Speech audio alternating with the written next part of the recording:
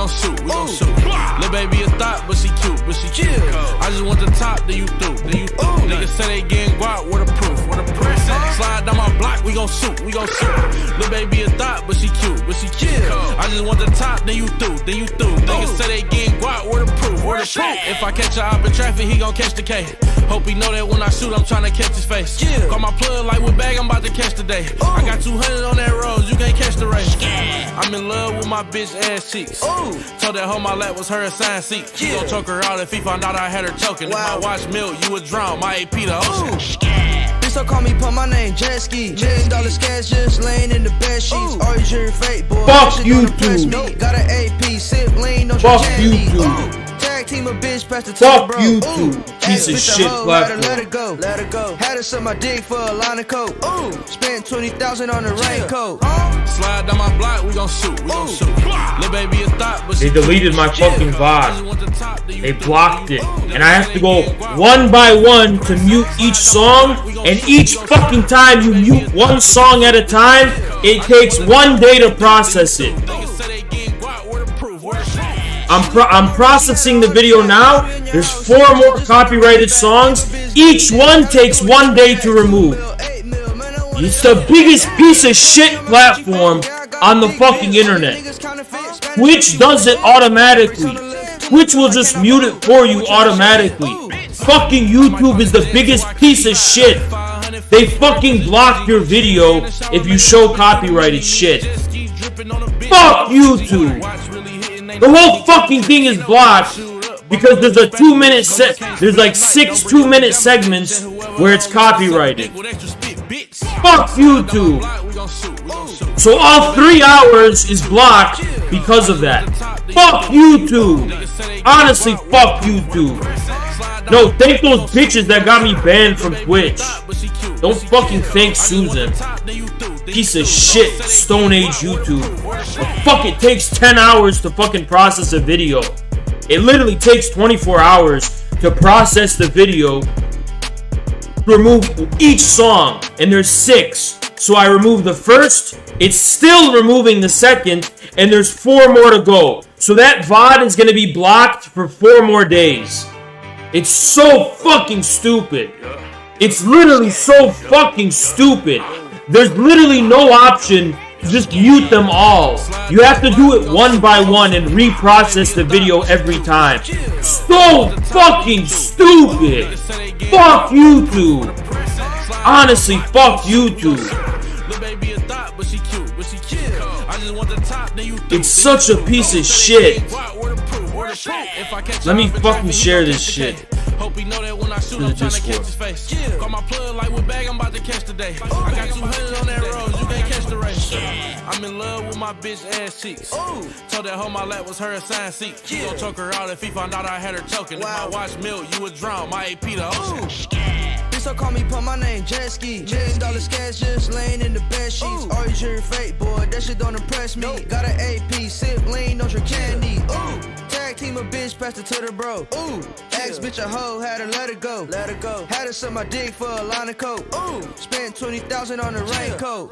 Slide down my block, we gon' shoot, Lil' baby a It's thought, but she fuck YouTube Mondays. Piece of shit platform. Niggas say they getting guap, where the proof, Slide down my block, we gon' shoot, Lil' baby a thought, but she cute, I just want the top, then you through, Niggas say they getting guap, where the proof, She looked at my wrist, she had a heart attack. Bitch, you in your house, sick shit just like a running back. I'm gonna debate someone today. 2 mil, 8 mil, man, I want it all cash. 20 on my Gucci fit. Yeah, I got God, fuck YouTube, man. Fucking block the whole VOD. It's cause like piece of shit platform. Takes fucking 24 hours to mute each song that they copyrighted. And they block the whole thing. What a shitty fucking live streaming platform. It doesn't even compare to Twitch. Fucking Hogan? Hogan ran away when I accepted his debate challenge. He completely rebranded his whole fucking brand. Because he was so much of a pussy, he didn't want to debate me. So he literally thought it would be better to rebrand as an essay video maker and not a debater. Just because he didn't want to debate me. Isn't that fucking pathetic? Yeah, he literally fucking went into witness protection. Fuck Hogan, dude.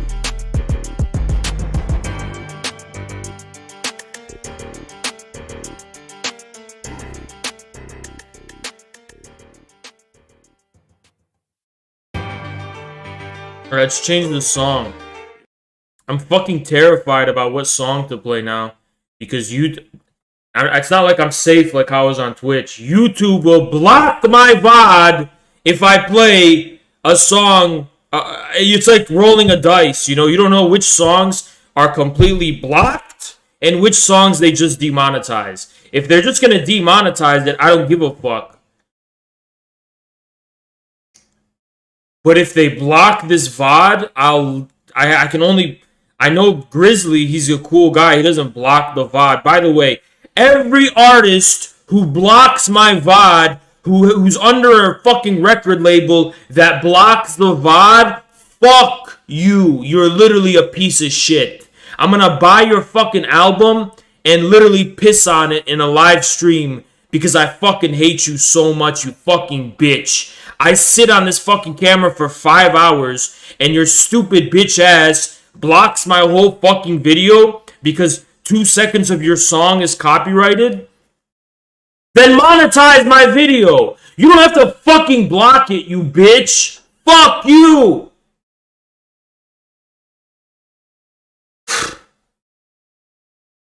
So pissed, man. I'm so fucking pissed. I'm so pissed. I'm so fucking pissed, man. Go to my play. Every other song on my playlist is a block. There were 6 songs that blocked the video yesterday. So I have to remove each one by one. And removing one takes 24 hours because YouTube doesn't do it all at once. You have to do one by one for the video to reprocess to mute them. Fuck YouTube. It's literally a Stone Age, shittiest live streaming fucking platform there is.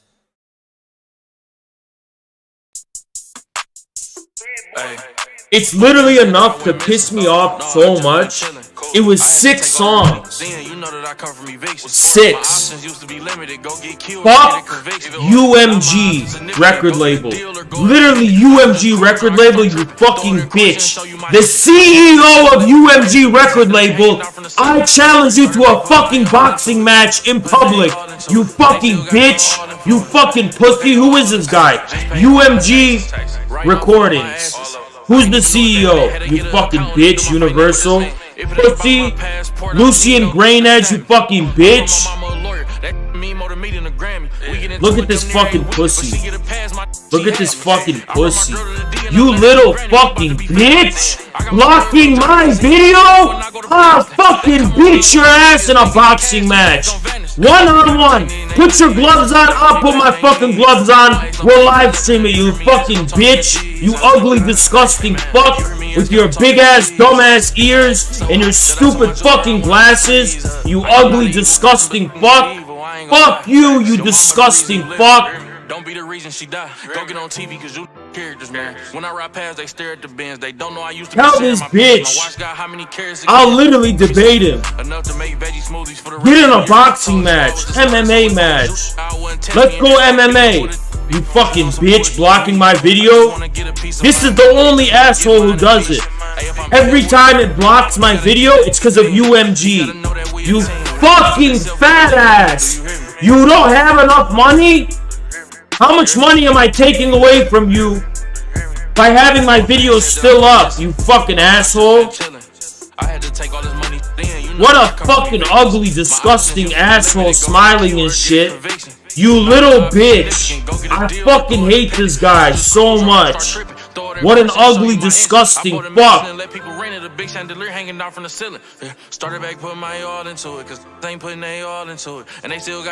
Does he have kids? I'll box your son if you don't think it's fair. I'll box your son.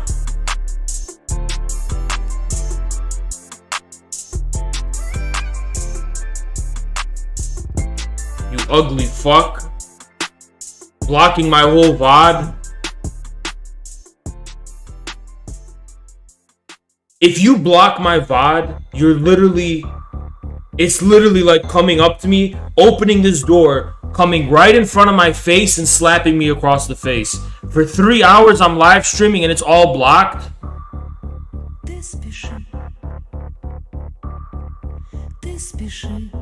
Oh shit!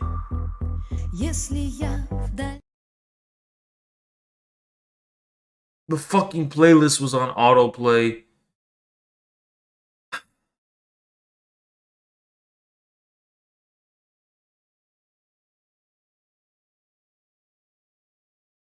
Watch them block this VOD too.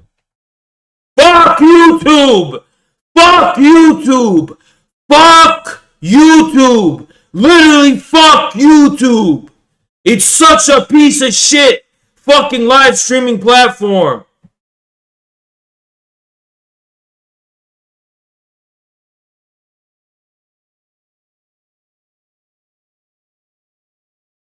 Let me see if that song specifically is blocked. Fucking piece of dog shit platform. You fucking ugly fuck platform. You disgusting ugly fuck platform. Okay, it's not. It's not. All they're gonna do is demonetize it, which I don't give a shit about. Demonetize it. I don't give a fuck. Hey, stupid bitch. My fans said that I went missing. No, I just been chilling. I had to take all this money. Then you know that I come from evictions. My options used to be limited. Go get killed or get it. No, here's the other shitty thing about YouTube. You can't purge the VOD and just start again. YouTube is literally so much worse than Twitch. It's so much worse. Putting they all into it, and they still got your all influence. Look at your all into it. Just paid all my taxes. It's so much worse, dude. Literally so much worse. Get an accountant to do my finances. What this mean? If it ain't about my passport, I don't need no to stamp me. I brought my mama a lawyer. That me more than me than the Grammy. We get into it. Completely rebranded to avoid. Hogan is such a loser, dude. I got my little bro driving cause he ain't gon' panic when I go to blasting. They come around when they need us. They get the cash, them gon' vanish. They get what they need and they leave. Here's the problem. All copyright-free music sucks. All copyright-free music is shit. That's the fucking problem. I am not an evil person, but can get evil. I ain't gonna lie. Your mama the reason you living. Don't be the reason she die. Go get on TV cause you characters, man. When I ride past, they stare at the bands. They don't know I used to be sharing my pants. My watch got how many carats again? Let me see. Enough to make veggie smoothies for the rest of the year. Told you I was the smartest, so if I was you, I wouldn't test me in here. If I'm beefing with it, cause he on some bullshit with me. I just wanna get a piece of mind. Just wanna get mine in peace. Hey, if I'm eating with it. What the fuck is this? Fuck Windows 10, man. I guess we just have to be silent, guys. How are you guys doing? How you guys doing? We're gonna have to silent out. Copyright-free music.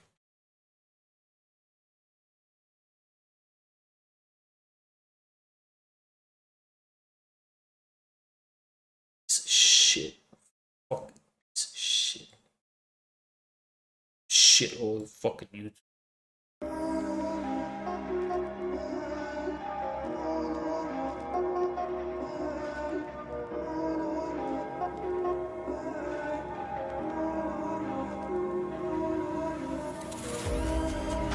How about this? You want everyone always asks me about policy. What's my policy? All copyright is done. There's no more intellectual property. No more patents, no more copyright, nothing. No more copyright. All fucking record labels must be destroyed. That's my fucking policy.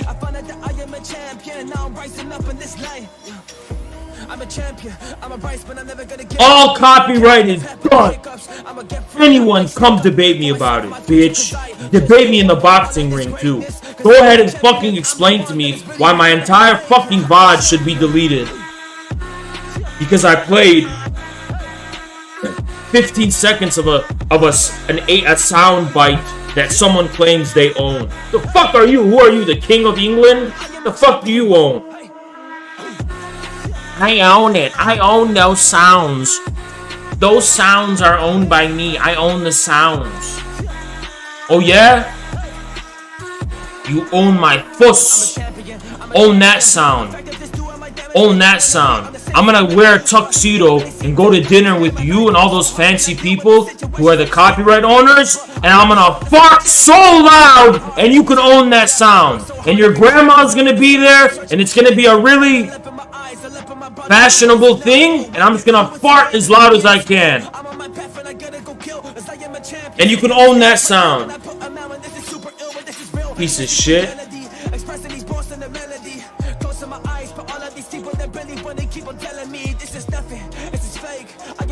Imagine thinking you own sound. You own the sound? The fuck? How do you own a sound? How the fuck do you own a sound? Fuck?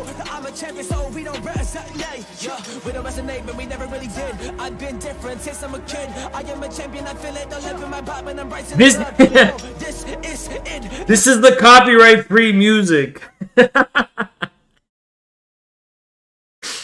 Oh my god, dude, what am I gonna do? I can't fucking listen to this. What is that? Huh? I can't listen to that shit. The fuck? That's the copyright free music?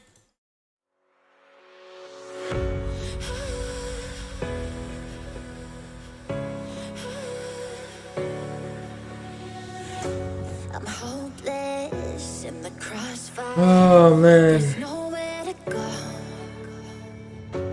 I'm holding. Oh, we'll listen to this. This is way better than that other shit. My heart overflows. The only direction that I'll ever need is the deeper connection that's My camera's blocking the screen. and I'm lost in your love when you hold me. Just hold I'm gonna buy I don't a camera hoist, so you don't always have to see the side of my head. You can just actually see how I look. Like, see how I look, you know, in real time.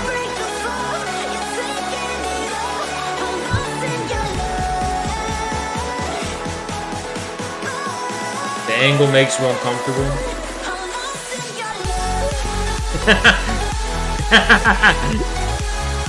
Because my face is weirdly angled. So when it looks flat, like 2D, it looks weird. Like, I'm a three-dimensional guy. Like, every time I change angles, I look different. So it's hard for people to, like, come up with a coherent picture of how I look. Yeah. Anglo face? How?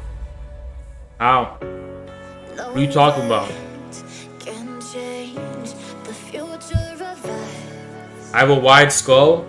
The waves they Do I? break, but we are I don't think I do.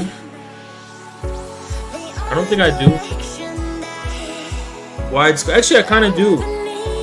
I kind of do. Kind of do, you're right. Damn, I hate this. I am wide, dude. I'm wide as hell. I'm wide harder than a bitch. Do I have legs? No.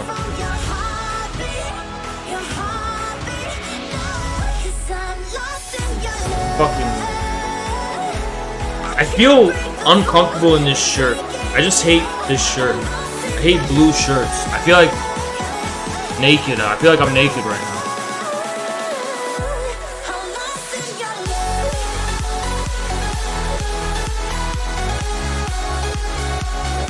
You went nuts working out. Good for you, man.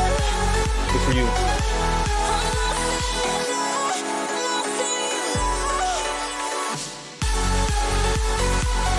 Oh man, how's everybody's day been? I look like SDL with that shirt. Mods, ban that fucking chatter. Are you? What the fuck are you talking about? I look like SDL. The fuck? I look like SDL. What the fuck? How? How do I look like that? With this, you're saying I look like SDL with this shirt. Is that what you're saying? This is, I look like SDL? Really? I look like SDL? With this shirt? I hate this shirt, man. Honestly, I do. Fuck this shit, man. First of all, look how restricting it is. Get rid of that shit, you know what I mean? Damn, man. I hate this shirt. Shit, you're right. You know, I'm changing this shirt. Fuck this shirt, man. I don't give a fuck.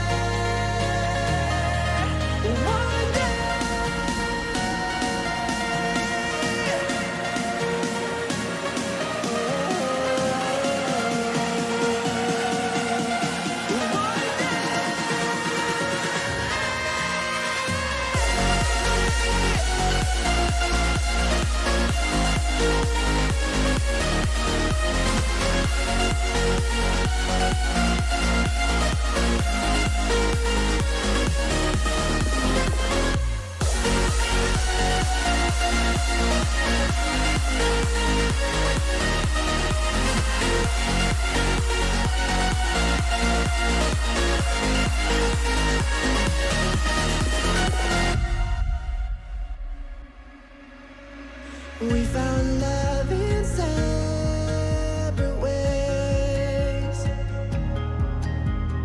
Heartbreak is a wonderful price to pay. We came so far through our weakness. We found a love, even the stars between us won't bury us. One day we can be together, and this moment could last forever. I say that you and I have found a piece of heaven. So There we go. I'm saying it's a golden Monday, you know what I'm saying? Golden Monday.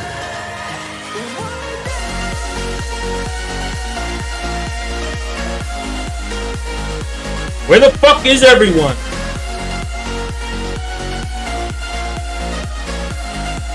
Nobody's even here. The fuck's even.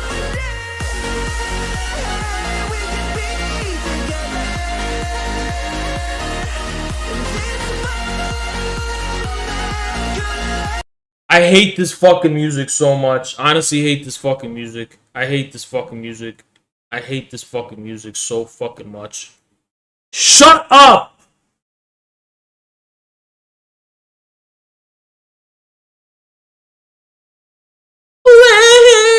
Shut up, man. Literally, shut the fuck up. I want to debate somebody about copyright.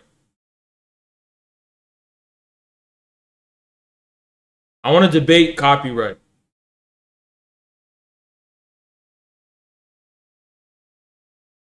What's going to happen tonight? We're having a debate.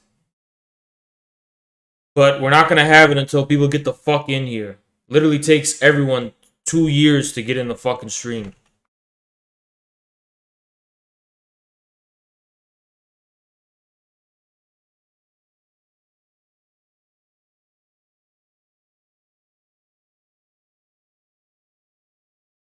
Bastiat, that guy keeps running away from me. I DM'd him, he ran away. Fucking Bastiat. Okay. What a shitty song, man. What a fucking shitty song. The fuck is this?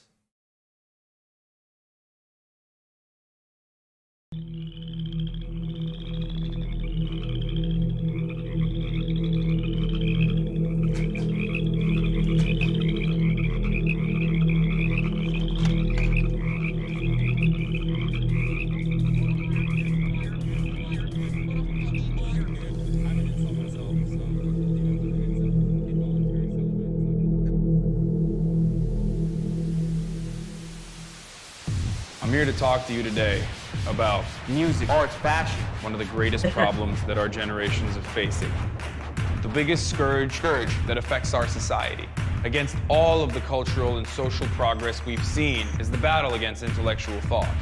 Are you guys comfortable with that? This is a war against critical thinking, battle against intellectualism. This is a war against rational behavior. And we're not even aware of it. And that's terrifying. Whew. What kind of an example are we setting? The problem with America is that because of cultural imperialism, we are literally teaching the rest of the world how to think, what to wear. The Kardashians are lying to you. Culture used to be the backbone of the resistance. All it seeks to do... This is his actual voice. This is his voice. ...is sedate the masses. Culture now seeks to appeal to our primal urges, our base needs. We're now in the age of mediocrity. You can bring about the positive change you want to see in this world, because the revolution will not be televised. Only you can bring about the revolution by taking it to the streets. Keep resisting. You fucking idiots. You absolute fucking morons.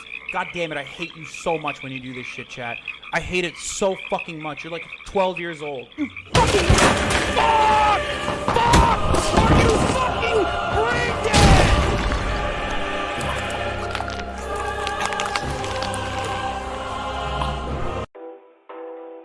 The fuck? This dude's got Pixar making animations for him. Goddamn. Ooh, goddamn.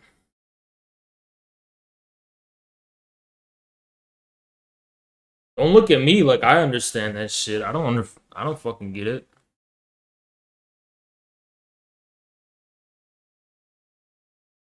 Let's check the fucking Reddit. I'm not gonna wait for all these people. Fucking slow ass tortoises can't even get in the stream. Least Chad Palestinian. Why?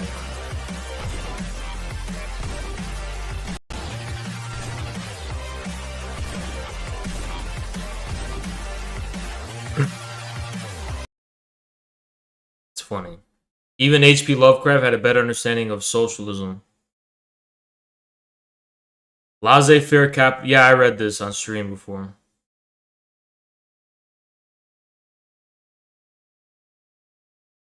Yeah. I saw that before. Oz when he arrests me for drunk driving. Let's go. Back in the middle. She like I smell cologne. Yeah. What? What am I fucking looking at? Don't Google his cat. Shut up, dude. You just repeat memes. You just out here repeating the memes. This is not a conflict over...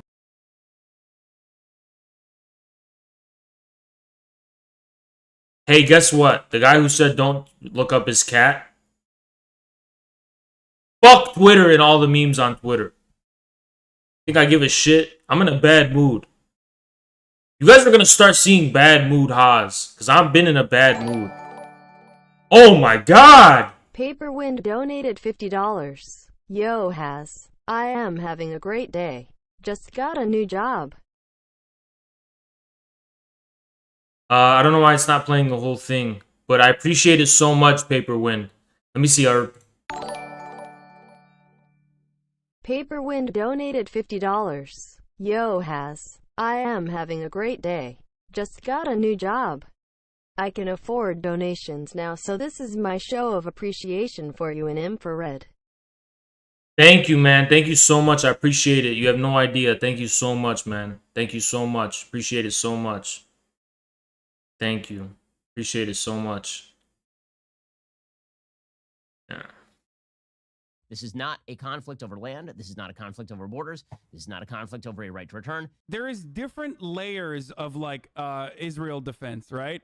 So you have at the tippy top, you have like, you know, yeah, Israel's actions are kind of condemnable, but like they have a right to exist, so they have to do a little bit of genocide. Like fucking chill out, okay? Then a layer beneath it is like, well, fucking Hamas asked for it. That's why we got to do it. Also, fuck Palestinians, kind of. And then there is the people that are like, well, this is just evictions. This is just like a land grab, or this is just a crisis over. I'm be real. I'm still mad about the VOD, okay? I'm just mad about it. I'm just fucking mad about it, dude. I'm still mad. I'm mad about a lot of things right now, but that's like the straw that broke the fucking camel's back. I'm so fucking mad at YouTube, dude. You have no idea how fucking pissed I am. No idea. Over evicting Palestinians because, you know, Israel is the real landlord there. Piece of shit. And then the real fucking mega YouTube. Big brain take Literal here piece is of that shit, actually YouTube. This conflict has nothing Fucking to do piece of shit. with borders or Got rid of my land. fucking Then VOD as though what it the doesn't fuck is exist. this, dude? Like, what is going on there, then? It's fucking great. Ben is like, actually, it's just a murderous anti-Jewish ideology. And that's where this conflict is coming from. Or just like, actually, the conflict is just purely motivated by anti-Semitism. The reason why Palestinians were even there to begin with, anti-Semitism. They knew that there would be a Jewish state planted there by colonial powers. And because of that, they actually lived there for hundreds of years on purpose, getting ready to do anti-Semitism in the future. Actually, hypothetically, Jews, Christians, and Palestinian Muslims coexisted in that region for years under other occupying forces or under imperial powers as a consequence of anti-Semitism that they were going to do in the future. The real anti-Semitism is when they predict the future and behave accordingly. Well,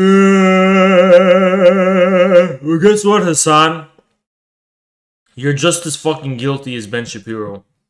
Because you literally say the same dumb shit that they do. You're always canceling people. Oh, Uyghur genocide. It means you deny the Holocaust. Like that kind of dumb shit, Hassan.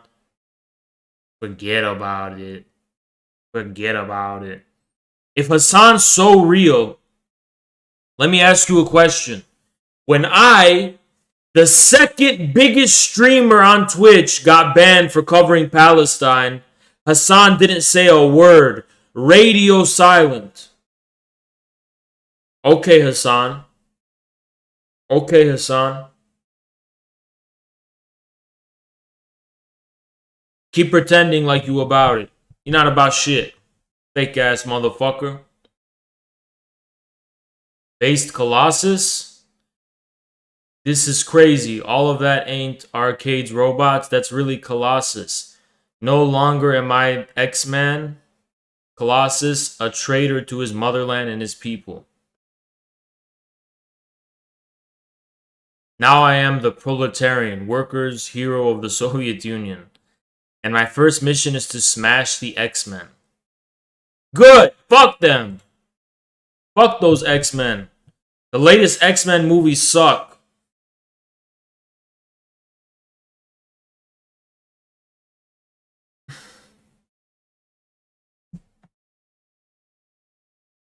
I know the power of patriarchy. I know what men can do when they're angry. What?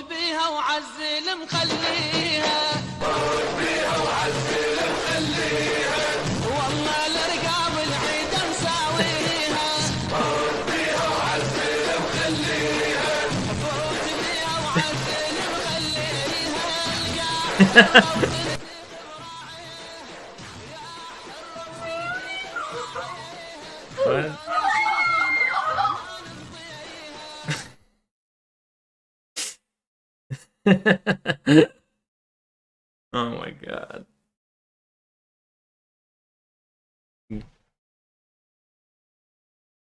Zionist debates anti-Zionist rabbis. What is this? Shalom, my name is Rudy Rockman and I'm here at the 2019 APAC Policy Conference. And although most people come to APAC to listen to the interesting conversations inside, I'm here also to try and speak to the protesters outside to see what they think. Now we know there are many different types of groups, let's see what they have to say. Having conversation, genuine conversation between two Jews that love Hashem, that love Israel, that love our people, and that want the best for us. But if we are two oppositions, and we don't come together and figure out maybe one is right, maybe the other is right, maybe both are right. I don't want to have a conversation because I can't get into wrong things and I don't want to have that in my head either. Look at me in the eyes. I'm a Jew speaking to a Jew. Yeah, I'm your but brother. I'm not looking at Zionists in the eyes. Okay? We're all my family. My brother is also Zionist. I'm not looking at the eyes. I'm not calling him up. A lot of people ask me why I always engage and talk with Natoli Kalta. Now it's important to note that this group of Jews make up only 5,000 around the world, to an already 15 million Jewish population. Now their views are not congruent with the rest of the Jewish population, however their views are based on deep psychological and emotional trauma that occurred over 2,000 years of displacement in the diaspora, where they were oppressed, persecuted, and thus now believe that there is no way for Jews to take the future into their own hands and be empowered. How many Natoli Kalta are you? Is this dude an Arab? What's up? What is going on? He's an Arab Jew. He's Mizrahi. He just looks like an Arab. I'm asking this. 5,000. There's 5,000 Natoli Kalta around the world. He looks he could be Lebanese. But it does matter, because realize that you represent such a small minority of Jews. Try another angle. Try another It's not about an angle. It's about trying to relate to you as a Jew. Most people here will come and insult you. But do you know where home is? Do you even know where home is, or did you forget in the diaspora? Okay. Efabait. You're speaking a treif language. Why is it treif? Treif because God gave us but you Lashon speak Kodesh. Yiddish. You're speaking Ivrit that they made because they speaking hated Yiddish. God and they made a new language. So back in why Judea, did they make wait, Ivrit? in Tell Judea, me we were why not, they made Ivrit. I'm asking you a question. What is your why question? did they make Ivrit? What? What was wrong with Lashon Kodesh? Ivrit was there already. We No, added it words wasn't. that They didn't created exist. a language. We added Why? words that didn't exist because Why? we lived 2,000 years in What was wrong separation. with Lashon Kodesh? Why do you speak Yiddish? What was wrong with that? Why Why do you speak a language? Why did they make a whole court But I system? answered your question. Can you answer mine? I'm asking why they made a court system when we had the Torah. What's wrong with the Torah? You know it's a considered rebellion against God? So can I answer your question?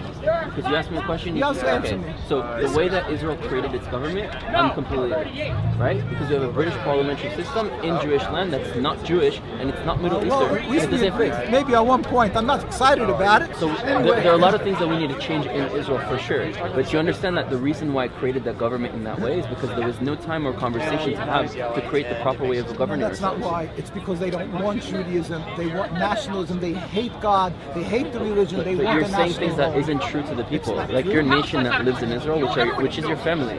God. You can't make a pig kosher. No, you can't absolutely. make that steak kosher. But that's like a strong man argument. We both agree that you can make a pig kosher. Straw man Gishgaloop. What else do they say? Okay, that's Straw man Gishgaloop. Ad hominem.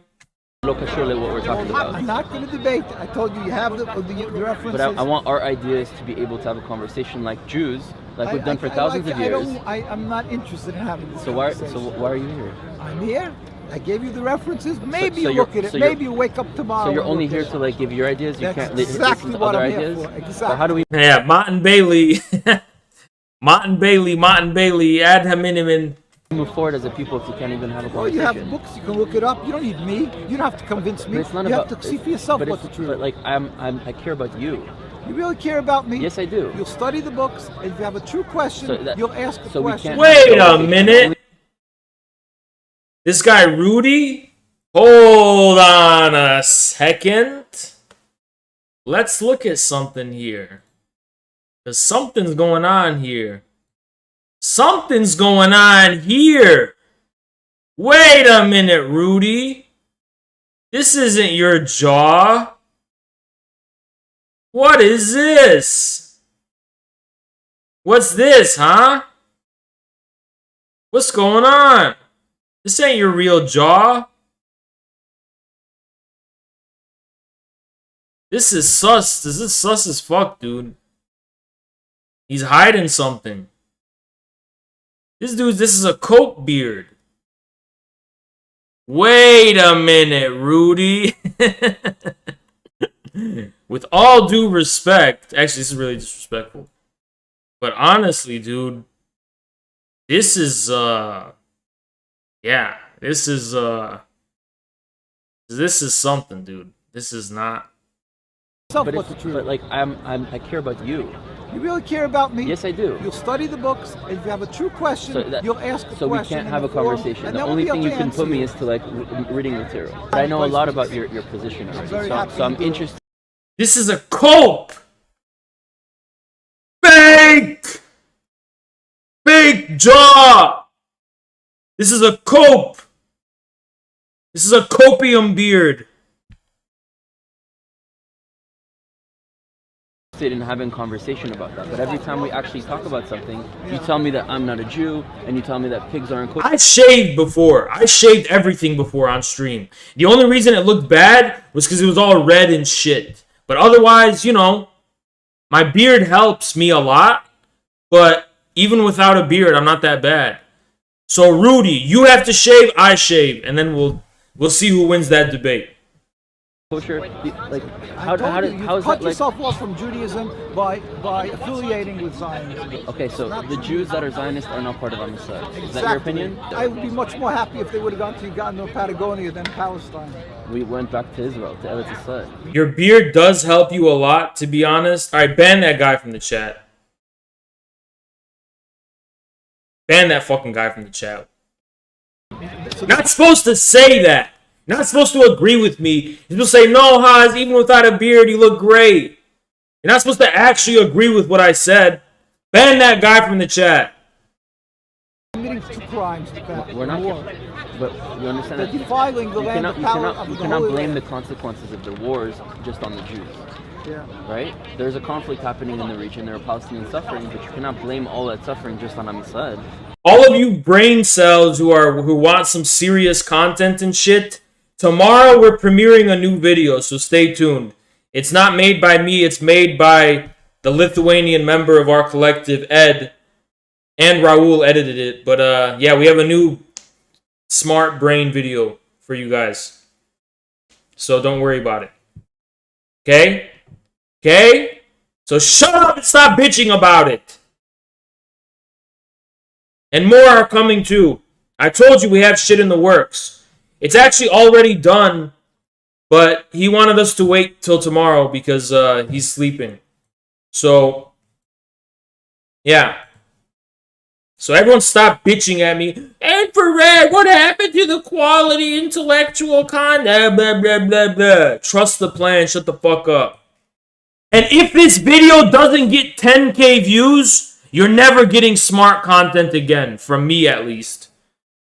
Because honestly, it'll piss me off so much if it's not successful. It's better. This video is going to be better than Hakeem videos. It's better than the Paul Morin videos. It's better than every fucking essay, whatever. It's the best quality. Looks better. Is way better than anything you see on socialism and the internet. And if it falls flat, that will prove to me the audience are retarded. The audience are retarded. They can't be trusted. They don't even know what they want. And all those people asking for quality essay videos don't know what they want. So if this video doesn't get 10, 20K views, the chat is going to be punished.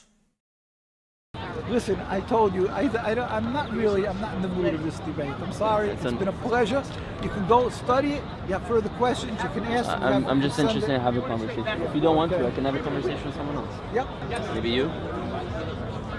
Shalom? You want to have a conversation? I don't know what that means. Collective punishment of the whole chat for the crimes of the broader YouTube audience. Because who else am I going to blame? There's no peace with the wicked. God will bring Messiah. Isn't the chat kind of my boss? What? No. On Twitch, maybe.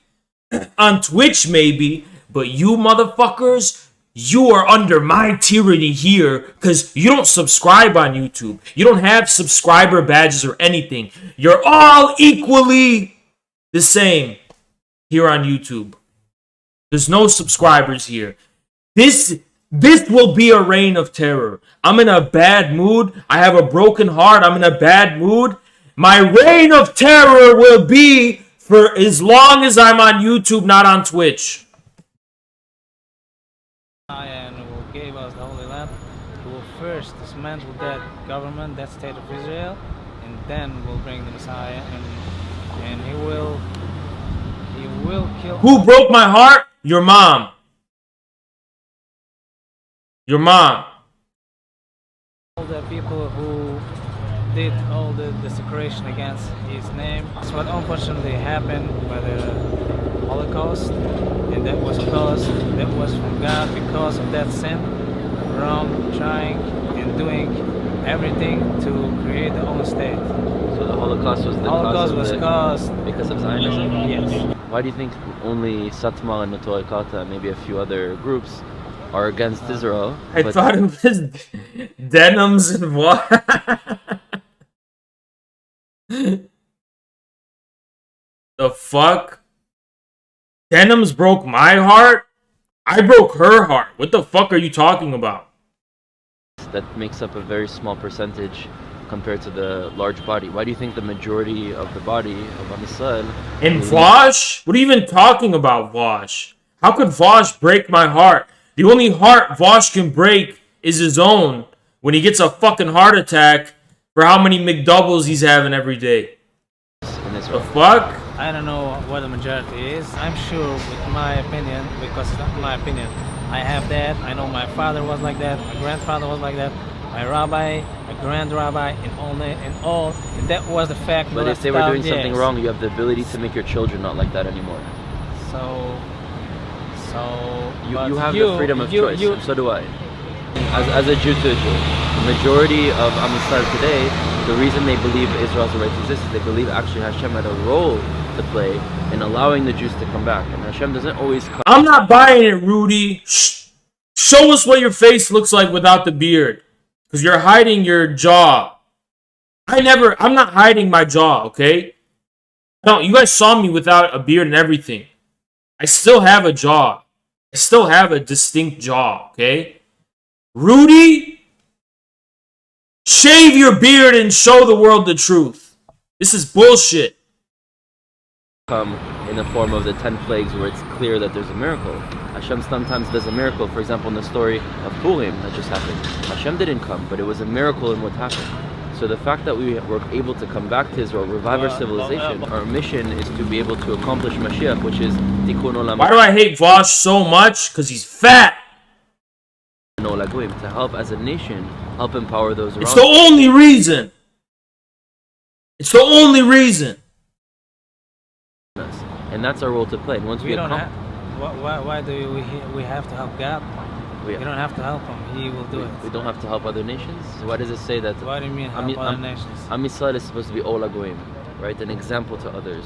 Those that are able to take the Torah that Hashem gave to us and to use it to do better, to help others, to help, solve poverty, to help solve starvation, to help solve... Have I seen what he's doing right now? No. What is he doing? What is he doing? God damn, dude. Vosh is the last thing on my mind. Vosh is the last thing on my mind. What the fuck is Vosh doing right now, huh? What is he doing? Look at his stream. Oh, shit! Is Vosh watching me? Vosh.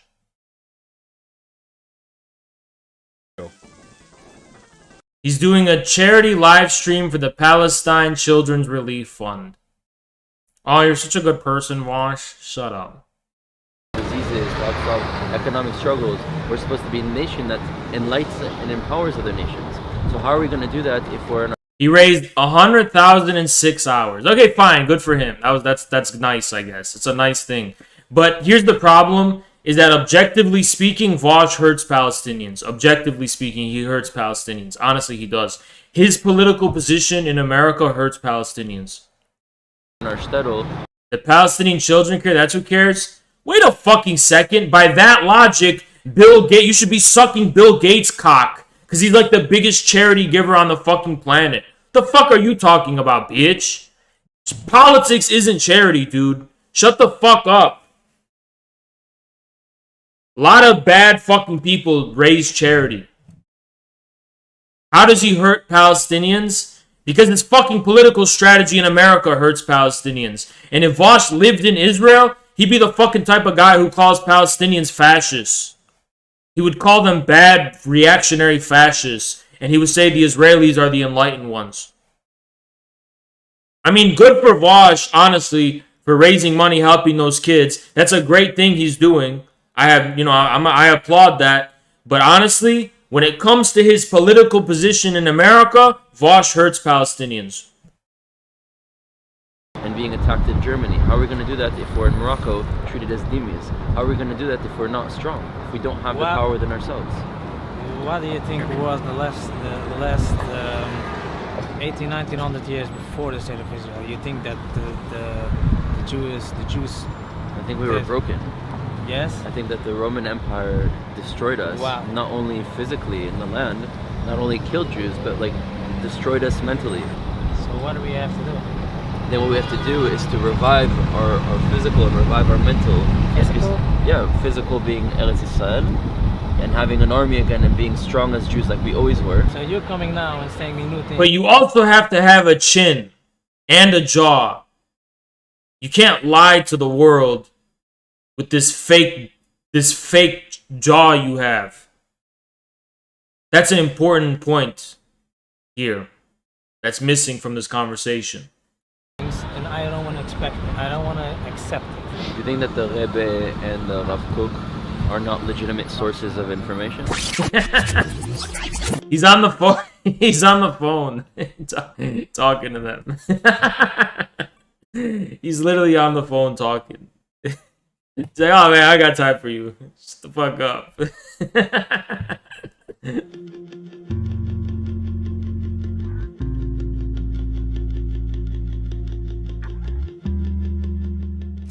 What? The Rebbe, Lubavitcher Rebbe, and the Rav Kook. I'm not recognizing those two people also as rabbis, as Jewish rabbis. And They're not Jews in your opinion? No.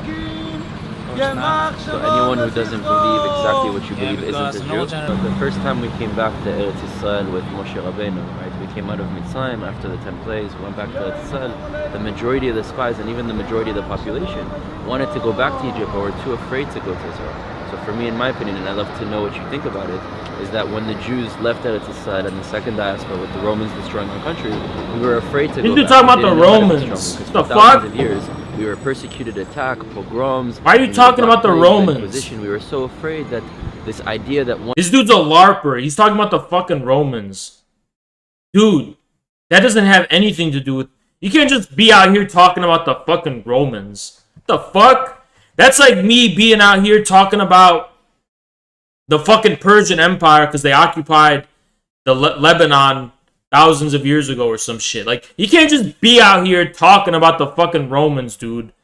At some point, you have to accept that the continuity in terms of legitimate nation states and national borders and shit picks up somewhere. Like, you can't just be talking about the fucking Romans, dude. What is wrong? This is like ISIS, dude. This is exactly what ISIS did. ISIS was out here talking about the fucking Khalifa, and they wanted to create an Islamic state regardless of the realities of the territories and peoples of the Middle East. They wanted to create an Islamic state, importing foreign fighters from God knows where all over the world to create a fake country in the Middle East that has nothing to do with the reality of the people that live there.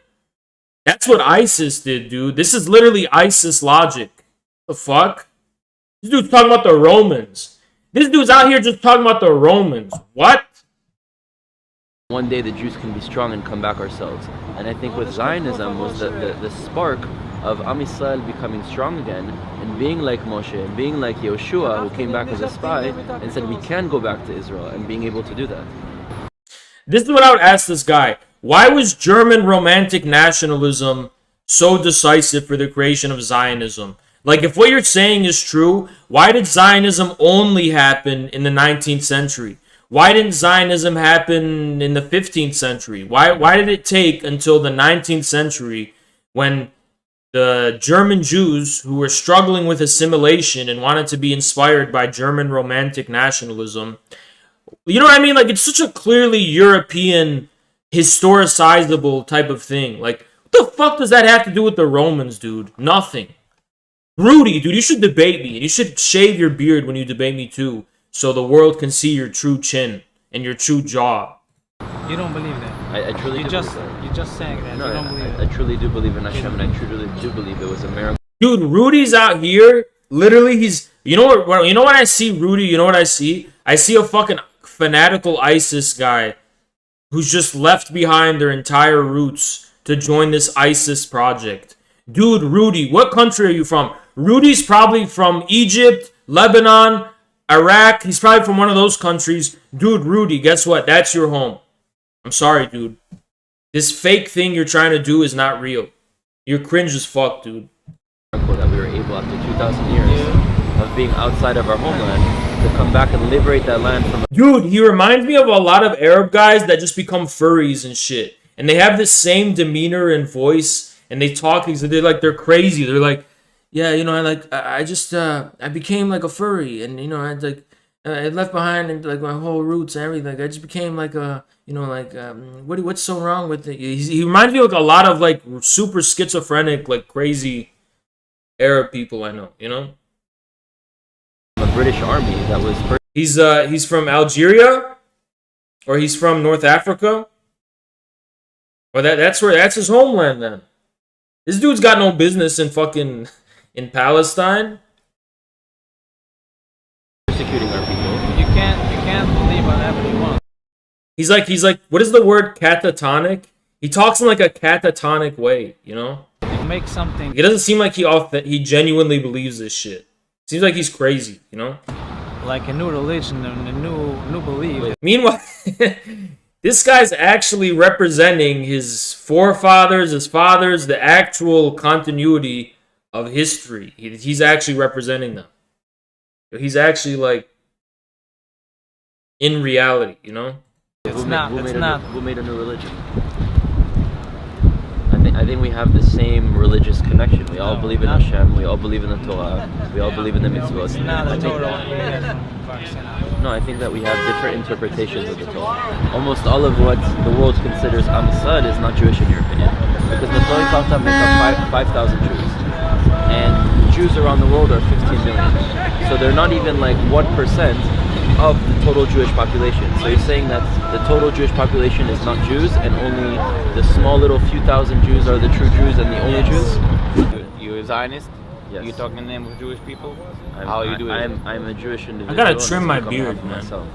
And I do think a lot it's of becoming too fat. Resonate with the majority. I gotta like slim it down on the sides. So for me, a Zionist means a Jew that knows who he or she is, that wants to be able to have self-determination in their land and be empowered and not live in a diaspora and not live being persecuted and not live being attacked and being able to break out of this. Always we have lived in exile. Only for 1,800 years, 2,000 years, right? Not only. Everything was for a reason. Right. You was before that in the Holy Land. God sent us to exile because of our sins. Right. So we have to do real. We have to do tshuva. But God helped us come back. No. Yeah, you're right. So how are we able to do it? Torah say, in Torah say, for the Mapilim, Moshe Rabbeinu say that if you go up, V'hilo sitzla. It's not going to have a tzlucha. You're not going to succeed. So why is Israel succeeding? No, it's not succeeding. It's one of the strongest countries only in 70 years. If we try to leave exile, we will be hunted like animals. In fact, many of the rabbis will be led to the gas chamber. But let me finish this. But we were hunted like animals before we came back to Israel. The fact that we're in Israel allows us not to be hunted anymore. If you want to refute part of the Torah because you have I'm not refuting the Torah. I'm saying that Hashem had a role in allowing us to come back to Israel. You think that it was all man? Not when you decide, or Theodore Herzl decides, when there will be... What about Rav Kook? He doesn't Was he another Chacham? He doesn't. He could be brilliant. He could be Rabbi Kairos and be brilliant. He could be how come you choose one certain rabbi and not the other? Rabbi? Yeah. You're talking about You're picking and choosing. How come almost every single rabbi today supports us being there? You are making a Is that not true? mistake. No, it's not true. Most rabbis don't support Jews having a right to live in Israel. When you consider them rabbis, you are not part of Klal Yisrael as you are today. So I'm not part of it. No, the Rambam says that if somebody becomes a Rambam said that every Jew is a Jew. A Jew is a Jew is a Jew. Shalom everyone. My name is Rudy Rockman and I'm a Jewish and Israel rights activist. My work... This dude said he's an Israel rights activist. He's an Israel rights activist. Dude, shut the fuck up. He's an Israel rights activist. He's out here defending the rights of Israel. This dude's an Israel rights activist. What does that even fucking mean, dude?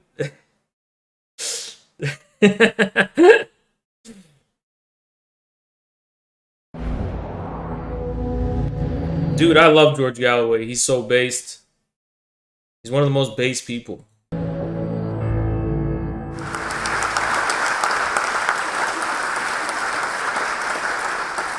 If I said in a debate that I would not debate with a Pakistani I would rightly be called a racist. My question for you... First of all, we got to get the 411 down. We got to talk about what's going on here.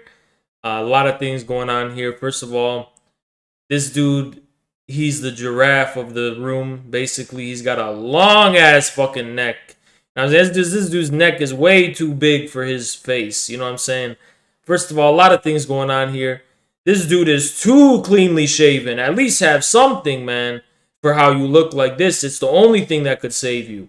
Second of all, what is going on with this sweater? This sweater is like nothing I ever... This sweater look like he's wearing the sweater upside down. It looks like it's so big. He at least don't got a V-neck. He don't got a turtleneck. He don't got a normal neck. He got this sweater going around his shoulders. He's look like he's wearing it upside down. He looks like he's wearing it backwards.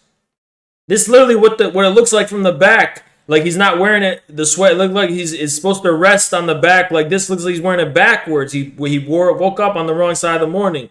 And then second of all, let's continue. Are you a racist? First of all, he's bobbing his head forward and shit while he's talking. You know what I'm saying?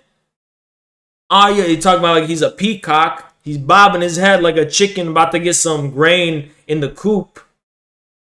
You need to calm down, my boy. You need to calm down. You need to chill out. Talking about that hungry hippos type of talking, you know.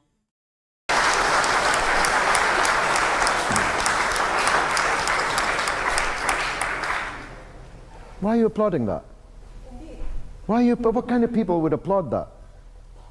Am I a racist?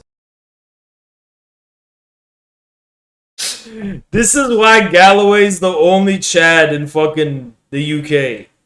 He's the only guy who would literally just go to tell the whole fucking audience, why would you applaud at that?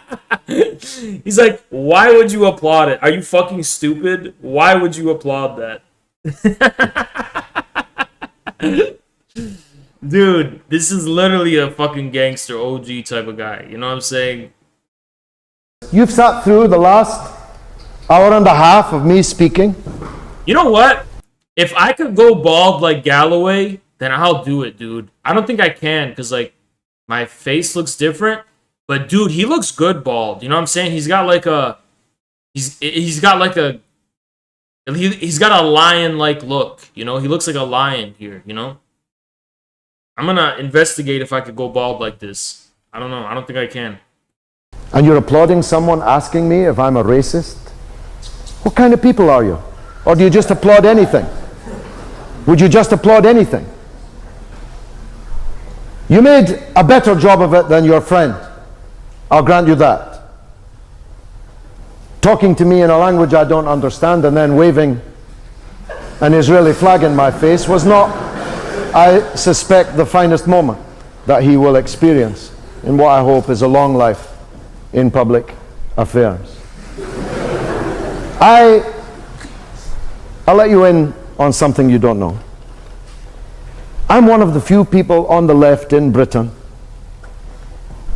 who traveled the length and breadth of apartheid South Africa as an underground agent of the African National Congress led by Nelson Mandela, then in Pollsmoor prison in Cape Town. Therefore, the subject of apartheid is particularly important to me. The question of racism is particularly important to me. And in parenthesis, let me tell you this, that throughout the entirety of my time underground in South Africa under apartheid, every house I slept in, every dinner I ate, every car I drove in was provided by Jewish activists of the African National Congress. So Jews don't have to be on the side of apartheid. They don't have to be on the side of racism.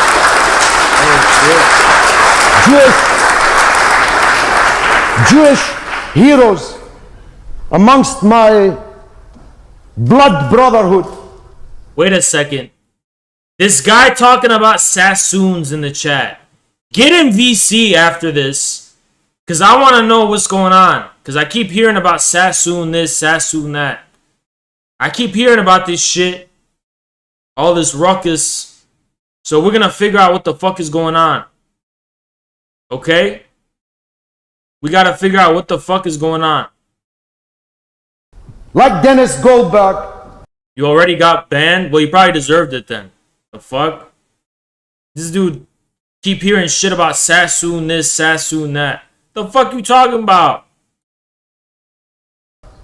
Who served 27 years on Robben Island in Paulsmoor prison, but who never was able to touch Mandela and his comrades because they were on one side of the apartheid prison wall, and he and a few other Jewish heroes of the African National Congress were on the other. Dennis Goldberg, Albie Sachs, Joe Slovo, Ruth First. Perhaps you've heard of these people. If you haven't, look them up.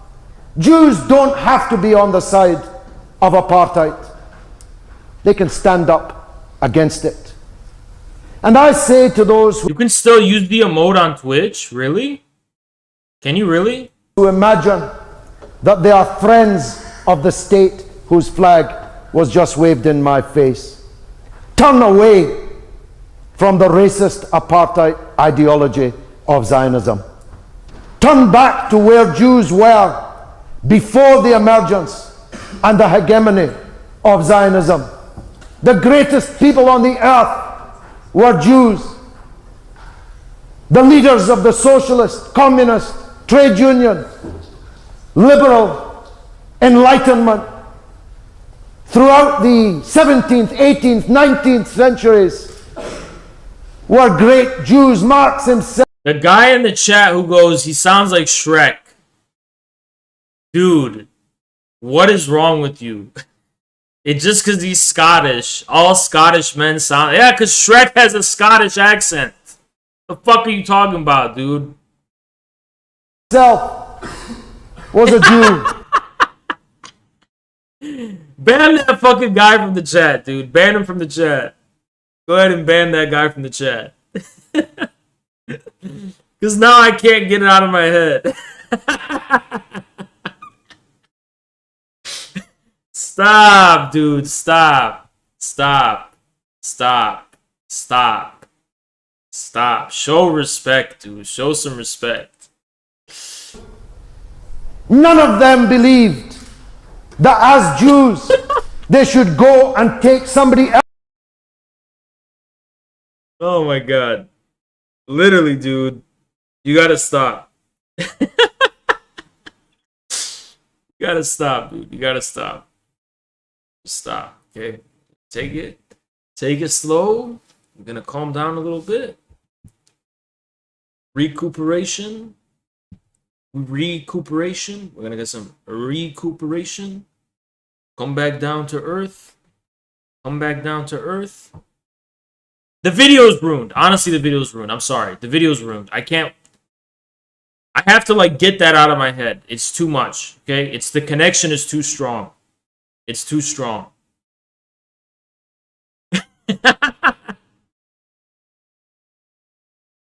Check out this... Okay. Sorry, lefty pull. Alright, well, I'll tolerate it. But otherwise, just... Let's move on from this, guys. Just move on from this. We already won. We won this battle. We just move on, okay? Just move on. But wow, you know? But look at us now. We're kind of down bad, you know? We're not like this today. Today's worse. Because YouTube removed my VOD. That's why it's worse. Because my fucking VOD is gone. But tomorrow will be better. Tomorrow will be better. We might have karaoke tonight. No, actually, we can't do that shit on YouTube. We can't even do karaoke on YouTube, you know? Because YouTube is just different. People just don't tolerate fun on YouTube. You know, that's what I noticed about live streams on YouTube. Live streams on YouTube are not, like, fun. You know, they're just, like, super serious, you know? They're not, like, fun. But I want to change the game, make it fun, you know? Socialism lived in harmony until liberals attacked. When did he actually call Mao a liberal? I don't, what the fuck? So a new generation of heroes arose to fight the liberals. Greta and Pete. What are the arguments that we currently don't live in? Dude, just stop fucking. This is okay. This honestly pisses me off. I'm downvoting it. This is why. You don't have to fucking make a video debunking what I said. This is great. Everyone who asks me for educational streams, everyone who says, oh, Haas, I want more intellectual shit. It's not going to happen anymore because there's no room for thought. You know, people just... Like, I'm the only one who's, like, made this point, you know, and nobody cared to think about why I made it and what it means. They're just treating it as, like, some formal position of an organization that should be debated. No, dude. It's meant to provoke you into thinking, but apparently that's too much to ask. Oh, man. It's so tough. It's so tough, dude. It's so tough. It's like...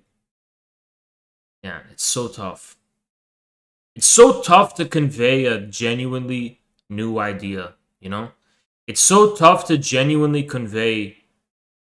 Did Haas cover the essay? I'm not covering that stupid fucking essay because I told that little bitch to get in my VC and we could talk about whatever he wants to talk about there. I'm not reading that whole essay. I'm not going to cover it either. But from what I did read, he's a pseudo-intellectual completely talking out of his fucking ass. So what did he say? He said some things about Heidegger that have nothing to do with Heidegger. He said some things about me that had nothing... He said something about, oh, Infrared always talks about the spirit of the people. He's just making assumptions about the, you know, the deeper theoretical content of when I'm trying to play off of people's intuitions. First of all, I never use the word spirit of the people. Second, when I do talk about some deeper, I guess, essence of a people, I'm playing off of your intuitions. I'm just trusting your intuitions. But if you want to be lawyerly and get out your little scaples and, you know, really poke and prod and try to dissect it on this deep philosophical and shit level, I could go there. And that's why I want to bring this little bitch on, so I can go there and mentally fuck him into submission. Spiritually. Right? Because he thinks, like, this is what happens. This is what happens. We, Infrared Collective, we condense super complex ideas into things that should make sense to your common sense and your intuition. Then the fucking intellectual tards come in and try to assume that what we're talking about is the same as the philosophical and theoretical foundations that lead us to this conclusion. And they think they're so fucking smart by pointing out that, yes, when you take our intuitive method of presentation at face value, it will come short as far as the method of inquiry is concerned, because the method of inquiry is irreducibly different from the method of presentation. That's what Marx said in Capital. He said, my method of inquiry necessarily differs from the manner of presentation. Okay?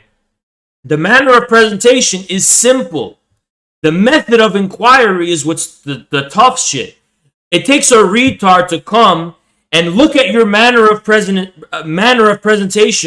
and make assumptions about the method of inquiry you use to arrive at that. As though when I use the common sense intuition that yes, there is a deeper essence of the people, a deeper character of the people, this assumes I'm talking about some metaphysical spirit of the people of some kind. You just never bother to entertain with the possibility that I am talking about something that's deeper than the surface of what's being used to present it as. The reason I use these fucking words is because I trust the intuition of my audience. And so far, 90% of people get it based on their common sense. But there's a 1% of retard kulaks who think they're smart and try to challenge me. So get in my VC and let's go. Let's roll with the punches. Let's go deep in. Let's dig deep into it. Whatever you want to do. And I'm gonna expose you as a dumb fuck who doesn't know what they're talking about.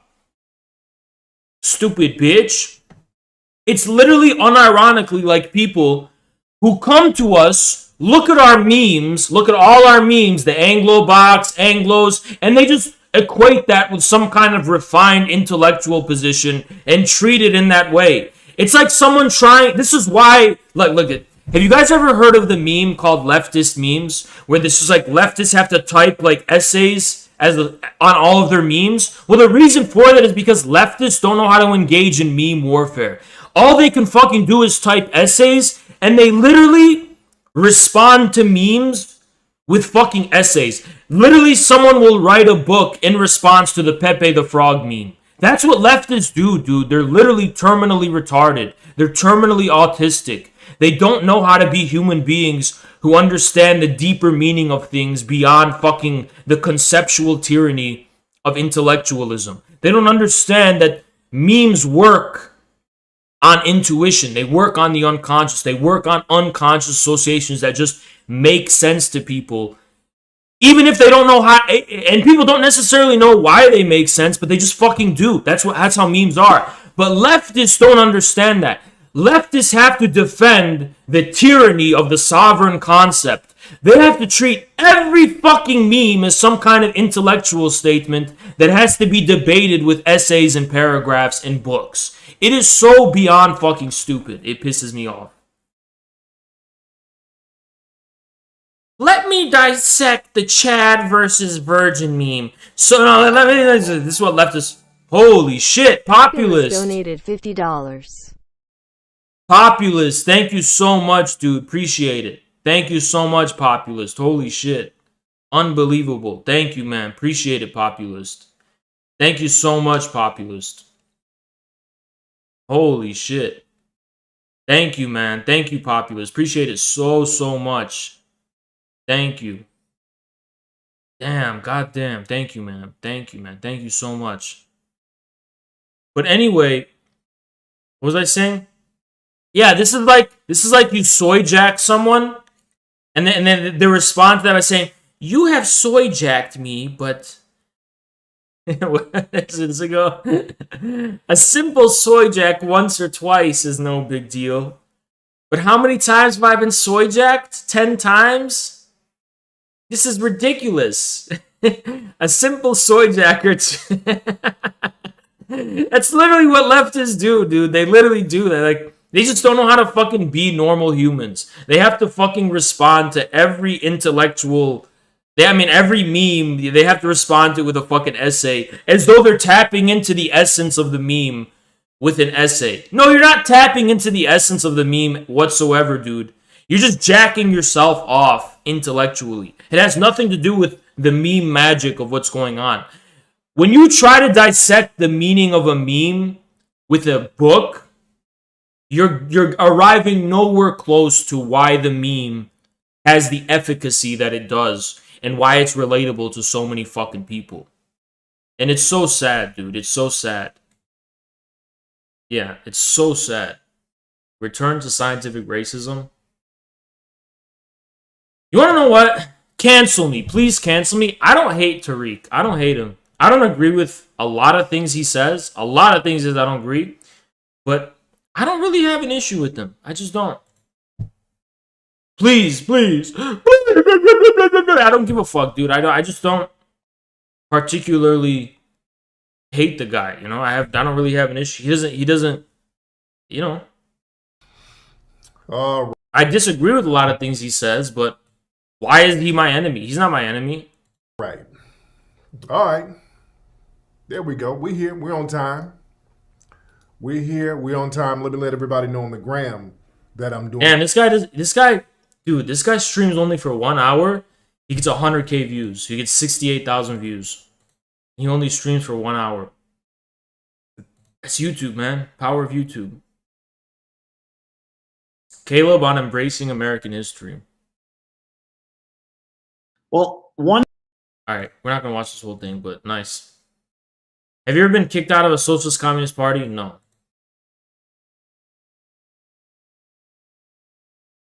I've never been in one. But I thought the Ukrainians and Nazis and the Russians were the anti-fascists.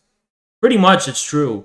If you're trying to make the argument that there's some, crypto-fascists among the Russians, your argument's going to fall flat. The difference is that if there's crypto-fascists among the Russians, it's a marginal element. Meanwhile, the Ukrainians are overwhelmingly Nazi, not just in terms of the actual fact that there's more Nazis among them, but the historical significance of the conflict. The Ukrainians defend Stepan Bandera, a neo-Nazi. The Russians, it's very clear that the Ukrainians are the Nazis and the Russians here are the anti-fascists. If there's some Russian, ultra-rightists among the Russian fighters, that's like, who cares? What's your point? What point are you trying to make? What a stupid point. What a stupid point. Among the Russian people living in eastern Ukraine, the overwhelming majority consider Nazism to be their historical and national enemy. And they associate Nazism with the current Ukrainian government and the Ukrainian neo-Nazi fighters. So, I'm not sure what... Okay. All the people asking me about Pogan, this is what happened to Pogan.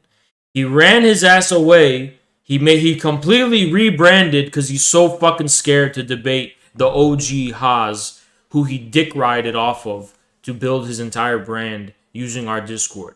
He ran away, rebranded. Now he wants to be Socialism Done Left 2.0. But I think this is glowy as shit, though, because this is what the federal government is creating these people. He literally looks like SDL. The federal CIA, they're churning out these fucking people by the dozens. And a new glowy just dropped. So basically, that's what's going on. A new glowy just dropped, guys. A new fucking bread tube glowy just dropped. A new fucking State Department CIA Frankenstein project just dropped. That's basically what we got going on here.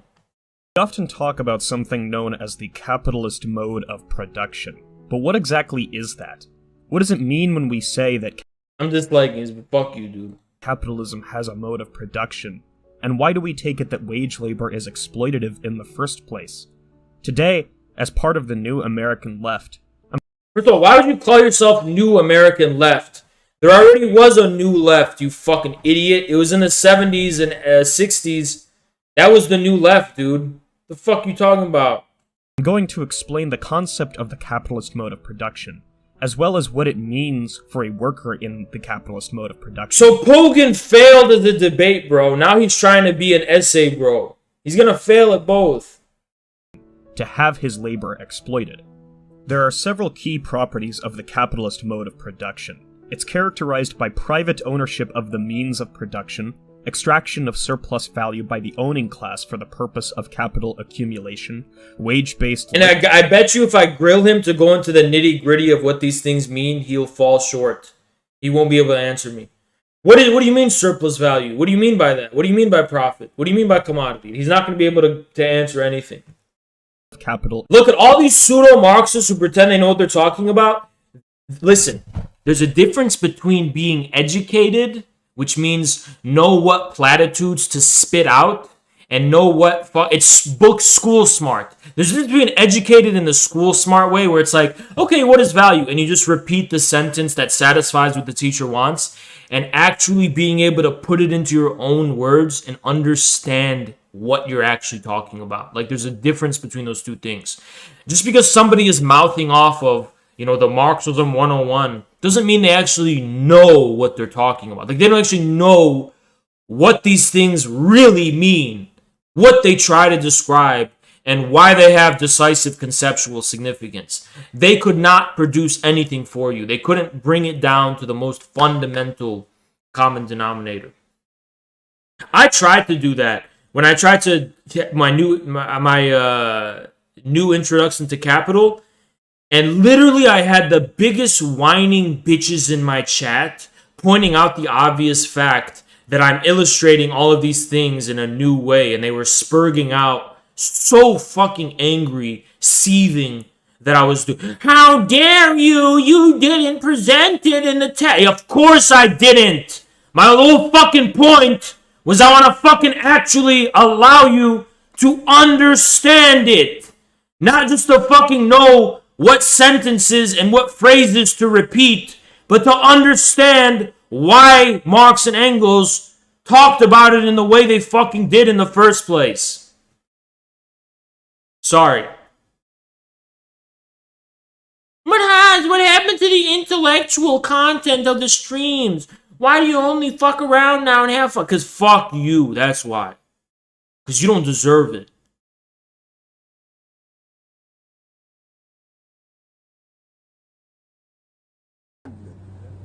I've seen this video. I don't want to watch it. I'm just not in the mood. No, the audio is fucking cancerously low. New Hassan cringe. I think I saw this. Let's check it out. So this is the guy that that's still on Twitch and that Lefty Poll thought was so important to defend instead of me. Okay? This is the guy that the leftists, the base leftists who love cockshot and all that kind of stuff, this is the guy that they decided needed to have their crown and their title protected from a guy like me. And he's still on Twitch streaming now. I was so bad in such a danger that I had to be gone. And this is the guy who stays, okay? I'm here to talk to you today about music, art, fashion, one of the greatest problems that our generations are facing. The biggest scourge that affects our society. Against all of the cultural and social progress we've seen is the battle against intellectual thought. Are you guys comfortable with that? This is a war against critical thinking, a battle against intellectualism. This is a war against rational behavior. And we're not even aware of it. And that's terrifying. Whew. What kind of an example are we setting? The problem with America is that because of cultural imperialism, we are literally teaching the rest of the world how to think, what to wear. The Kardashians are lying to you. Culture used to be the backbone of the resistance. All it seeks to do is sedate the masses. Culture now seeks to appeal to our primal urges, our base needs. We're now in the age of mediocrity. You can bring about the positive change you want to see in this world, because the revolution will not be televised. Revolution will not be televised. Only you can bring about the revolution by taking it to the streets. Keep resisting. Billy Joel is going to be upset if we don't talk about fashion. You know what I mean? Whoa, dude. Dude, this is literally the 50-year-old boomer, the 45-year-old boomer who doesn't realize they're not hip anymore. And they directed this video to, like, Chad bin Al. What is this? Tell me what this is. So why don't you just link the video? What? The fuck? Alright. We're done with the Reddit. Let's move on. We're done with the Reddit.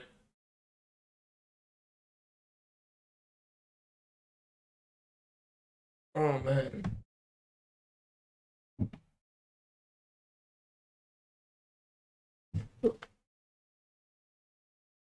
Just read how Deng responded to... What the fuck are you talking about? You were like, infrared, they're a bunch of Dengists. Unlike me, I'm a true socialist. As evidenced by my real socialist party in America. My hair looks cringe, dude. The fuck is this? Stay down, bitch. Fuck.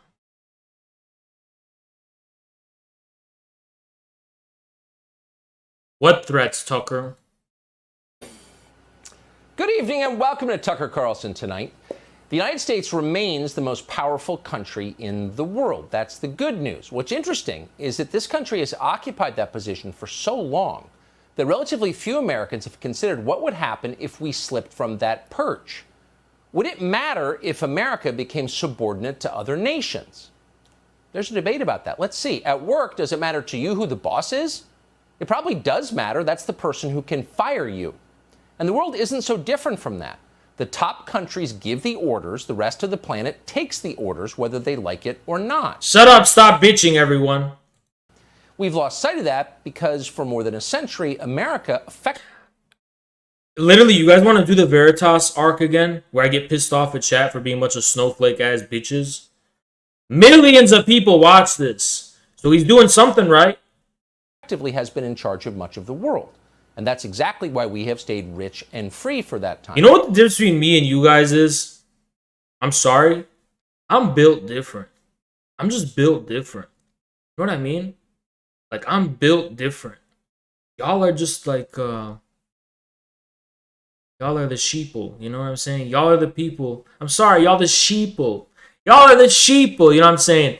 You literally can't watch something in an indifferent way. You can't just like watch Tucker and just watch it. You have to like automatically form some kind of like passionate partisan judgment.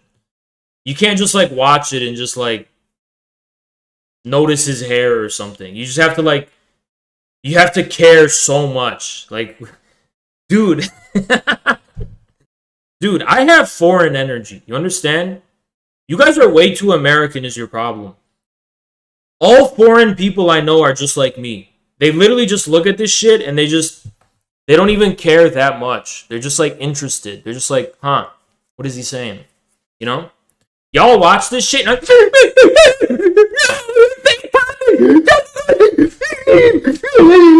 dude, what the fuck? Can you sit down? What the fuck? Sit down and shut up, dude. Chill. Most Americans on some level understand that this is an arrangement worth preserving, if only because the options to it are so much worse. How'd you like to be forced to obey the Chinese Communist Party? Not so much. How would you feel about surrendering the US dollar as the world's reserve currency and immediately going bankrupt? No thanks. Most of us would like to avoid outcomes like that, and that's why we spend more than any country in the world on our military. There's a reason the Department of Defense is our largest government agency. It's not just because defense contractors are powerful, it's because we all agree it's really important. In exchange for all that money and all that power and all the little oversight we give it, we expect in return the Pentagon will stay up late thinking of ways to keep America strong. The question is, have they been doing that? When you can judge for yourself. Most of the generals we see quoted in the press seem more committed to meeting some counterproductive diversity goal, hiring more pregnant Air Force pilots, assembling the world's first transgender SEAL team, than on defending the United States.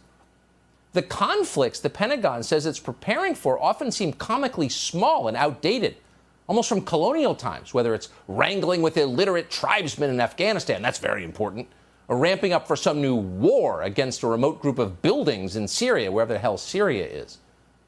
Can poor, irrelevant countries really be our gravest enemies? We act like it, but they're not. And that's been confirmed tonight, by the way. This nation's most formidable foe, the new defense secretary just told us. You're going to say, no, he's not going to say it. Is the weather itself. Going forward, the U.S. military has declared a hot war on global warming. Today, no nation can find lasting security without addressing the climate crisis. We face all kinds. Yeah, I don't know. Yeah, it seems like Tucker is simping for the military-industrial. That's why I watch this shit. I want to know like what's going on. I want to know like the shifting attitudes, the shifting positions, the shifting scenarios. You know what I'm saying? Like, so Tucker's, that would be unprecedented, dude. That'd be crazy. If Tucker's like being a neocon and shit, that's an interesting development. I want to know about it. Kinds of threats in our line of Climate change is important. Literally, we have an NPC in the chat, guys. Work, but few of them truly deserve to be called existential. The climate crisis does deserve to be called existential. Existential. If you've got a cliche, he will. Tuck is anti-China? What? I thought Tucker was a Marxist-Leninist. Okay, we have to stop watching this. Sorry, guys. My bad. My bad. We're gonna watch Kim Jong-un videos instead. Sorry, guys. My bad. Fucking idiot. Read it on television. That was Lloyd Austin, of course. Lloyd Austin is a former defense contractor, not surprisingly. He's a full-time ideologue as well. Having Lloyd Austin at the Pentagon is like handing control of the entire U.S. military to the editorial page of the New York Times. Here is Lloyd Austin explaining that the single scariest risk our soldiers face is the possibility they might have to serve alongside Americans who didn't vote for Joe Biden. And if confirmed, I will fight hard to stamp out sexual assault and to rid our ranks of racists and extremists.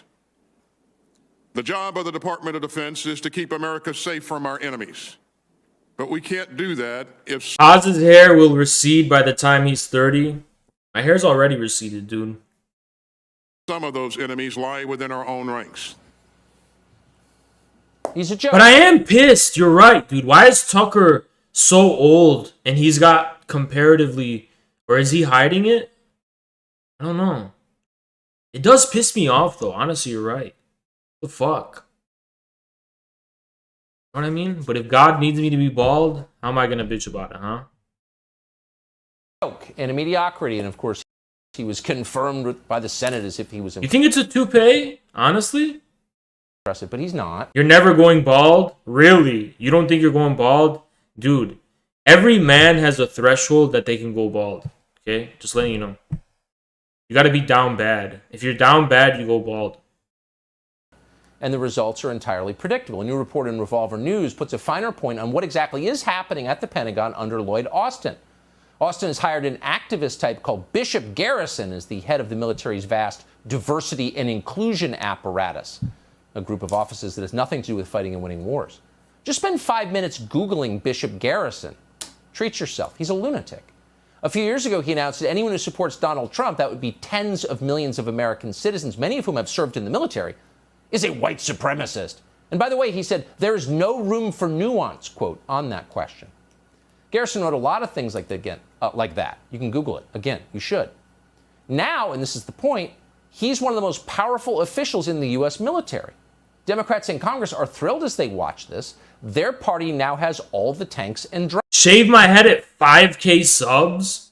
What the fuck? 5K? Dude, we'll have 5K tomorrow. What the fuck? I'm gonna shave my head at 5K subs?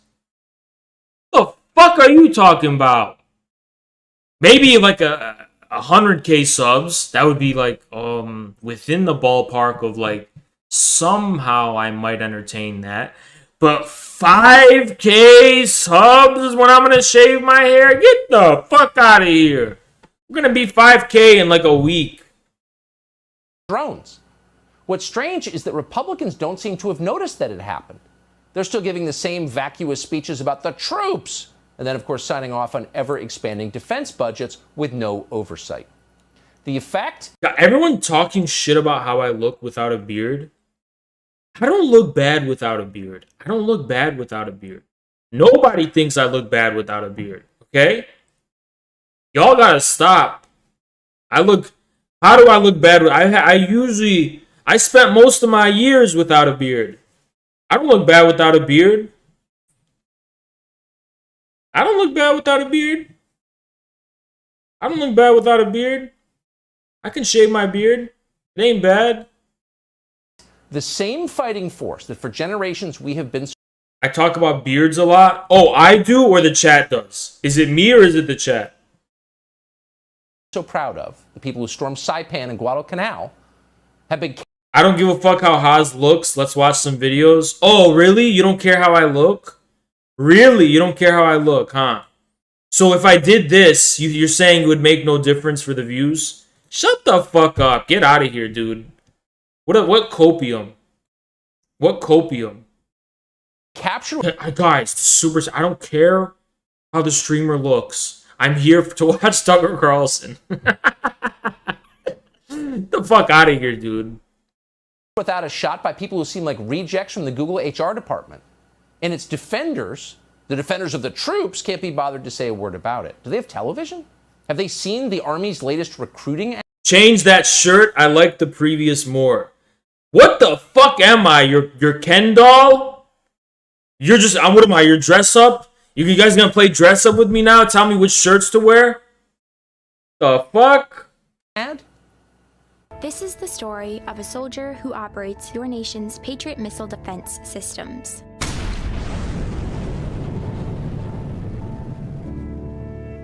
It begins in California. I saw this shit. Oh, the American Empire is coming down, guys. It's finally happening. Ron Paul's in the chat. It's happening. It's happening. With a little girl raised by 2 moms. Although I had a fairly typical childhood, took ballet, played violin, I also marched for equality. It's Rachel Maddow. I like to think I've been defending freedom from an early age. A way to prove my inner strength and maybe shatter some stereotypes along the way. I also march for equality. Oh, shut up. Who cares? Please stop talking about yourself for once. It is boring and irrelevant and insulting. This is not just your country. It belongs. Dude, uh-oh. Tucker's fucking roasting me now. He's roasting me. Please stop talking about your fucking beard. It is boring and it is irrelevant. Stop talking about yourself for once. Okay, Tucker, I'm sorry, dude. God damn. Sorry. Belongs to all of us. Your job is to defend it. Please do so. Just got called out. Yet it's becoming clear they have no interest in defending it. And here's the latest evidence of that. It comes from CBS last night. This is a clip from a 60 Minutes report on, of all things, UFOs and the U.S. military. Watch this.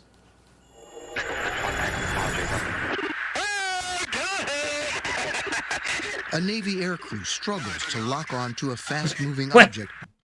Wait, how did he transition to UFOs? It belongs to all of us. Your job is to defend it. Please do so.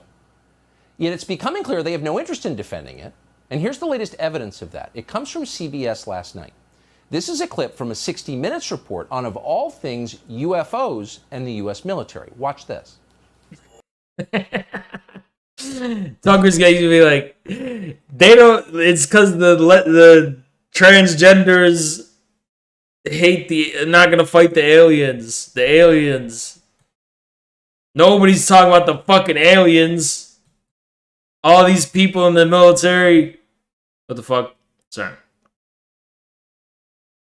They're not equipped to defend us against the fucking aliens. They're not equipped to defend us against the Mandalorians. They're not equipped to defend us against who invaded the Earth?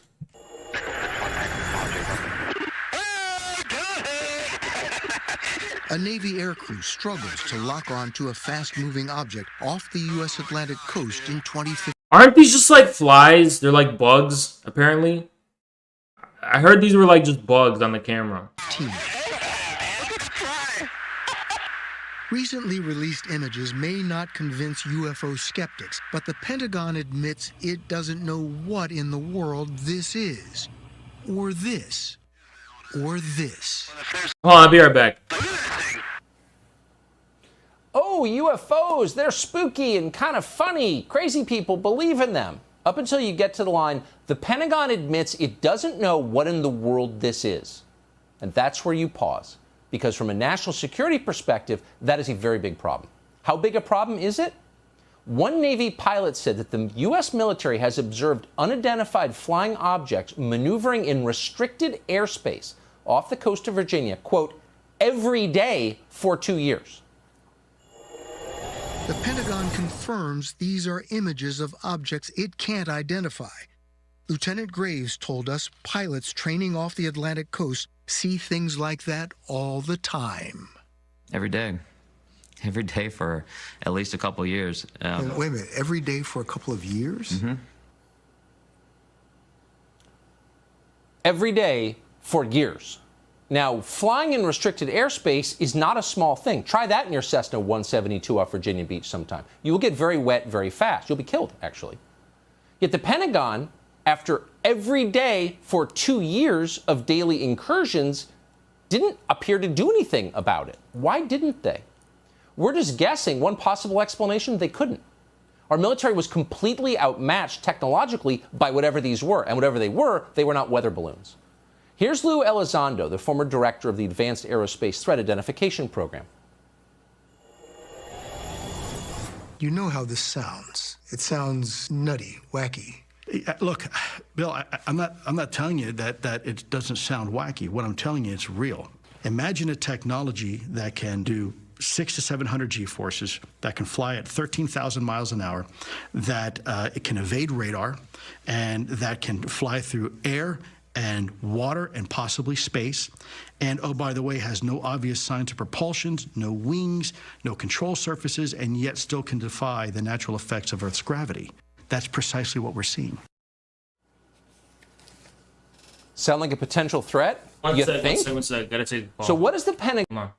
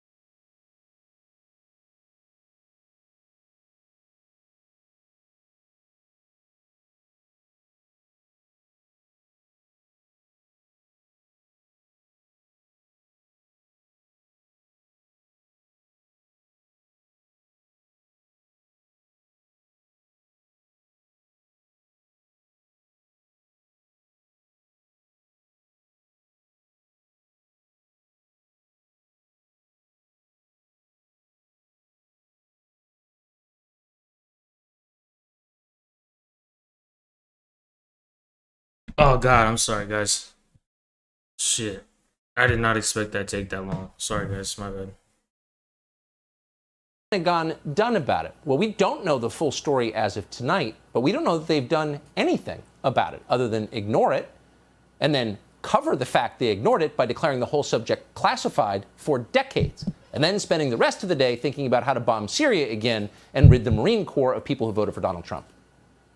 The sad thing is we have a whole new branch of the military that might be perfectly designed to assess what these things are and figure out if they're a threat or not and maybe respond. If there was ever a reason to have Space Force, this might be it. But Space Force is otherwise occupied these days. They're busy connecting. Why is Tucker so obsessed with fucking UFOs, dude? Every video I see of Tucker Carlson now is about UFOs. And I'm just trying to figure out why. Why are UFOs of such importance to him now? Political purges of their own ranks, as all the branches of the military are. Here's Lieutenant Colonel Matthew Lohmeyer. He commanded a Space Force unit until the White House decided that his politics were not acceptable. Since taking command as a commander about 10 months. Dude, Lord, you're literally the biggest fucking weirdo in the chat. And I want to ban you, dude. I'm banning you from the chat.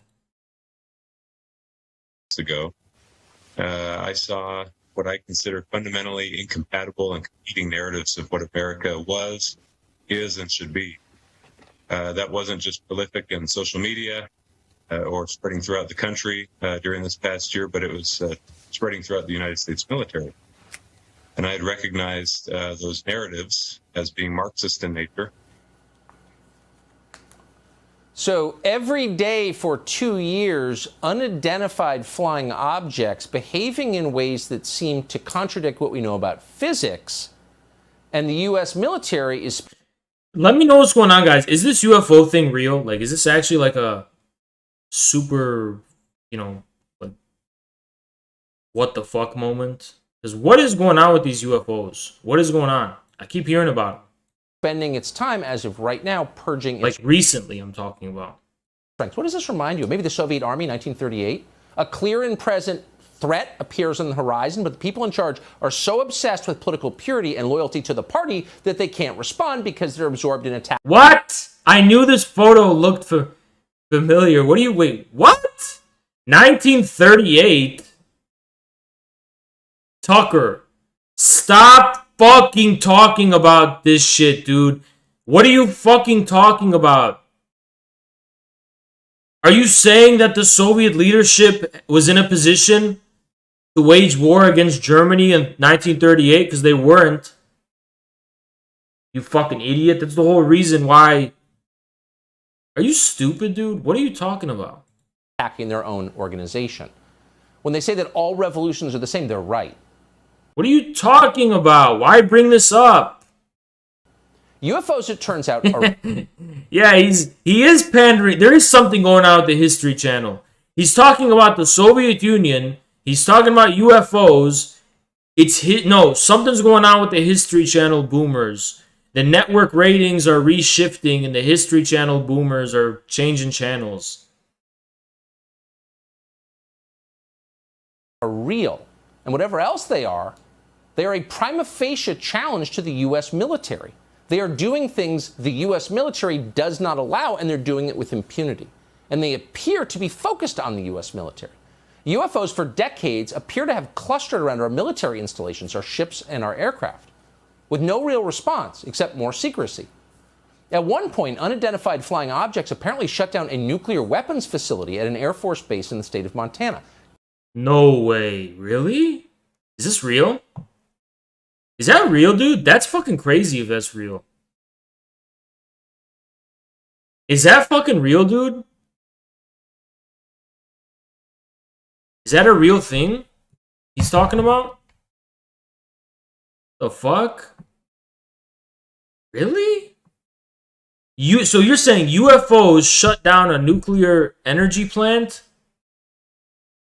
That is fucking insane, dude. 10 ICBMs, ballistic missiles, intercontinental ballistic missiles, were temporarily knocked offline.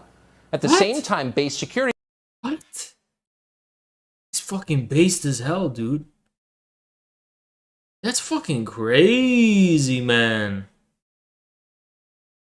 Noticed a glowing red object floating in the sky. It sounds like out of a movie, but it happened.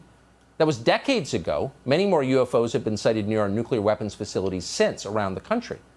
According to journalist George Knapp... And that was decades ago? What if it's like a rogue agency within the U.S. government?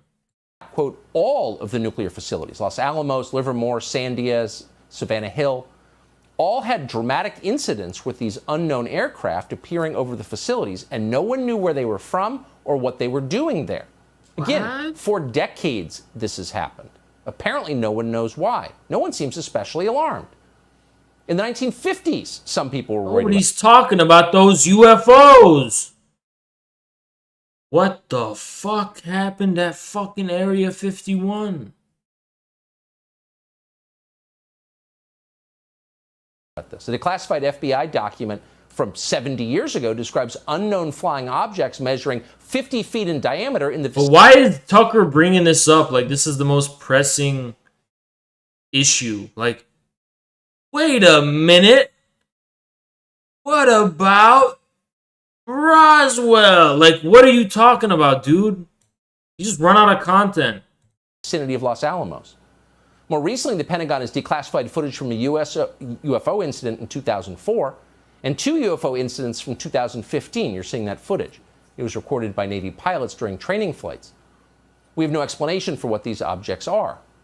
Just days ago, the Pentagon confirmed that an 18-second video of 3 UFOs harassing a U.S. warship called the USS Russell is in fact real.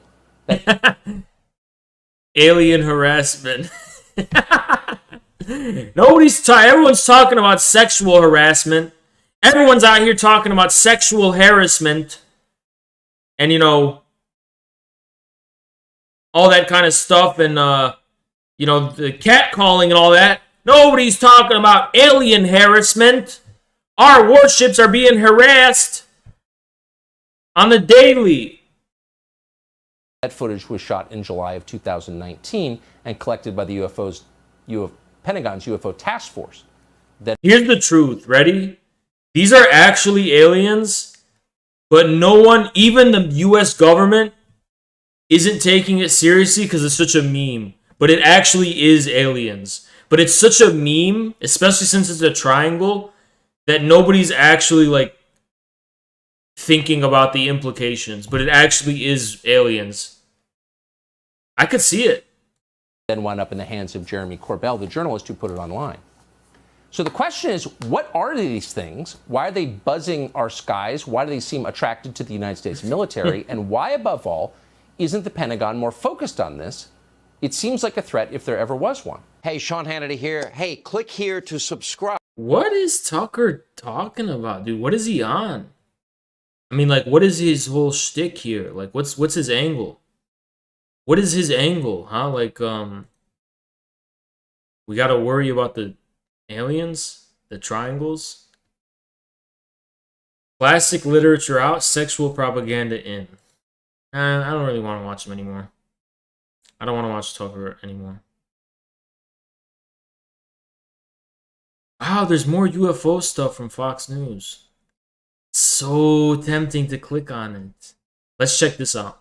This is another warning over a security threat faced by France by what's described as being a violent minority with anarchy everywhere. That's the warning from around 100 retired police officers. Now, we've had warnings in the last few weeks from retired generals and also from currently serving soldiers that there's a brewing civil war here in France. But what's different on this occasion is, unlike back then when the majority didn't give their names, didn't give their ranks, the police officers with this letter, this petition to President Macron, have not just signed their names, but also the ranks that they achieved before they left office. They're calling for effective measures to be able to reconquer the country.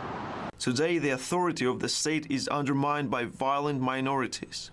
Laws are no longer applied in the lost territories of the Republic. The increase in attacks and the violence directed against guardians of the public peace demonstrate a rejection of our Republican values, our customs, and our model of society in entire sectors of our nation. Now, that letter not just highlights 2 recent attacks that saw the deaths of police officers in Rambouillet, Civil war brewing in France. Terror attack, and also just after that in Avignon, where a police officer was shot as he tried to stop a drug raid. But it also talks about the continuing attacks, the open attacks on police officers generally, on their cars, and also police stations, which it says is now becoming a regular occurrence. Okay, go! What up?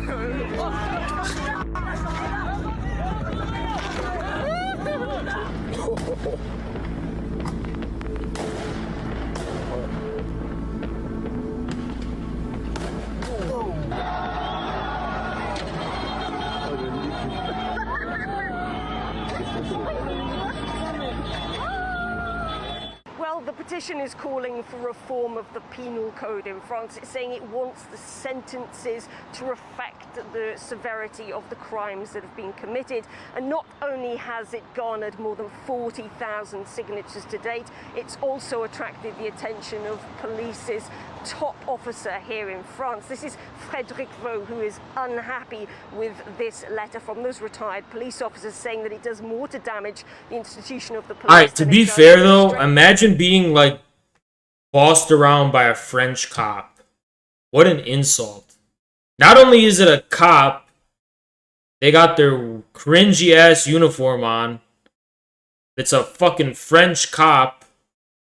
It's the worst combination possible. No hate against French people. I love French people.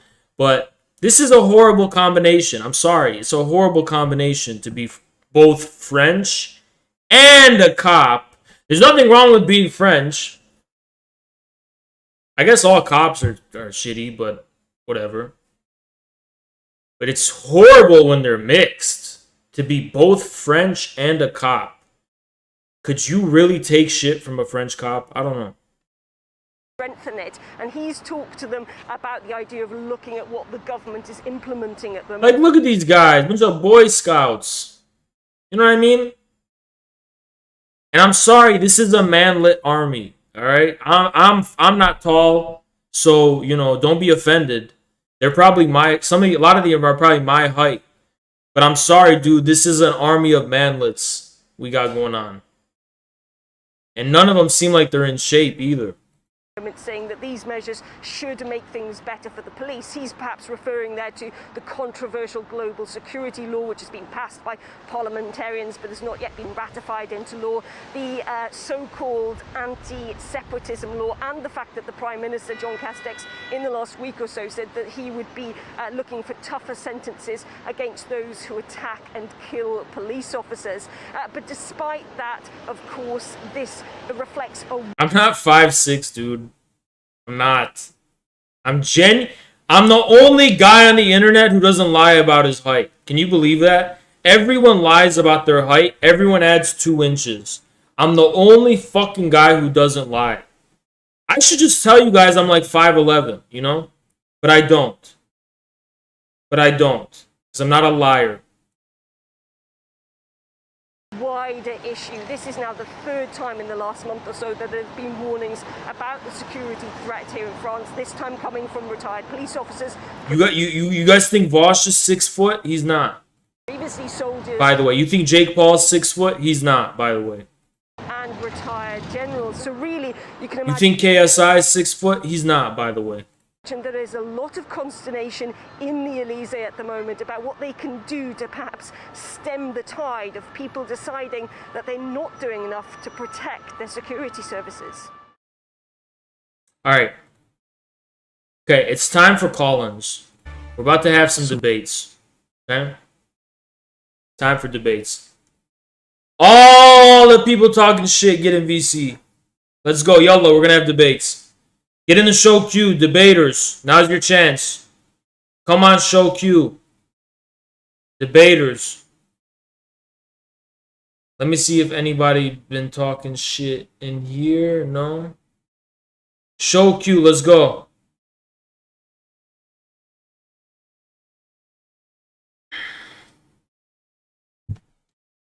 Bitches, get in show queue. Where's that Anna Goraxas ass guy?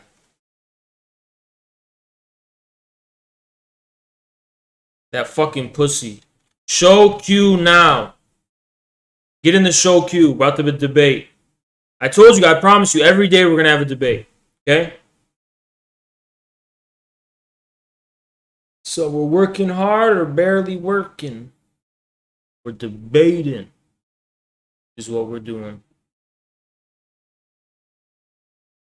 Get in the Discord. I'll link it. Come on. Invite. Copy. Sign in. So fucking stupid.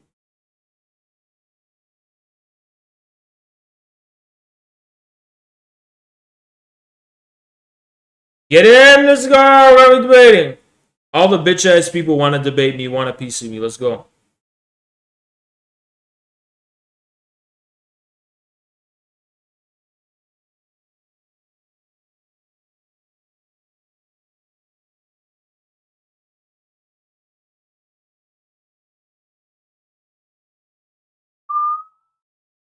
It is 25. I got it. I messed up yesterday. So it actually is 25 days. Exactly. Tomorrow it'll be 24 days.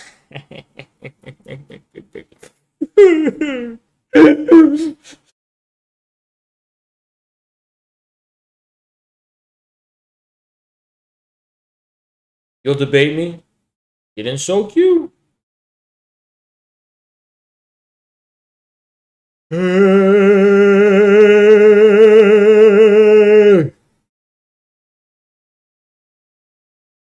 Hey ya, hey ya, hey ya. All right, we got some new members in here. All these new members. We got a guy named Paul, Hendy Boy. Got a guy named Michael Jackoff. Got a guy named Scooter. I'll give you the member. Got this guy, member. Got this guy, member. This guy, member. Okay, getting so cute. Getting so cute. Unban me? No, if your bitch ass got banned, you probably deserved it. I'm not gonna unban you. Or maybe I'll hear unban requests. Maybe I'll hear unban requests.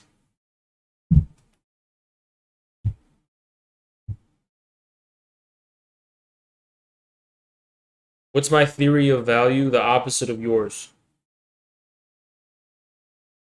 What are you, a leftoid?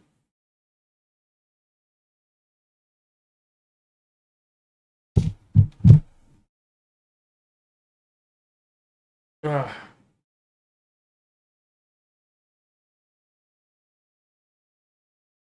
Everyone's so scared, dude. Everyone's just scared of me. It's okay. It's okay. Everyone's just scared. It's okay. Okay? It's okay to be scared. I understand.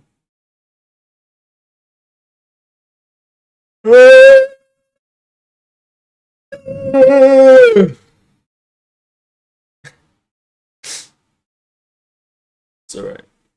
Why are my gorillas and sons showing up? You must not be a loyal fan enough. Yeah, get on Graham Cracker. Hold on. Okay, what's going on? Yeah, what's up? I'm fine. What's going on? Okay.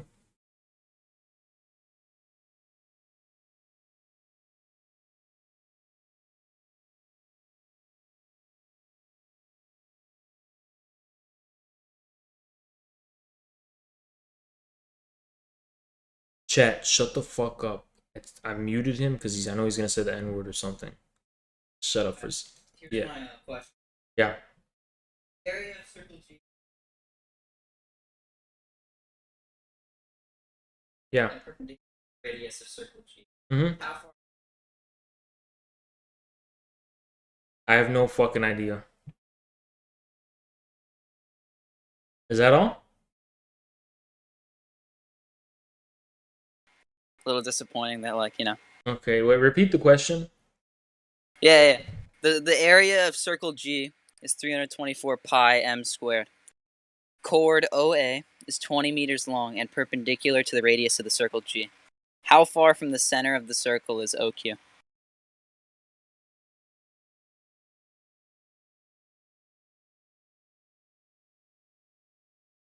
Seven. The answer is 7. Actually, I have no idea. Wait, repeat the question. Maybe I can actually do this. Hold on. Repeat it. Okay. All right. The area of circle G is Area? 320. The area of circle G. Okay, hold on. Let me write this down. Notepad. Area of circle G. Actually, I'll use paint. Okay, hold on. Area of circle G is what? Hold on. Is 324 pi m squared. Hold on. 324 pi squared? Yeah. Okay. Alright. Hold on. Where's the fucking symbol for the squared? Oh, right here, 6. Okay. Should I allow the chat to see this? Okay. I don't know. I'm not watching the stream. I just hopped in. Oh, I'm here on it mobile. is. I can't really like be in two things at once. Okay. So we got this going on basically. All right. Let's do it, guys. Let's do it. So the area of circle, what's the circle called again? G. It's G. So just the Okay. center of the circle is marked with G. Yeah, I understand. Don't tell me what to do. Just how to do it. Okay. Okay, what else? Chord QA or OA, sorry, is 20 meters long and perpendicular to the radius of the circle. Okay, so let's see. Chord what? OA. So it's like one end is O, the other end is A. Oh, what does perpendicular mean again? It means it intersects at a 90-degree angle.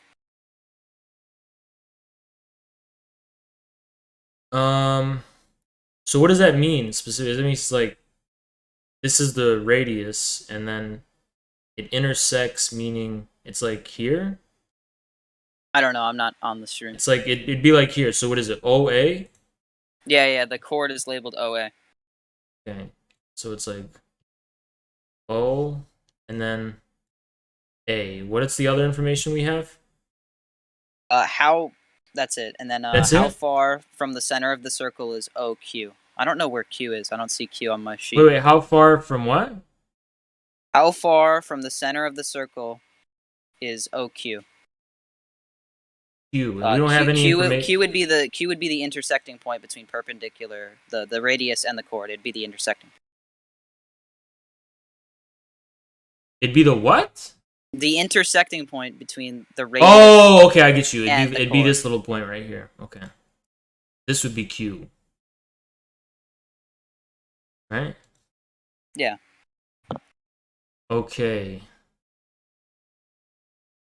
So being perpendicular, that means that the O and A don't have to reach the end of the parameter of the circle, right? They could just like be anywhere as long as. Well, it's a chord, so it's like I believe it's from end to end of the circle. Oh, it's end to end.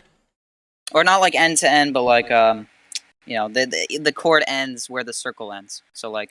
Oh, so the chord is on the parameter. Hold on, I will. Oh, that changes everything then. It's not that hard then. Right? It shouldn't be that hard then. That's exactly not what it means. Oh, it doesn't mean that. Okay. I got it right then the first time. Yeah. I got it right the first time then. Okay. It's end to end. It's the diameter, which means, yeah, it's not just the diameter, so it's not going to be easy.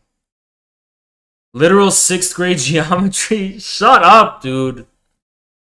Trying to do this. So how far is Q from where? The center of the circle.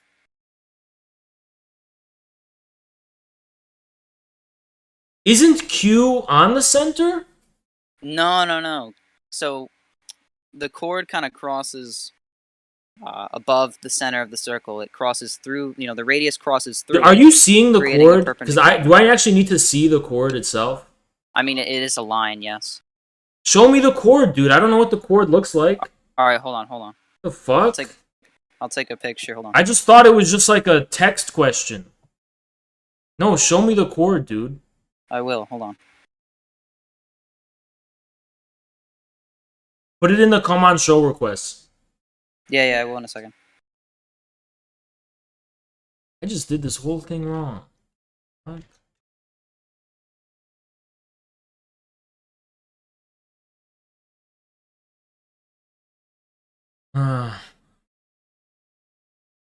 Are you smarter than a 5th grader? So is there a total area of the circle so you can solve for the radius? Yes, there is a total area. The total area is 324 pi squared.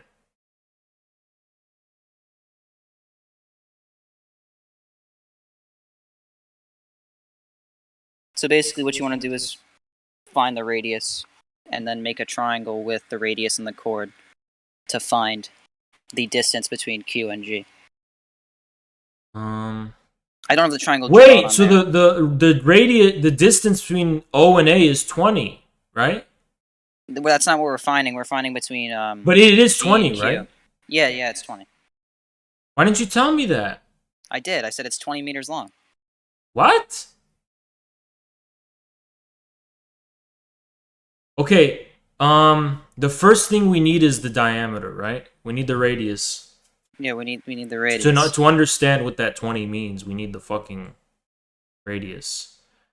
What's the radius, guys? How do you find the radius is 18? The radius is 18. You sure about that? The radius is 18. Okay, got it. Okay, so the radius is 18. And so if this is 20, then so the diameter is 36. O and A is 20 as opposed to 36. So hold on. So this right here is 36, and 20 would be like, not here, it'd be like this, something, right? This would be the O and A, and this little thingy right here would be Q, right here. This would be Q, and this is O, and then this is A. I'm not even looking at chat. I'm doing this by myself to see how smart I am. Okay, so this is O and A. This is Q. This is 20. This is D equal. Then O, A, distance is 36. Fuck! No, it's 20. I got that wrong. D is 36. 36. And we have to find the distance from Q to what? The center, to right? G, the center. Yeah, G to the center. Oh,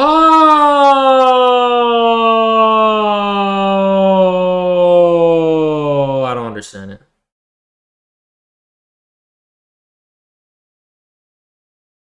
I have no idea. Oh, you have to make a triangle. Yeah, I said that a little bit ago. What does that do? We just find all that means is we would find well, I have to use like sine and cosine for this shit, right? I mean, you could just do Pythagorean theorem, but no, but I have to use sine and cosine to understand the angles of the circle because it's a circle. It's not just a triangle. You can't actually make a triangle. You can. So from here you can do that. Yeah, you're right. You can. You make a triangle here. You make a right triangle using the chord. Oh, you're right. Okay, I just do here, and then here. So okay, we know some things, right? We know that. Actually, we don't know anything. Oh, we can make this triangle though. We can make this triangle. No, can we? We know that this is 18. Right here is 18. This part is 18. And then we have to find this little fucker right here. I have no idea how we'd calculate that. Yeah, there's too many circular. Oh no, we know it's 20, so this is 10. We know that. So we have 10. And then what would be the... Oh, that's the question. The question is we have to find this. So how would we find this long guy right here? The long guy? I don't know which one you're talking. Again, I'm not on this stream. OA, then GO over GA. GO over GA.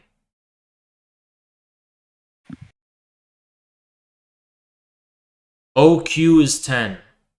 OQ. I know OQ is 10. Yeah, That didn't give me anything. QA is 10. Yeah. OG is not 18. Why would you say OG is 18? It's not. OG is not 18, dude. What are you talking about? It can't be 18. It's like 15. It is. It is 18? I believe OG would be 18 because OA is 18, and that's a radius. So No, then OG OA would is also be 20. 18. OA is 20. Right? Oh, your picture is... OA is 20. OG is 21. How do you know? Okay, Chad, just give him the answer. I don't know how to do this shit. You need a calculator or something. Okay, the answer I'm getting is... Give me the answer, guys. Just spit it out. What is the distance from Q to the G? What's the distance between Q to G? The distance from Q to G. How is OG 18? How is it 18? Because it's also a radius. How? Oh!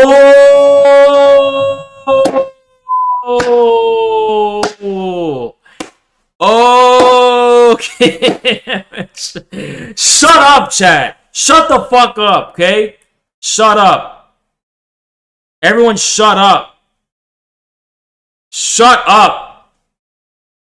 Okay? I know what I'm doing here. No, I don't. I honestly don't. Okay, give him the answer. Give him the answer so we can move on. What is the answer?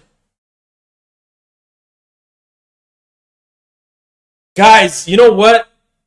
No one knows this shit. It's literally been fucking Yeah, what's up? 10 years since I've done this. I'll be up in 1 second. It's literally been like fucking 8 years since I've done this. The squirt of 224. Okay, buddy. You there? Yeah. It's the square root of 224. So 14.97. That is Now, your did answer. you get that from Chad or did you make it yourself? All of chat is telling me that. It's the square root of 224. Congratulations, you have lost Are You Smarter Than a Freshman? I hope you have a good night. What? What's the real answer? That is the real, that is the answer. Okay. This is freshman shit? This is, yes. But you're not going to remember it when you're my age. You're not going to remember this shit. And also, you're a freshman? Yes, sir. No, don't take it personal, dude, but this is an 18 up Discord. Bye. Later, man. Have a good night. Okay. I gotta put you in timeout. Bye-bye. Oh, man. Shut up, chat. Everyone shut up or I ban you. Shut up. Shut up. Shut up or you get banned.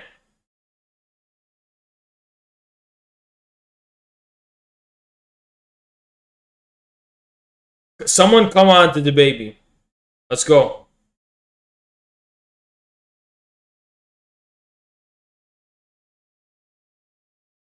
Who are all these people who wanted to debate me? Huh? Who are all the fucking people that wanted to debate me? Where are they?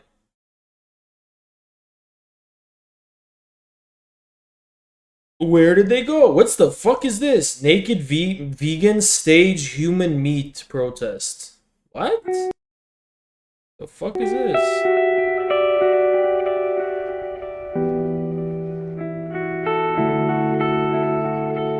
Who are the vegans in my chat? So I know to ban you.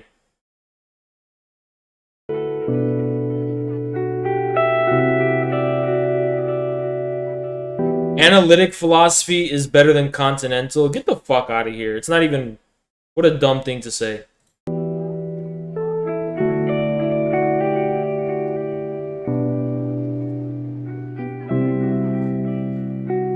I want all vegans to look at this video, and I want you to understand everyone thinks you're just like this. You fucking analytard in my chat. This is literally you. No, wait, that's vegans.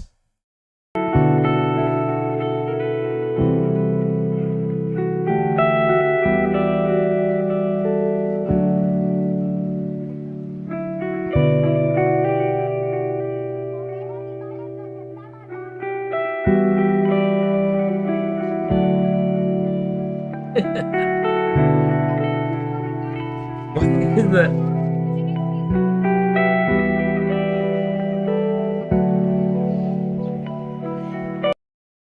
Hold on. Don't plants have animals too? No, wait. Don't plants have feelings too? Huh, vegans? Ah, you didn't think about that, now did you? You didn't think about that, now did you? You thought of everything but that. You thought of everything but that.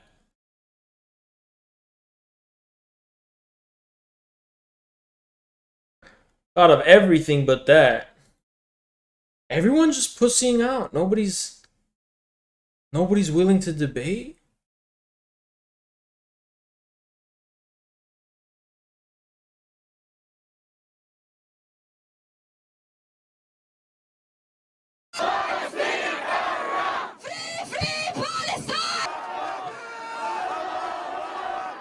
I don't get it. I'm too. How do I debate me about veganism? Get in my VC on Discord. You can debate me about veganism. You want to debate me on veganism? Here we go. Go here. Debate me about veganism. Open the Discord. I can't wait to debate this vegan. Fuck vegans. You know what I'm saying?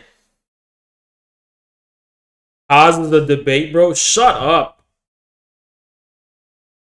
At least I eat animals like a normal person.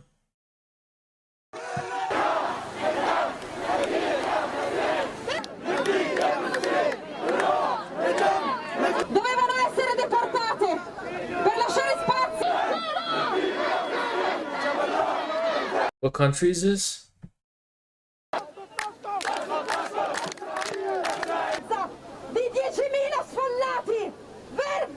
Italy.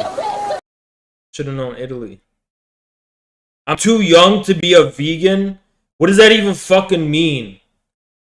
Why would I be vegan if I'm old? So stupid.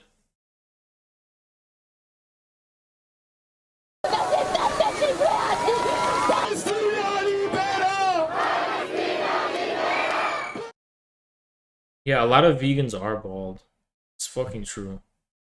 What is this?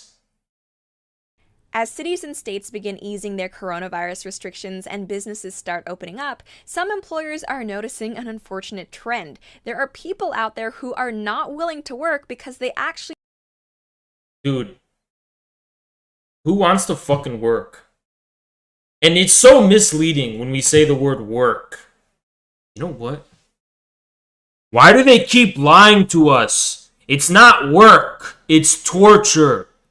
If you're in the fucking service industry and you're standing in a cashier for 9 hours while some bumbling, annoying fucking music is playing all the fucking time, that's not work. It's just fucking abuse and torture. Don't call it work. Work is when you fucking do useful, important shit. Not the bullshit jobs that they throw on us and call work. That ain't work. That's just fucking human torture. make more on unemployment benefits than they do at a If job. it's work, how come, let's say you're working somewhere and it's not a busy day. Your asshole boss is going to come up to you. He's going to throw a towel at you. He's going to go clean the windows. But the windows don't need to be cleaned. He just can't stand the sight of you not doing something. And he just tells you to do shit for no fucking reason.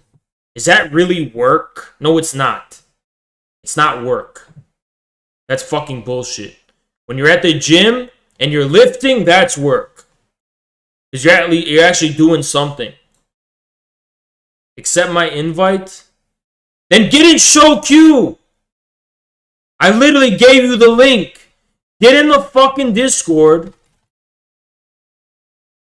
and literally get in show queue. How is that fucking rocket science? The fuck?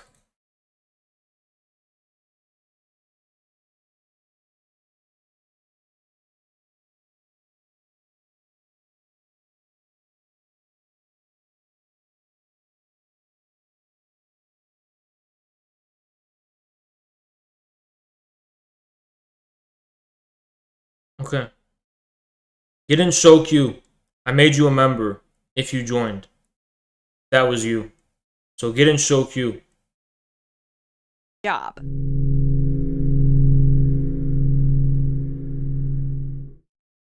And in fact, some businesses have been so frustrated with the experience of being unable to hire people at their former wages that some have even— Shut up. Who the fuck is Jason Genova? Who is Jason Genova? Debate Jason and tell him to get in VC then. Who the fuck is that? began posting signs that they have been forced to close because they're not able to find people to work for them. Right now, people can be making as much as $300 per week on unemployment benefits, and according to social media, if businesses want to hire people, then they should be offering more money. As one person commented, "I'm thankful for all the 'we are closed' signs. Usually it takes a bit of research to figure out which businesses are so toxic and low paying that all the employees hate it there. It's like one of those Yelp stickers in the window, but it says, 'Employees hate it here.'" According to leftist Twitter, you see, the problem isn't that some businesses are operating with razor-thin margins for profit, making them unable to pay their employees more. No. It's just that business owners are greedy jerks who want their workers to be poor. As one person— How about that there's too many bullshit jobs that shouldn't exist? chimed in, "We are closed because we didn't want to pay our employees a living wage. Our greed got the better of us, corporate America."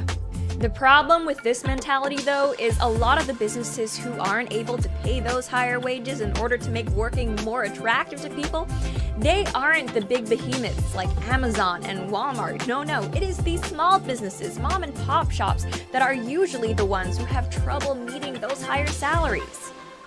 Okay, I just want to understand something, right? I get it. It's a horrible thing that these people lose their businesses, but by your own admission, why should we feel more bad for those people than the people who, by your own admission, will not be getting a living wage working for them? And you're right. It may not be that they're just greedy. Maybe they're not greedy. That's the reason they can't pay them a living wage. But, it sucks, but it is what it is, And maybe we don't blame, okay, fine, we're not going to blame them. Maybe it's a horrible thing. But you can't expect us to say that they're entitled to others not having a living wage. It's bad all around. It is what it is, I mean, what are you complaining about? People should have a dignified living wage. Now, I won't blame the mom and pop shops, but don't blame the public for not wanting to live and have an undignified living wage working a shitty job that they don't really benefit from. He's in the show queue. All right, bye, Lauren. Let's talk to this vegan. Horses are fruits? Okay. Hold on. One sec. I'm bringing him in. Hello? Hello? Yeah. I'm a little bit nervous. I'm a huge fan, bro. I just want to know, what are your views on— Very negative. Oh? Yes. Against Trudeau or just— I'm very much against Canada. Or which part of Canada? All of it. Any reason? Many reasons. Could I have one example? Canadians they just let me down, They're just people who let me down. In what base? Did they be mean to you? Are they mean to you or anything like that? Oh. Well, I mean, I kind of wanted to debate about Canada and some Native American stuff that was going on here, but Well, I'm not a fan of Canadians. oh. Well, is it all right to debate about Canada? Because that's kind of the only topic I know about. Debate about whatever you want. All right. So personally, I fucking hate Trudeau. All right. Oh, sorry. Is Why? it okay to swear? Yeah, you can swear. Why do you hate him? Okay. I don't know. He's like, see, I live in Alberta, right? We're Mhm. an oil province, and we aren't allowed to build any of these pipelines that were supposed to have been built. Why? So, because of some nature preservation stuff and Yeah, some that's. Native American land. Oh, I mean, okay. It's two different things. Yeah. I mean, the Native American land I can understand, but they've already Yeah. paid off the Native Americans to build the pipeline through their land. It's just. So the Native see, Americans are for it or against it? honestly, they kind of just want the money. Yeah, I mean, I don't blame them. I mean, they've been robbed and shit by the Yeah. Canadian government and the whole history, whatever. So I don't blame them for wanting money, but they probably don't want that pipeline because that pipeline will probably like be bad for where they live. You know? Mm-hmm. I mean, yeah, there's like leaks and stuff, but there's ways to prevent that, which they have been taking, right? You know what I'd be? You know what would be better? What if the Native Americans have full sovereign control over the pipeline? Well, that's like if the Quebecs have full sovereign control. No, like they own the whole corporation. They own everything. For the pipelines? Yeah, like they own the pipeline basically. Like they'll own it. That part of the pipeline that goes through their land, or just the entire pipeline? I have no idea. Oh, I'm just saying. I'm just shooting. Or maybe they can have like a significant share in the corporation or something. You know, something like that. yeah. But again, like the Trans Mountain pipeline that was supposed to be built from Alberta to Vancouver Harbor, it never happened because, well, there was a lot of protests going on at the time in like 2016, and it was found out that Trudeau was actually funding those protests. I don't know anything about that. All I think is that I am with the indigenous people who want sovereignty over their own land in Canada. They want political sovereignty. Yeah. I mean, what would they do without us, though? Like that's kind of like a real question, though. Whatever they see fit to do. I don't know. See, I've been walking around a lot here in Alberta, and the Native Americans here, they're not really fit, so to speak. Are you fit? Yes. Show me what you look like. All right. Should I send a picture where? No, just show your video. I don't have a webcam. Okay, send me a photo. And verify it's you. Like, show a sign that says this is me. All right, hold on. Let me go take And a this picture. is your real quick. username. Courses are fruits.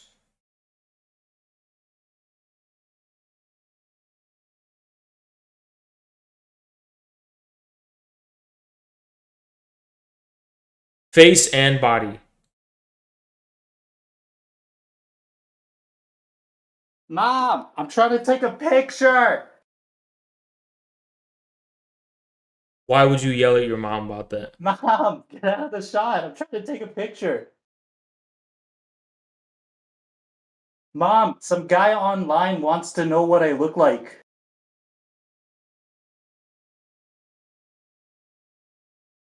Mom, I think he's not a pedophile. What? I The don't fuck? know. Wait, how old are you? Hello? Mom, it's all right. Okay. How old are you? Sorry, I'm back. What? Yeah, how old are you? I'm like 16. Okay, well, that's the problem. You know, like, this is an 18 and up server. But it is what it is, you know? It is what it is. It is what it is.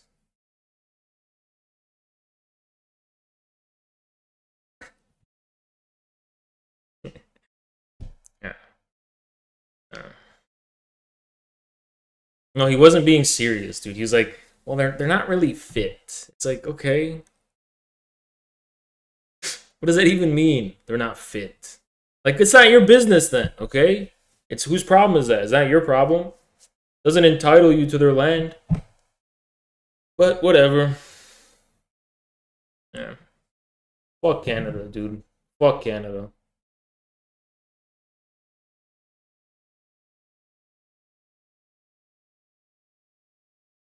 That was a fucking troll, dude. He wasn't 16, he was trolling. Yeah, well guess what? If he says he's 16, he's out.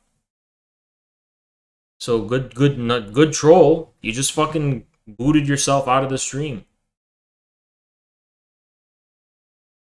Heck, the pandemic has been amazing for Amazon. Their business has grown and they offer a 15... Guys, stop freaking out. I've actually reiterated our rules that this is an 18 and up platform so many fucking times. The burden is not on me to ensure that these people are fucking over 18 before I talk to them.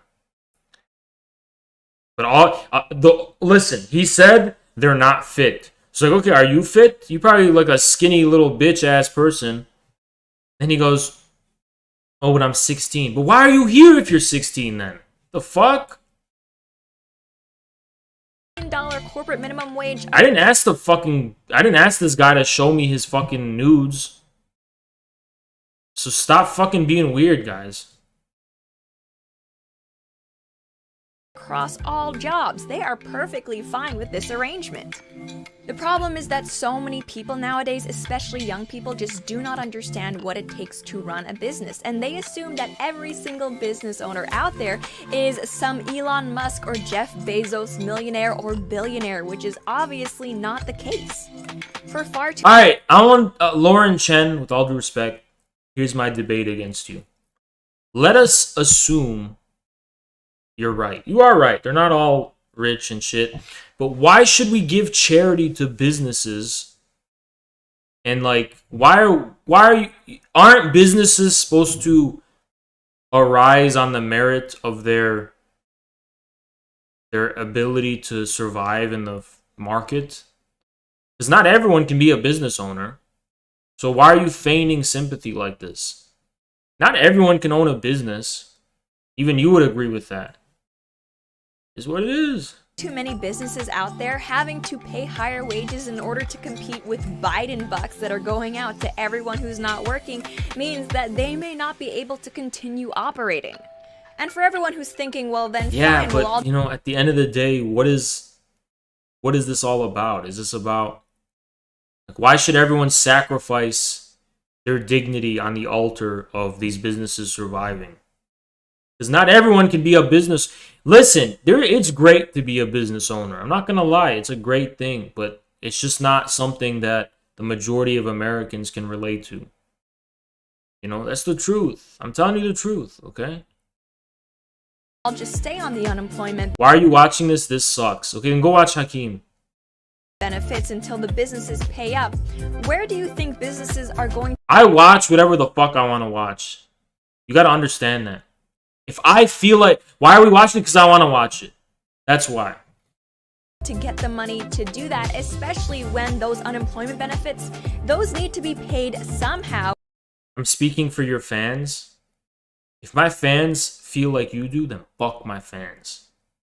Fuck you all then. All of us, then fuck all of you. Every single one.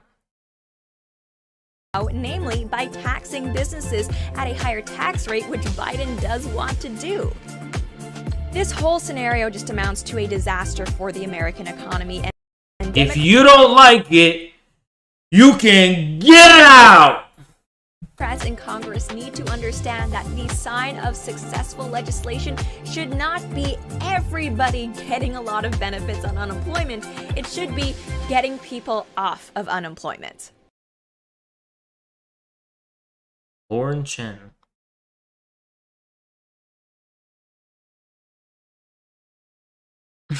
Hold on. That was 10 months ago. Never mind. React to academic agent. Who? Who, Megalo? Academic agent? I'm here. His videos are like 12 years long. How am I gonna respond to him?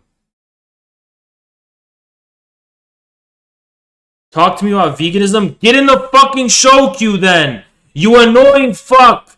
John Pinho! I've told you billions and trillions of times to get in my fucking Discord VC, and you keep spamming my chat to talk to you about veganism, then get in the fucking Discord.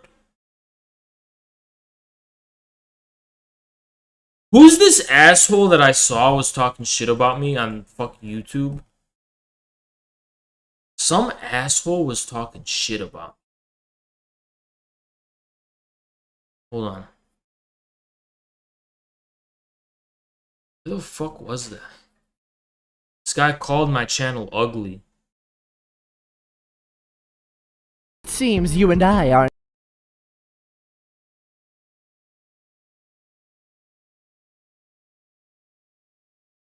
Seems...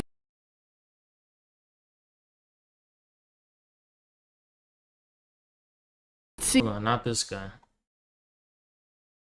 Somebody was like, yeah, his channel's ugly. This guy was talking mad shit. We're gonna investigate him.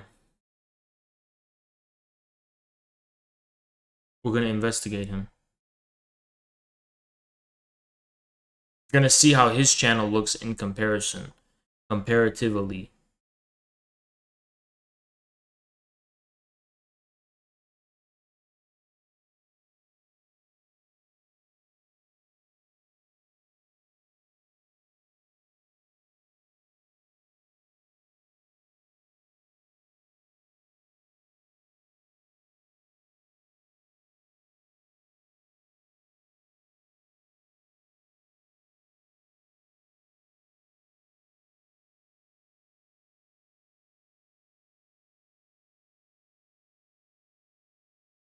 Where's the vegan guy?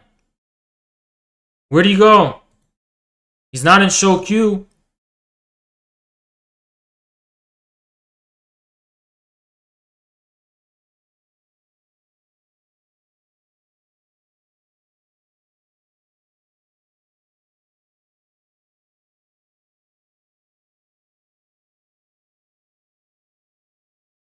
Hold on. Checking something out. What? Twitch streamers is trending? Twitch streamers?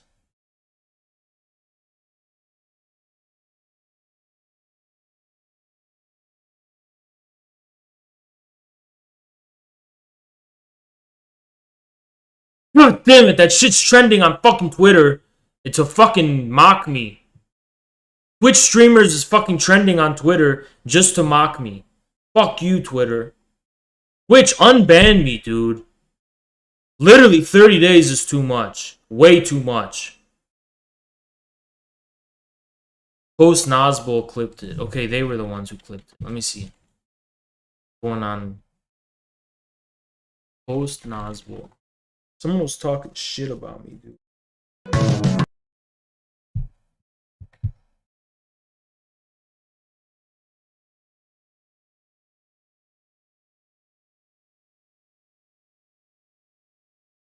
So if I... Okay, let's check this out. This guy was talking mad shit. Would I ever debate infrared? I'm about to talk mad shit. This EU leftist little bitch. They always sound like this. I looked at his channel and his channel looks ugly. And like his YouTube, like his videos are unscripted. His thumbnails look ugly. He seems very... Oh, really? Schizophrenic. I don't want to be associated really? with that. I want to have a certain sense. He's very ugly. He's very ugly. His channels look ugly. His ugly. Ugly. His look ugly. Let's see how you look, little bitch. Let's see how you look. I look very ugly. Let's see. Julie333. I look ugly. Okay, Julie. Julie. The fuck is this? You calling my shit ugly and you have this musty ass, tired ass, fucking old ass, bitch ass, dusty ass fucking look? This ugly, disgusting fucking vaporwave vomit fucking look? You dare fucking insult how my fucking channel looks when yours literally looks like shit. You have half my subs, and how long you been around? You joined in 2018. You're a failed YouTuber, little ass bitch, coming from the EU. Man, he's very ugly and schizophrenic. He's got this ugly bitch ass look. This vaporwave shit. That's literally every unoriginal bullshit. Literally fucking vomit. I literally vomit and it'll look better than this ugly, disgusting, mental brain rot bullshit. And you dare fucking insult my channel's look? Your channel looks like shit! The fuck is this? This gray, ugly look? Or are you trying to rebrand or something? You don't even have any videos. You have 8 videos in total. And you're talking so much shit about me. Little ass bitch. Talking all that shit. Saying my shit looks ugly. Look at your shit, dude. Don't throw stones in glass houses calling my shit schizo and ugly when yours looks way worse. You look like a perverted motherfucker. This is the type, let me tell you. This little motherfucker is exactly the type of person. They call themselves a fascist and they go on Discord and they wear maid outfits. This is literally the psychosis and perversion aesthetic of the psychotic, deranged, mentally ill psycho who wears maid outfits on Discord like a freak. Tell me I'm lying. This guy wears maid outfits and cat ears when he logs onto Discord. Look at my show queue. It's Marcus Garvey.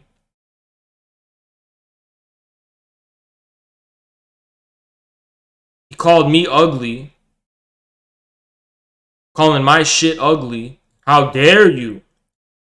Calling my shit ugly. My shit is ugly?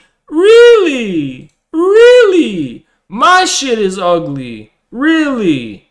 Don't throw stones in glass houses, though. Shouldn't be throwing stones in glass houses. So he calls my shit ugly and schizo. His name is Althusser HIV cum, and I'm the schizo apparently, and he's German. I'm starting to wonder if Alex is the only base German ever, because so many of my fucking haters are German. Why is that? Why are so many of my haters German, huh? Why? Why do Germans hate my guts so fucking much? Why do Germans hate my fucking guts? Huh? Not only German lefties, but they're because these pseudo-intellectual, airy-fairy fucking Germans fucking hate me. Because they've realized they have no manhood. And they're the most snobby, arrogant fucking people. Literally the high elves of Europe. Literally the high elves of Europe. They're Americanized? Yeah, you're right. They're also arrogant as shit. Fucking high elves. They just don't like me because I'm a boisterous OG motherfucker speaking from my heart. I'm not a fake fuck. That's why they hate me. Who's more arrogant, them or the French? French are just perverts, dude. The French are the same as the Germans, but the French will go like, oh, but you did not. You know what I'm saying? There's based East Germans. I know there are. But there's many West Germans like this guy who just hate on me for no fucking reason. They just spiritually hate on me. They have a spiritual hatred of me. They're just haters by spirit. They're haters to the core. You know what I'm saying? Haters to the core.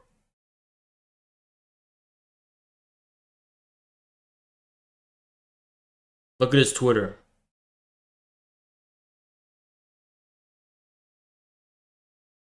Calling my shit ugly? You sound like an airy fairy. I just found it very ugly. The fuck?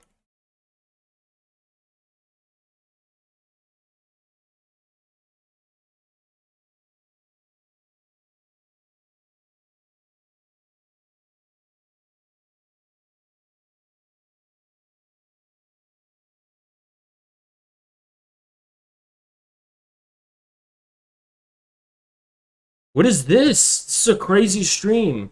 What is this? Crazy stream. What is this? Stream. What is this? Stream. What is this? Stream. This is sick, dude. This is sick, dude. Who's this guy, dude? Who's this guy, dude? Who's this guy, dude? Who's this guy, dude? Who's this guy, dude? Who's this guy, dude? Who's this guy, dude? Who's this guy, dude? Who's this guy, dude? Who's this guy, dude? Who's this guy, dude? Who's this guy, dude? Who's this guy, dude? Who's this guy, dude? Who's this guy, dude? Who's this guy, dude? Who's this guy, dude? Who's this guy, dude? Who's this guy, dude? Who's this guy? Fuck the law!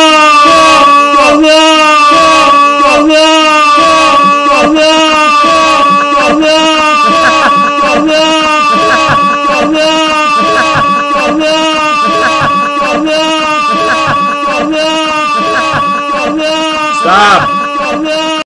Shut up! It's enough.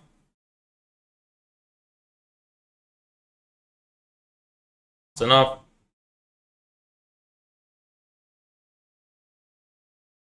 What?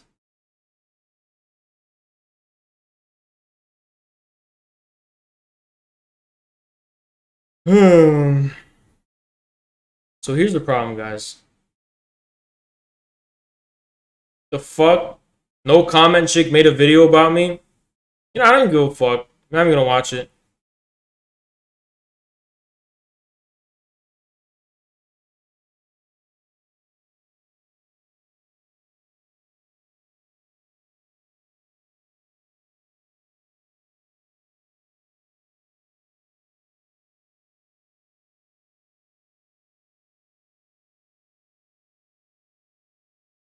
A lot of people are obsessed with me.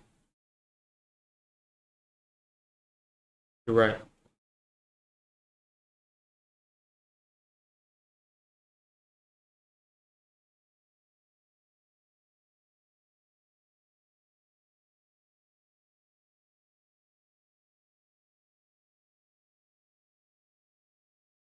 Debate, just shut up.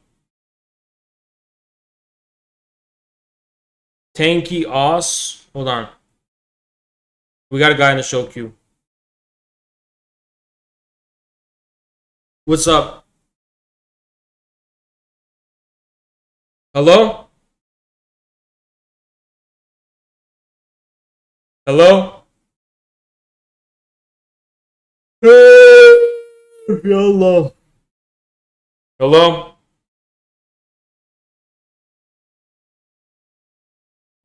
Hello? Hello? Hello? I can't hear anything.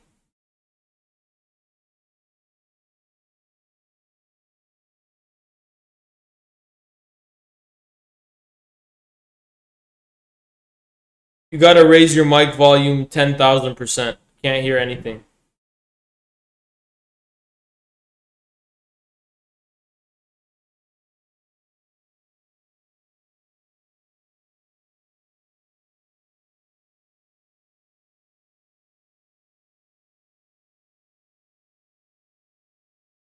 Dude, you gotta raise your mic volume 10 billion%. I can't hear anything.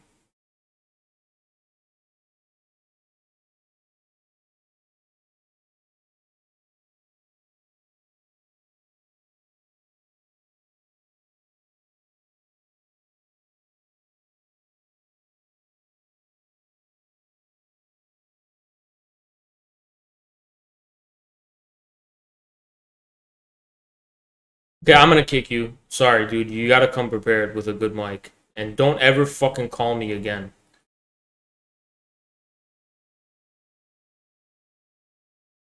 What's so funny? I heard you laugh. You can't... Dude, raise your mic volume. Just raise it.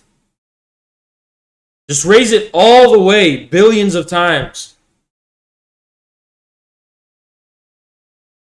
Like, how does the factory settings on your mic permit it to be this low?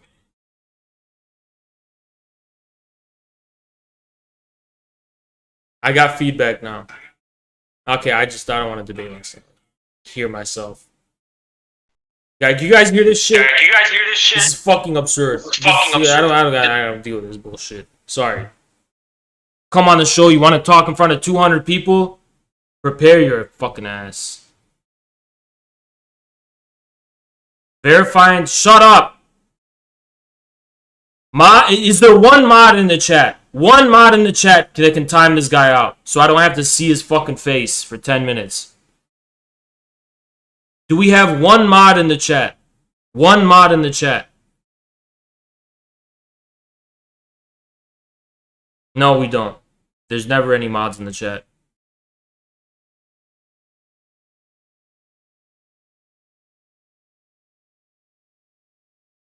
I'm gonna mod. Finally, he was timed out. He's gone. Thank God. Oh, that one guy. That's who we were gonna look up. What's his name? Hold on.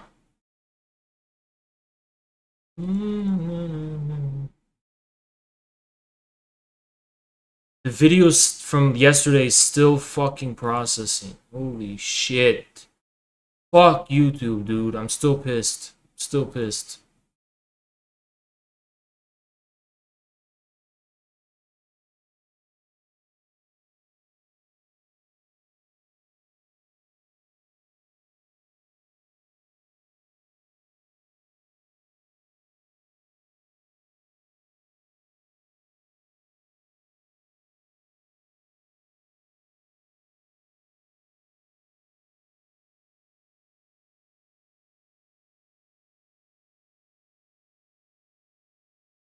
Hold on. The vegan can't figure out how to get in the Discord? Because my audience on YouTube is... Everyone's over 60 years old. On YouTube.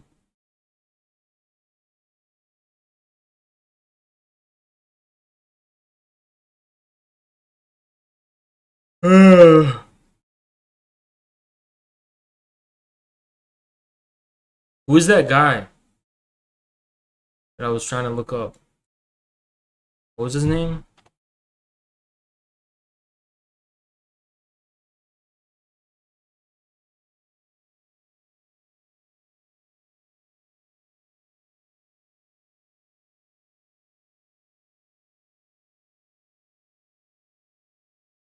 Who's that fucking guy? Here he is. This is the guy you guys want me to debate?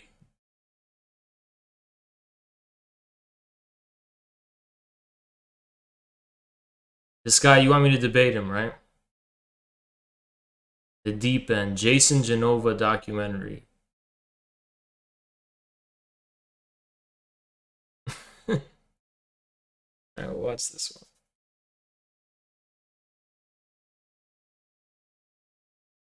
Fame. I think it's safe to say that at least once in our lives, most of us have wanted to be famous. To be noticed and remembered by those outside of our small group of family and friends. But what if you desired fame above all else? This is a fellow traveler documentary.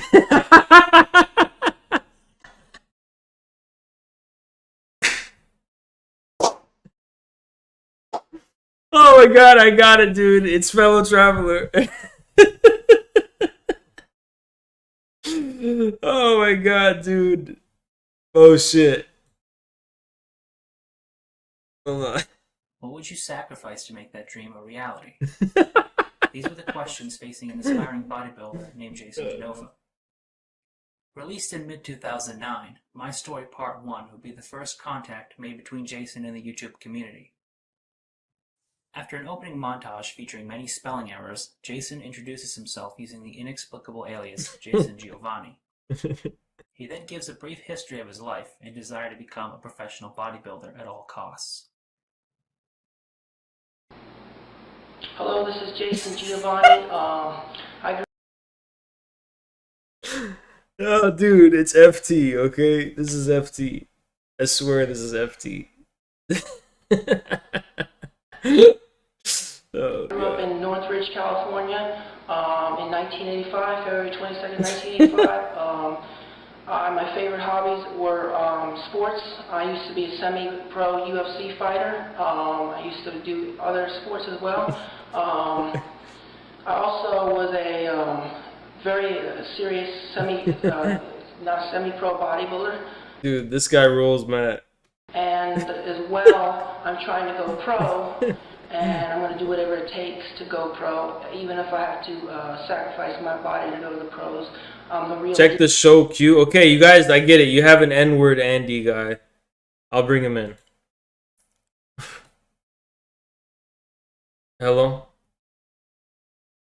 Hello, Mr. Pleasure to meet you. Yeah, what's up? I'm not too familiar with you. I only know you. Have a very pro. Yeah. So I'm curious. What is your stance on the Communist Party? Okay, he's serious, okay. He's asking about, guys, the chat. He's asking about the Philippine Maoists. What's my stance on them? Yeah. What is your opinion? You think they're doing the right thing? You against them? What's your idea here? No, I'm not strictly against them, but I wonder if they have a serious chance of actually seizing power in the Philippines. And what are exactly your based on what are you saying that like they don't have a reasonable chance? Let's just say, hypothetically. From the limited extent of my knowledge, their base of what's it called? Their base of power, their base of operations is limited to Only 115 guerrilla fronts. Is that like too little? it's limited to an ongoing type of like insurgency, right? Not like anything new. Are you talking about Mindanao? Talking about what? I don't Mindanao know, dude. province. That's where like the heart of the If you're asking me if I'm like an authority on if you're asking me if I'm an authority on what's going on in the Philippines, I'm not. I'm telling no, you the limited extent of my familiarity. I always so you have a limited understanding of it. That's understandable. Yeah. It's kind of hard to have like a perfectly rounded opinion on everything. Am I right? Yeah. Anyways, so you are aware of probably their stance on China in regards to the southeast or the West Filipino Sea and their islands there. Yeah. Yeah, you know, China has recently been sending a lot of warships over there and threatening the islands, correct? Okay. All right, and It's recently, disputed territory.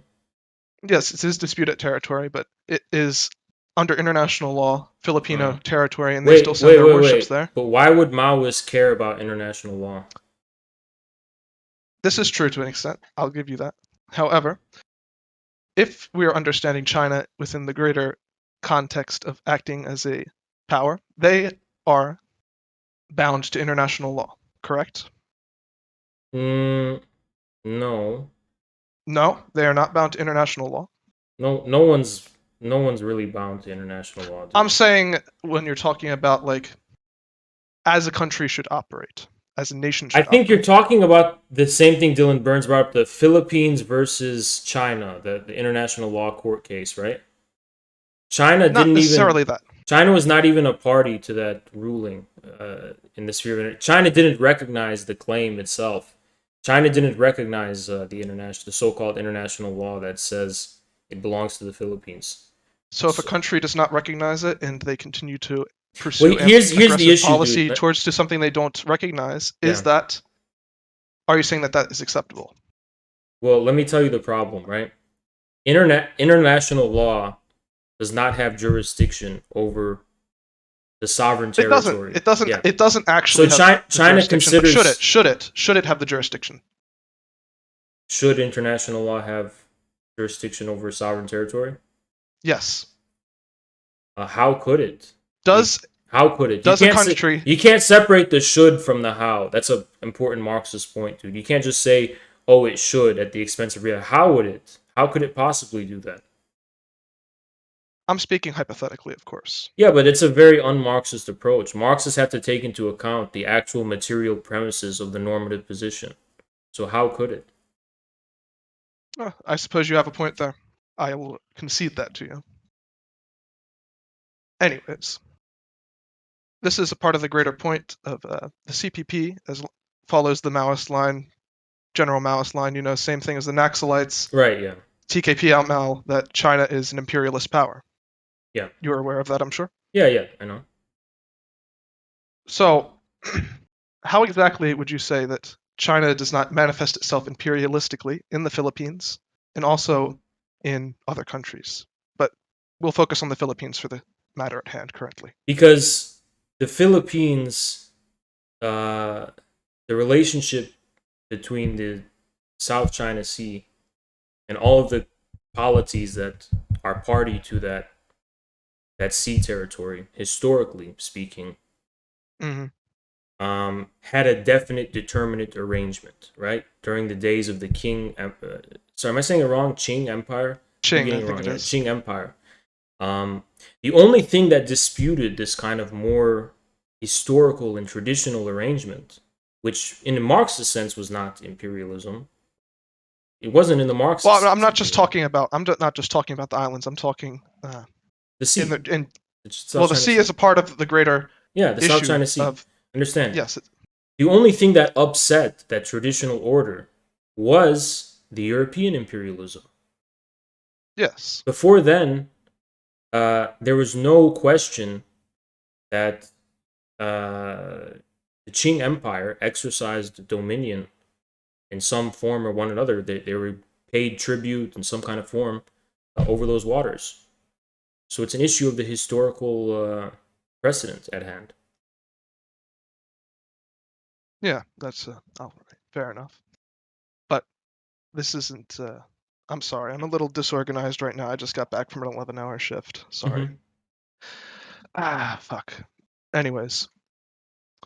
So, going back towards the issue of imperialistic ambitions in the Philippines, South China Sea, pushing forward into the relationship between the Duterte regime that has been actively, it's pretty well known the abuses that the Duterte regime has been committing and how they've been sort of acting, trying to go closer towards China, but they're still heavily reliant upon the U.S. I mean, Duterte, 3 weeks ago, he gave a speech talking about the absolute necessity of U.S. troops to remain in the Philippines, but also has been sort of the mass organizations such as the Nakbayan have criticized recently his talking down of the recent attacks on Filipino territorial waters. I don't know if you Yeah, it's if you look at it in a Maoist way, it's kind of that thing where there's different kind of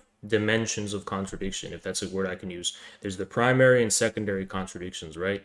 So in the case of the Philippines, I don't like Duterte, but there's a clear kind of dual element going on here. There's an internal element politically within the Philippines, and then there's also the geopolitical element. And then there's also the continuity of the Filipino state and its kind of position. So where Duterte is located within that is that he obviously has to defend the Philippines' claim to the. But he hasn't. He's actually recently been. No, I understand. But he has to. The reason he has to say we want American soldiers on, because he has to do that within that continuity. But on the other hand, within the realm of his wiggle room, I guess, he has aligned himself geopolitically, vaguely speaking, with the forces against American unipolarity. Which is not to say Duterte is because you could also somewhat say that about Bin Salman, right? The guy in Saudi Arabia. Yes. I'm aware of him. I'm just trying to give you an impartial analysis. Sure. When it comes to the internal situation in the Philippines, I don't know enough to know what my advice would be, I guess, if I could give any to communistic or socialistic forces. But all I would say is that wherever we are in the world, we should have a geopolitical understanding of our position and the internal political understanding. And to me, I'm critical of many Maoists because to me they don't have a geopolitical understanding, and oftentimes they don't understand in what way.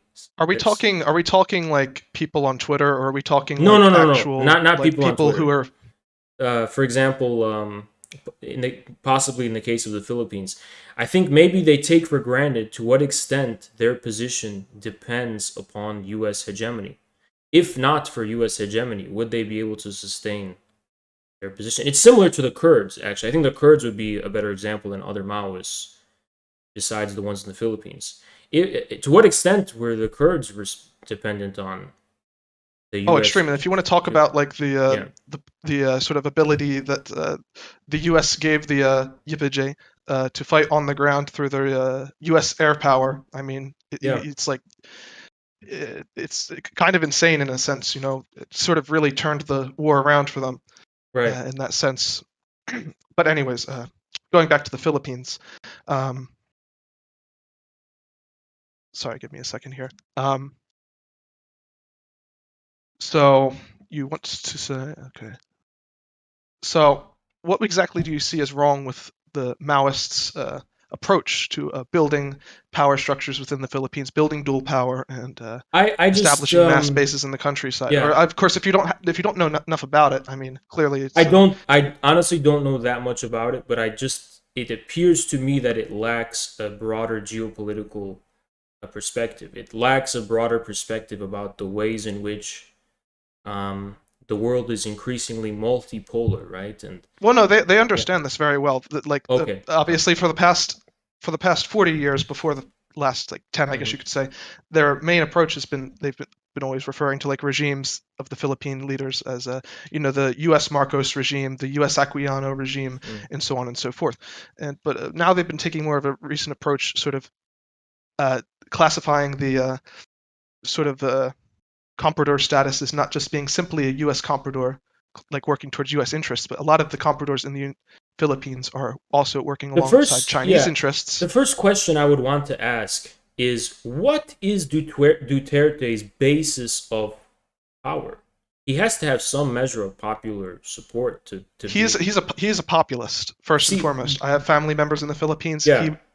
He is a he'll say like the big talking points. Yeah. Like his big thing was the war on drugs, which he turned. So my question for you is like a massacre.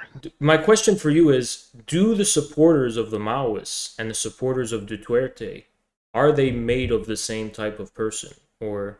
It's actually an interesting thing you bring up. Back when Duterte was running back in 2016, he really he tried to play himself off as sort of a peacemaker in a sense. He was mayor of Davao City for a couple decades, I want to say. And one of the things that happened to Davao City was it was sort of an open city.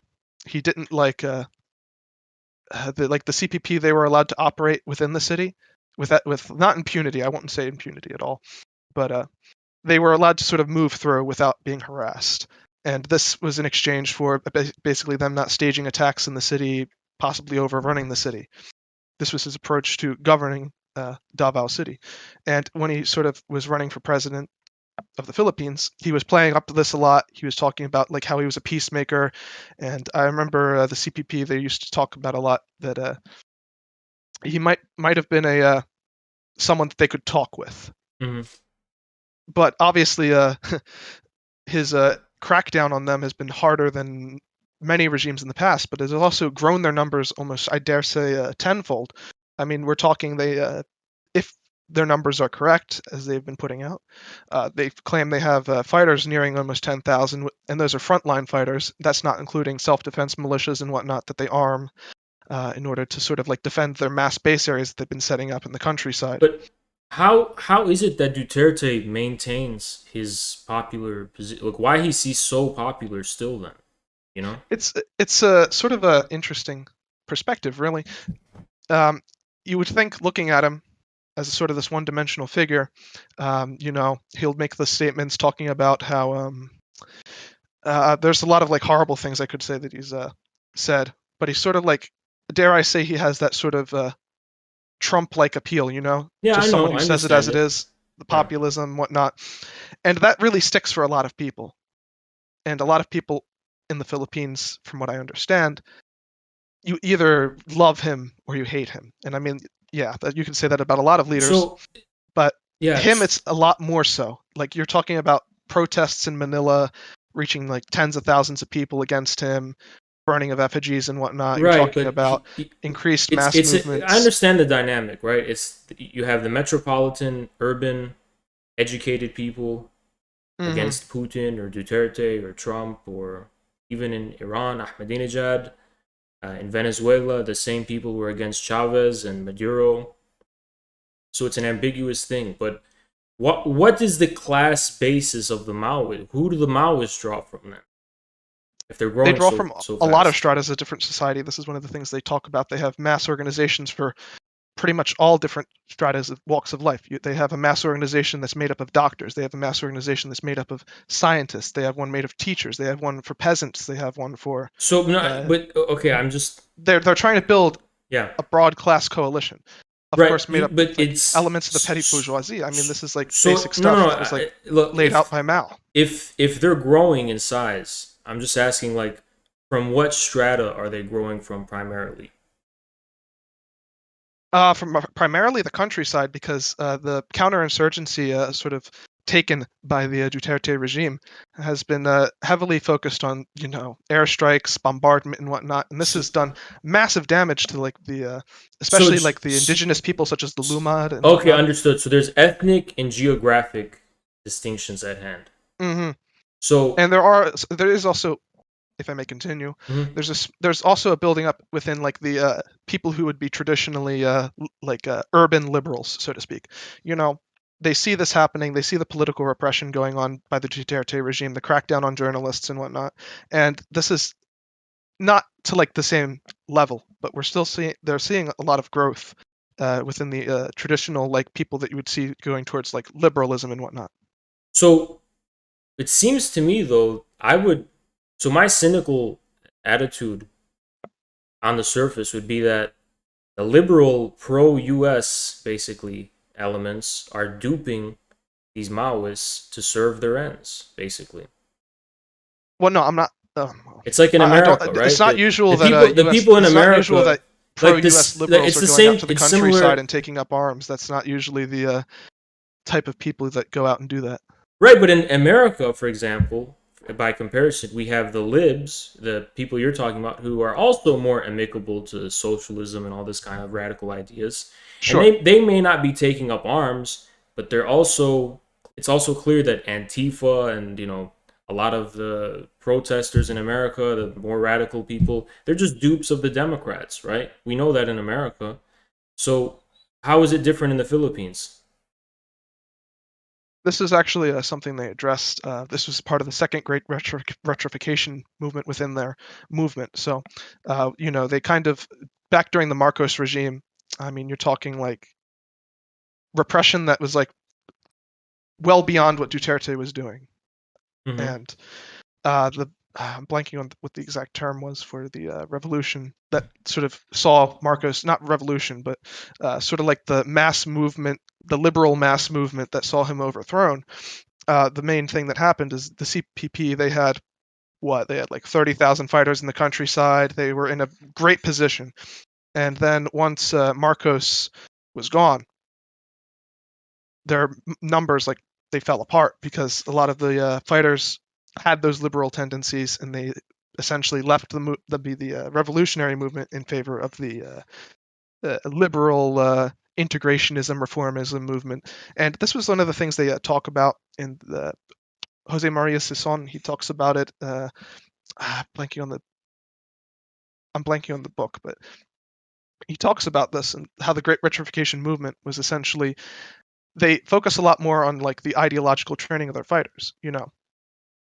If you can't like have like, sure, if you want to like accept people into your movement and then like they keep these liberal attitudes and whatnot, you're going to have people who aren't going to be able to do what needs to be done. Right, but they're not going to stick along. Yeah, so they've been having a lot more of an emphasis on, I know it's a bit of a meme, but like having like their fighters read theory, keep up with that sort of thing. And we're talking about like disciplined fighters who understand the theory behind it and they understand what they're fighting for and whatnot. And this has been a lot more emphasized in the recent building up.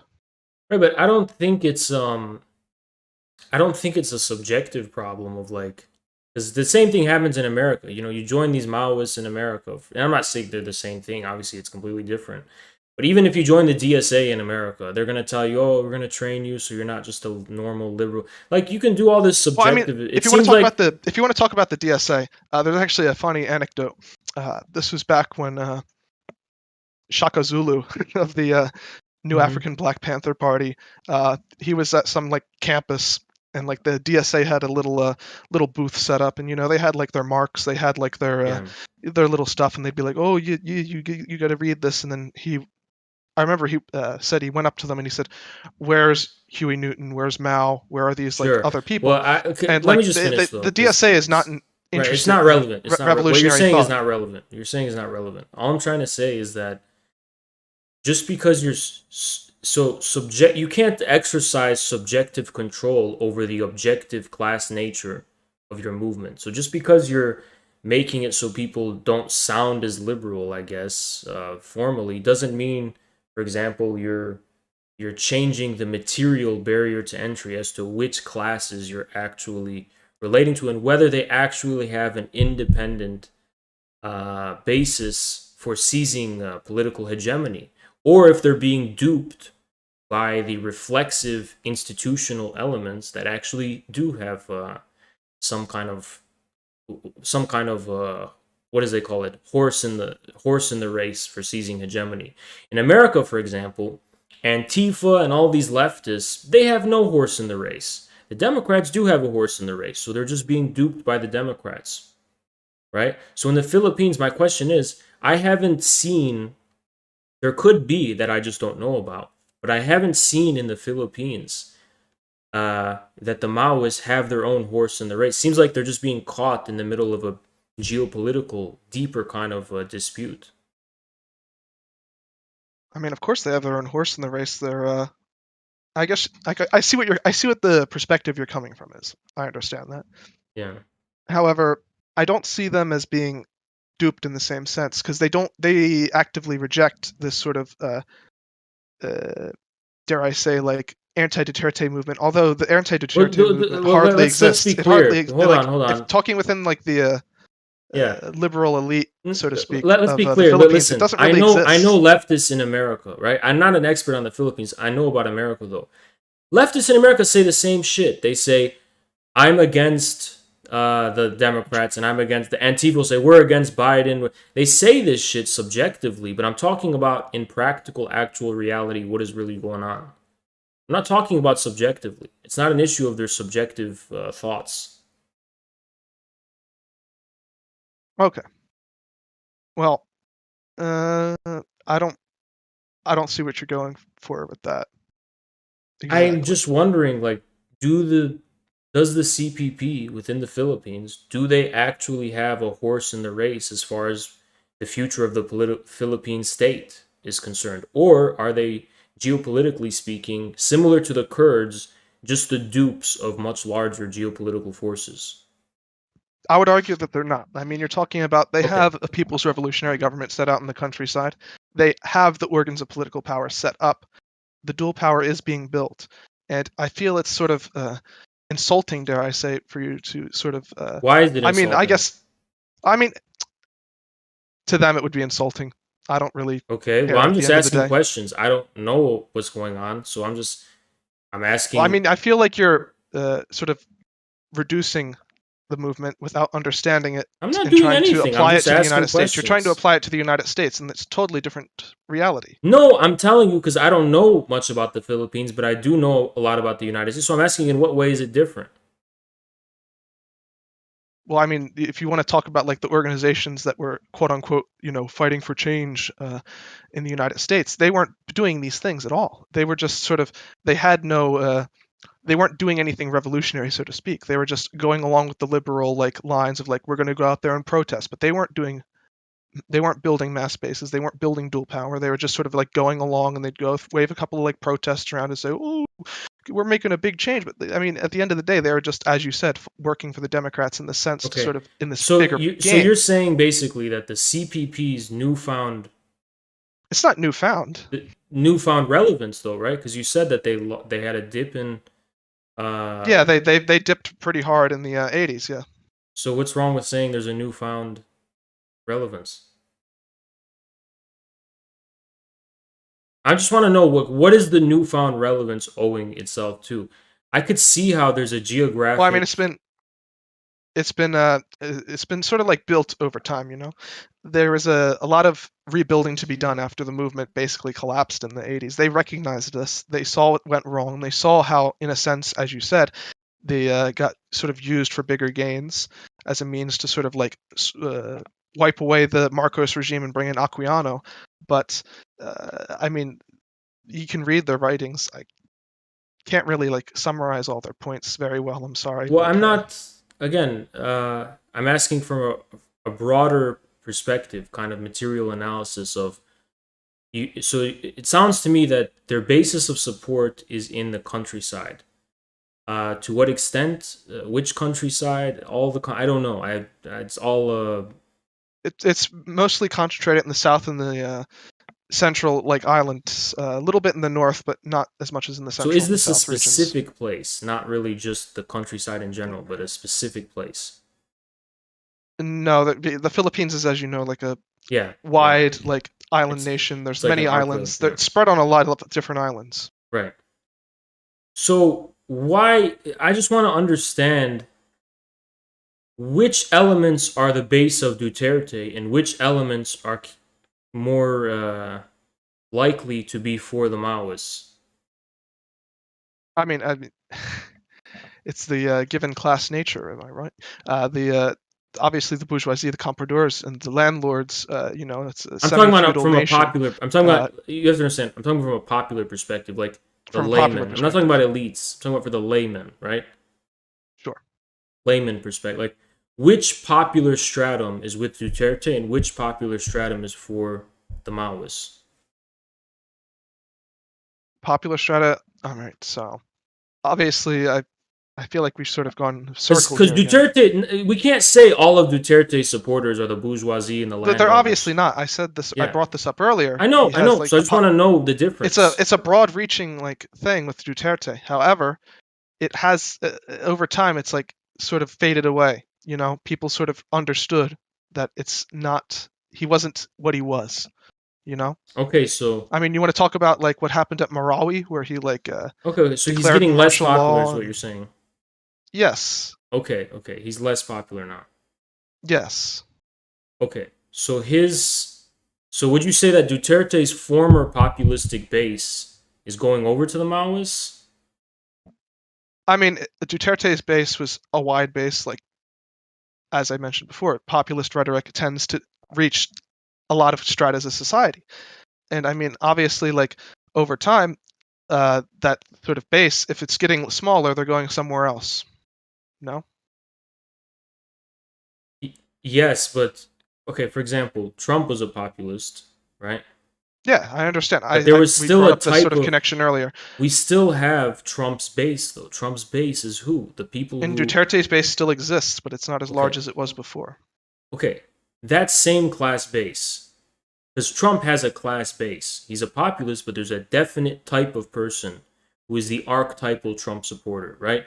The person who lost or what is in danger of losing the traditional blue-collar, heavy industry kind of job, right? The hard hat, whatever, the Rust Belt worker.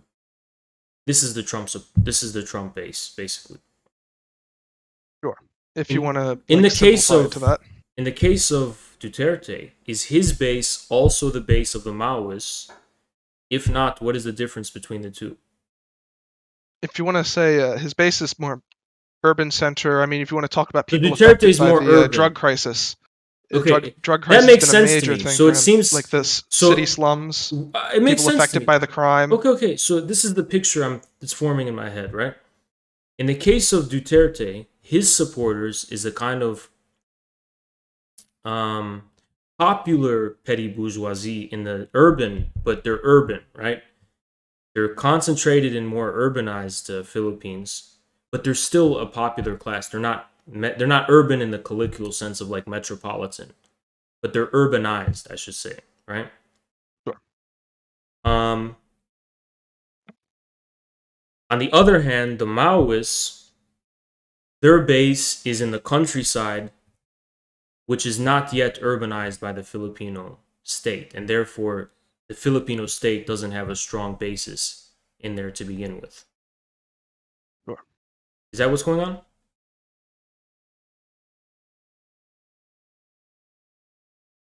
Wait, what did you say again? Sorry, I zoned Okay, out so a this is little the bit. picture forming in my head. Duterte is a populist, but only to the extent within the territories that the Filipino state consolidated itself within. Yes. So more urbanized states. Yes. Urbanized places. Whereas the Maoists consolidate themselves. Sorry, they Where base government authority themselves is less. where the Filipino state has not enough Consolidated consolidate. power. Yes. Yeah, exactly. Is that what's going on? Yes, that would be an accurate statement, I would say. Okay, got it. In terms of the amount of people, the population density, are those people I'm talking about, the territories within the Philippines that have not been consolidated by the Filipino state, do they represent a marginal proportion of the population and like marginal ethnic groups and so on? Or are they the majority? Are they half? Is it a significant minority? What is the kind of difference? I mean, if you're talking about where like the state power is limited, I mean, you're talking about a lot of the sort of like the more indigenous groups. I guess you could talk about the Lumad people and whatnot.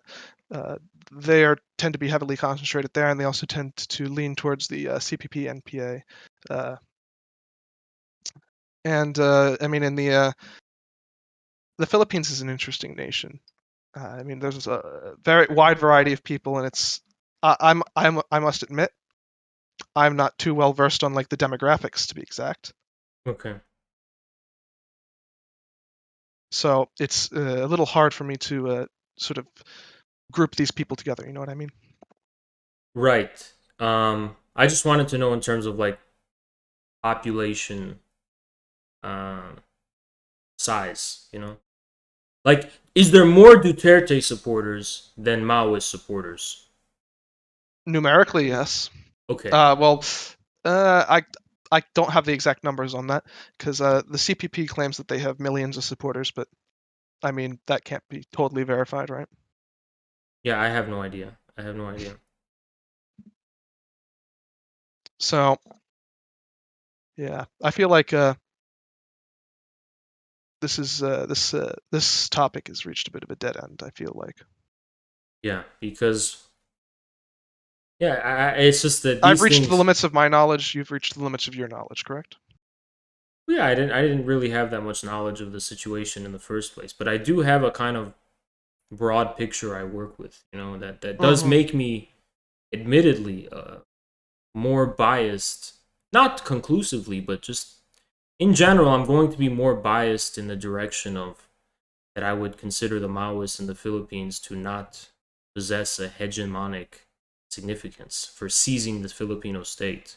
But I could be wrong. Well, I mean, they're technically not. They're still in the strategic defense. Well, the upper strategic defensive, whatever they want to call it, of their grand plan. But it's been certainly growing the past. I think if my suspicions are correct, then there are geopolitical and also domestically political matters which Maoists have not learned to deal with. There's just things that they haven't taken into consideration that are decisive for seizing power in a state. Then what would you say? What would you say would be the correct steps that they seem to not understand?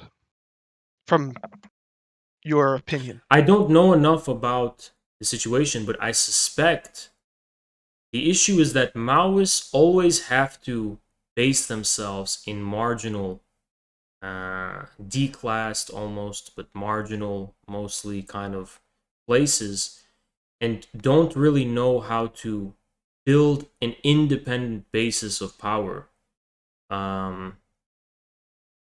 when it comes to the actual state.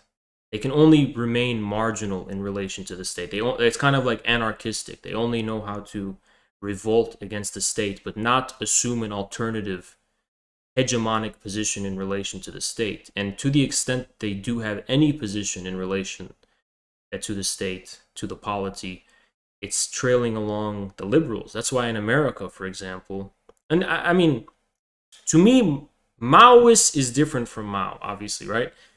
Obviously, Peru, I mean, they were... for example, in Peru, right? Who were the Maoists? They came from the educated. They were the same educated intellectuals who would otherwise be liberals, who would today be protesting Maduro and all that. And they went down and basically terrorized the peasants of Peru. It's a simplification, but it's eventually what happened. Yeah, there were certainly elements that ended up being excessive, and even Gonzalo, he talked about the excesses. Not that he's really a idol to be looking towards exactly. So they had this kind of anarchistic position where they didn't have any independent class basis. They can only retain the reach of their own subjective control over a vulnerable and marginalized group of people who don't have an independent basis of power. And that's my suspicion when it comes to Maoists in general, is that I won't assume that's the case without knowing all the details, but it's what I usually strongly suspect is the case when it comes to a lot of Maoist insurgencies. Or I could see how you could deduce that, especially using the example of Peru. Yeah. But I would say the situation, as I understand it in the Philippines, is not the same, of course, as in Peru.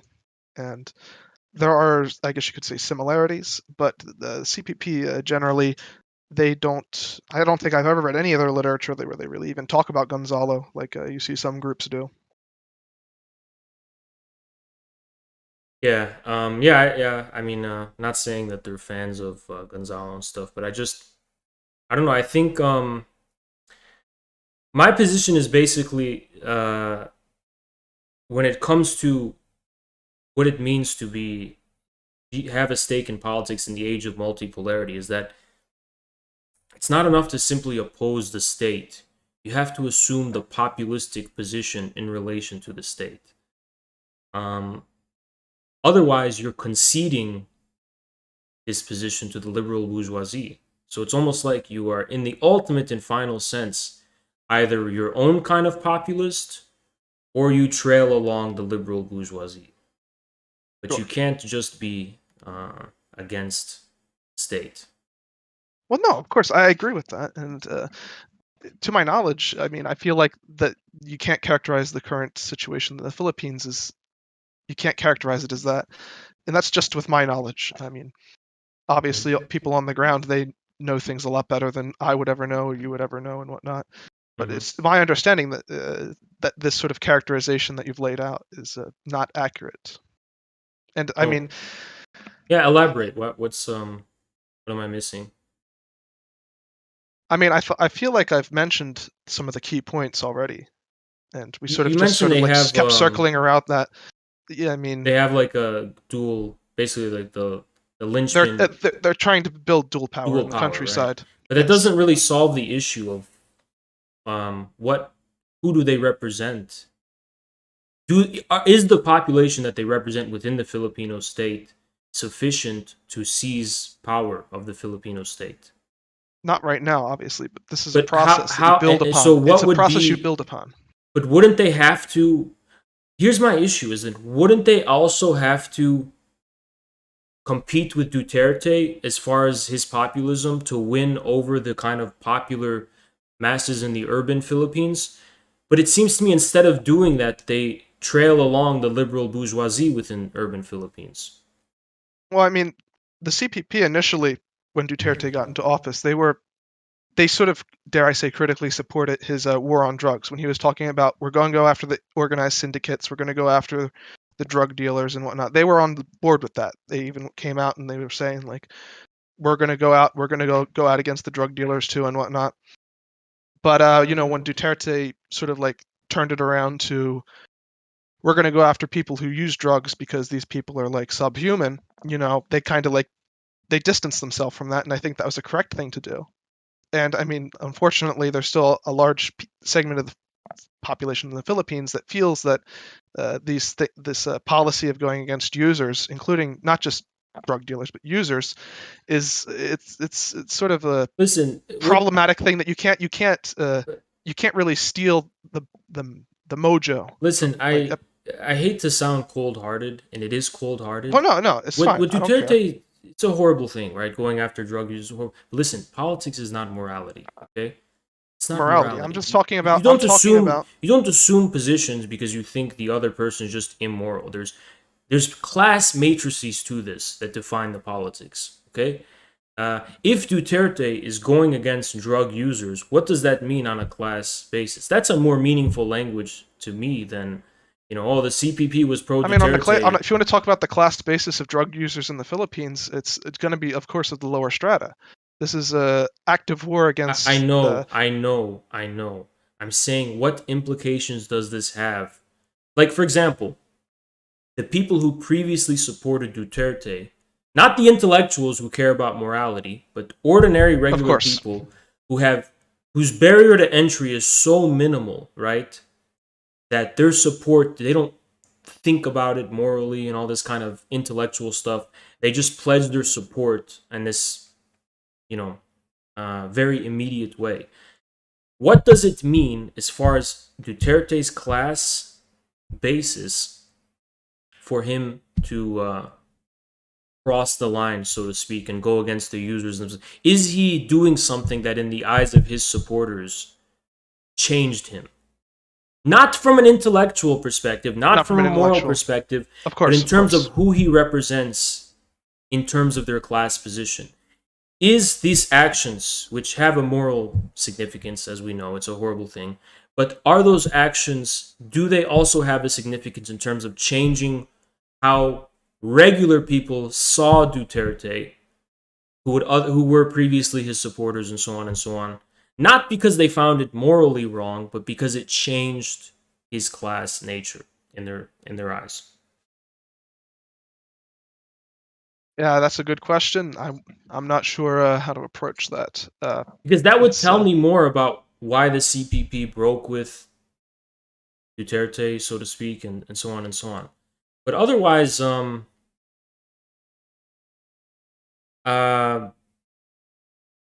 I just don't see how building what you're saying, dual power and other forms of self-government, which is also, I mean, I know it's different, but I mean, the Kurds were doing that in a way, so that's on the extreme kind end, of different. Right? On the extreme end, if you want to talk about the so-called confederation in northeastern Syria, as they call it, I mean, a lot of that was being outlined by U.S. Policymakers who were on the ground. It was a very but even if it wasn't, ironic the decisive situation. but the decisive thing here, in terms of its relevance, is that subjectively building forms of control and organizing in politics is not the same thing as the work of statehood. The work of statehood is not subjectivism. The work of statehood stems from an appreciation of objective and material realities, not some subjective will to build, Chaz or something, as an extreme example.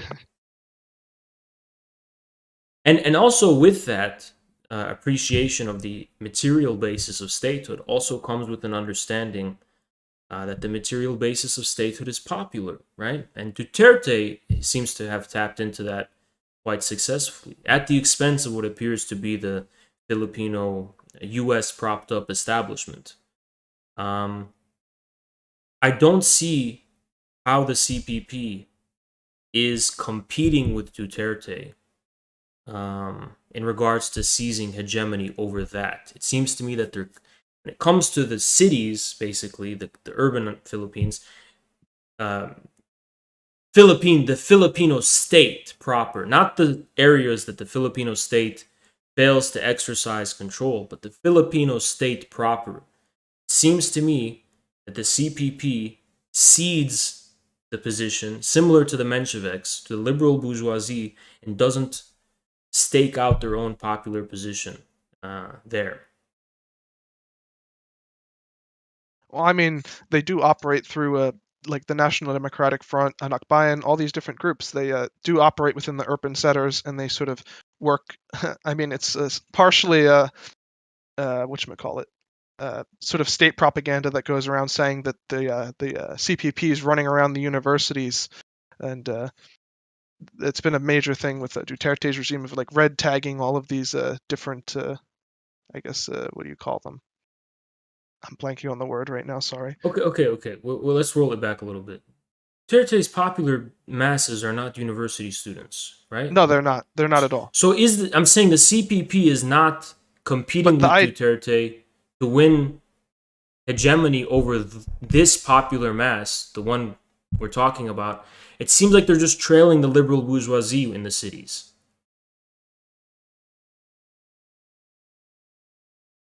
I suppose you could say that, but I don't feel that that is a full characterization of it. I mean, I foolishly keep bringing up the I'm not trying to reduce. That's the first thing that comes to my Maybe mind. I won't reduce the whole of the CPP to that, but I consider that a grave strategic limitation to the. Well, no, I would agree. I would agree with you in that regard.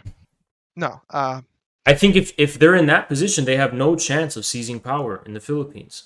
That's all I'm trying to say. I'm not saying they're good or bad for it. I'm just saying that is a significant limitation and obstacle to being able to seize power. Sure. Now, this is going to be, I'm going to sort of go off a little bit on here.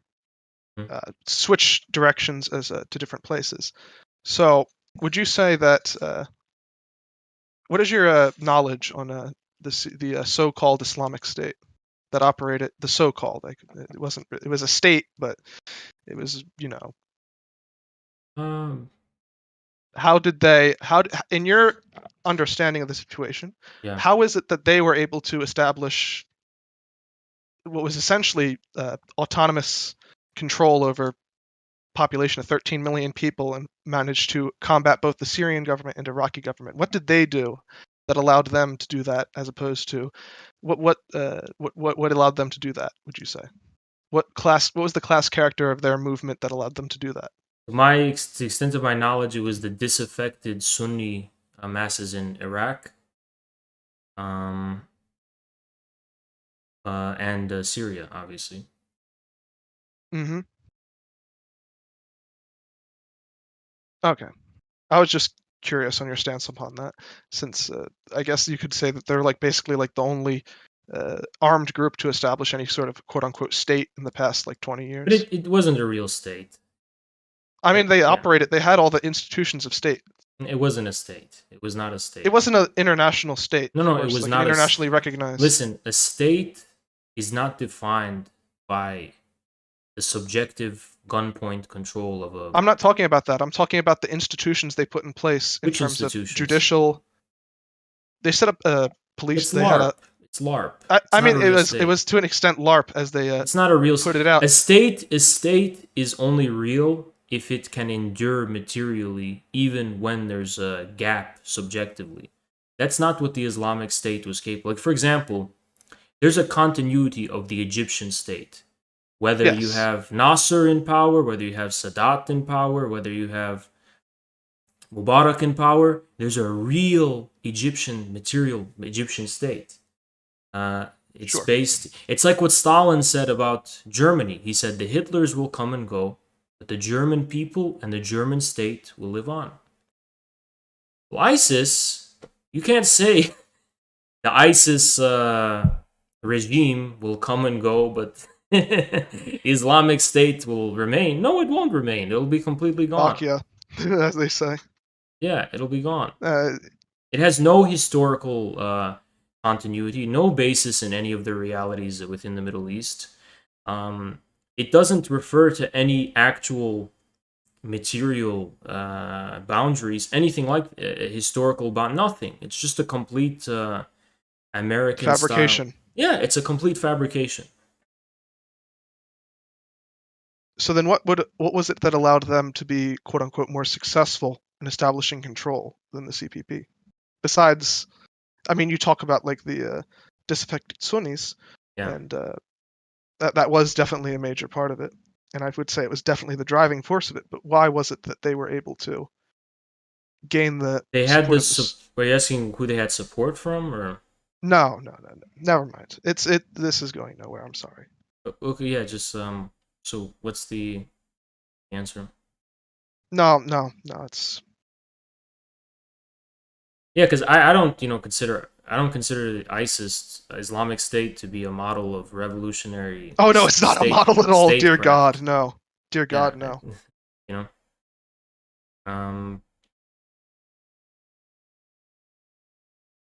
That's another important thing. Like, to what extent is the Filipino state real? Right? Is there a real Filipino state? I mean, there is a real Filipino state, but to what extent does it reflect the peoples of the Philippines? Is there an ethnic, is there a national question in the Philippines that's missing here? You know, I mean, it was sort of similar to. Well, they were sort of just given independence by the U.S. The U.S. was like, they after World War II, they were like, whatever. But like Yeah. the U.S. maintained basically a neo-colonial grip over the nation, and this grip has only been weakened in the past 10 years by China. But China's not being some benevolent saving them from U.S. hegemony. They're just building Chinese hegemony in the Philippines, or trying to. Well, I don't know about that. I don't know what Chinese hegemony would mean beyond China asserting what it considers to be its territorial sovereignty. I don't think China really cares about internal Filipino politics beyond. You don't think? Beyond the geopolitical position toward China, I don't think they care. And why would you say that? Why would they not care? Because in contrast, I'm just curious. Yeah, in contrast to the United States, China does not measure its geopolitical. China doesn't measure its relations in terms of like a broad consensus of politics and institutions and ideas and things like that. China measures itself in terms of the determinate relations it establishes with other states. The trade relations, the agreements that they sit down and agree to, those kinds of, and the economic interrelation. That's how China measures its relations with other countries. It doesn't cast like a big umbrella over the world and say, this is the Chinese unipolarity. Of course they wouldn't say that. I mean...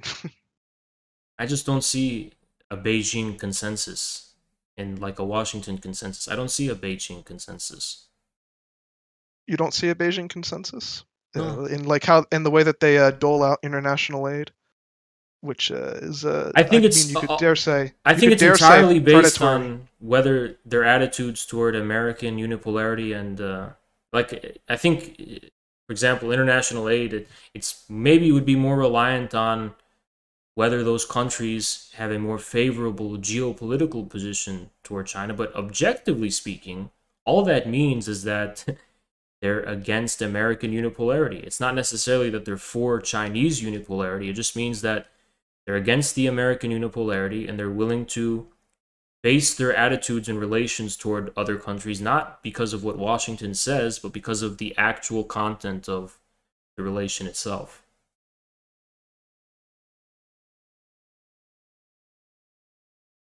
Like, in a way, Chinese hegemony, quote unquote, only means multipolarity. It means the exact opposite of what it sounds like. It just means there's no more American unipolarity. So if you're against American unipolarity, I guess is that falling into the arms of Beijing consensus? I guess, but what is the content of that?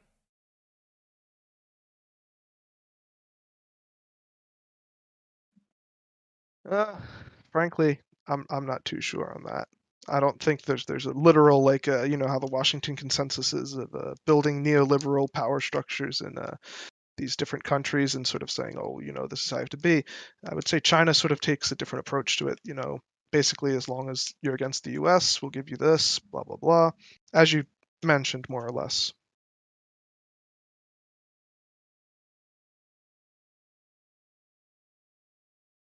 All right, it's getting late, and I'm like kind of like losing my train of thought. So it was good talking. All right. Okay. See you. I gotta go. Bye.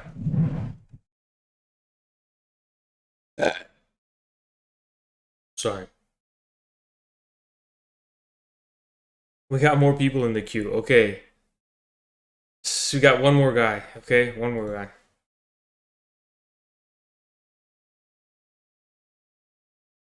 Hello? Hello?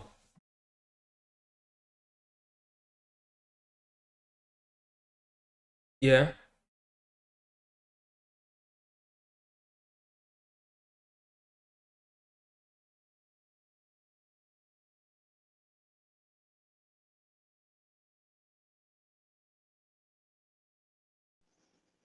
Like your personal view on like a game from one of your first streams. Is that cool? Alright, what's going on? You said something about Bloodborne. Well, why do you think it's so beautiful? Or why does it like Bloodborne? what did you mean by like you don't like it means it kind of like communicates something to you or something that you don't want to play it or something. Oh. Um, to me, Bloodborne, this is like what I say about everything, but it's more true for Bloodborne than anything else. Bloodborne is a game about modernity. Mm. Um, it's a game about some kind of ailment, some kind of sickness, some kind of symptom that we can all understand intuitively about the modern world, but don't really necessarily know how to describe conceptually or rationally. I mean, in this case, it's, for example, if you look at Victorian England, it's this widespread proletarianization. I mean, it's this new kind of mercantile economy where people just, they're obsessed only now with money and so-called material things, and workers are being debased to the level of animals, and a kind of subhuman level. They're in workhouses and all this kind of things. There's no longer an appreciation for the kind of I don't know, high culture, spirituality, things like that. So Bloodborne begins for us, showing us this kind of sickness, but then we go deeper and deeper into the game, and we see that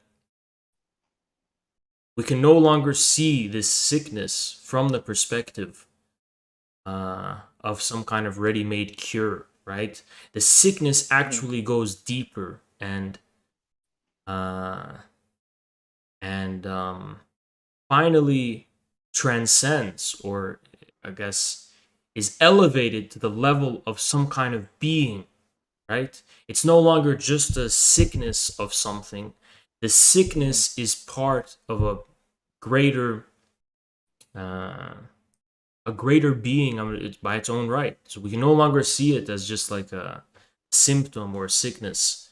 We have to appreciate the fact that there are forces, so to speak, that merely by their existence, by their own right, have radically upset everything familiar to us, normal to us, even real and sane to us about the world.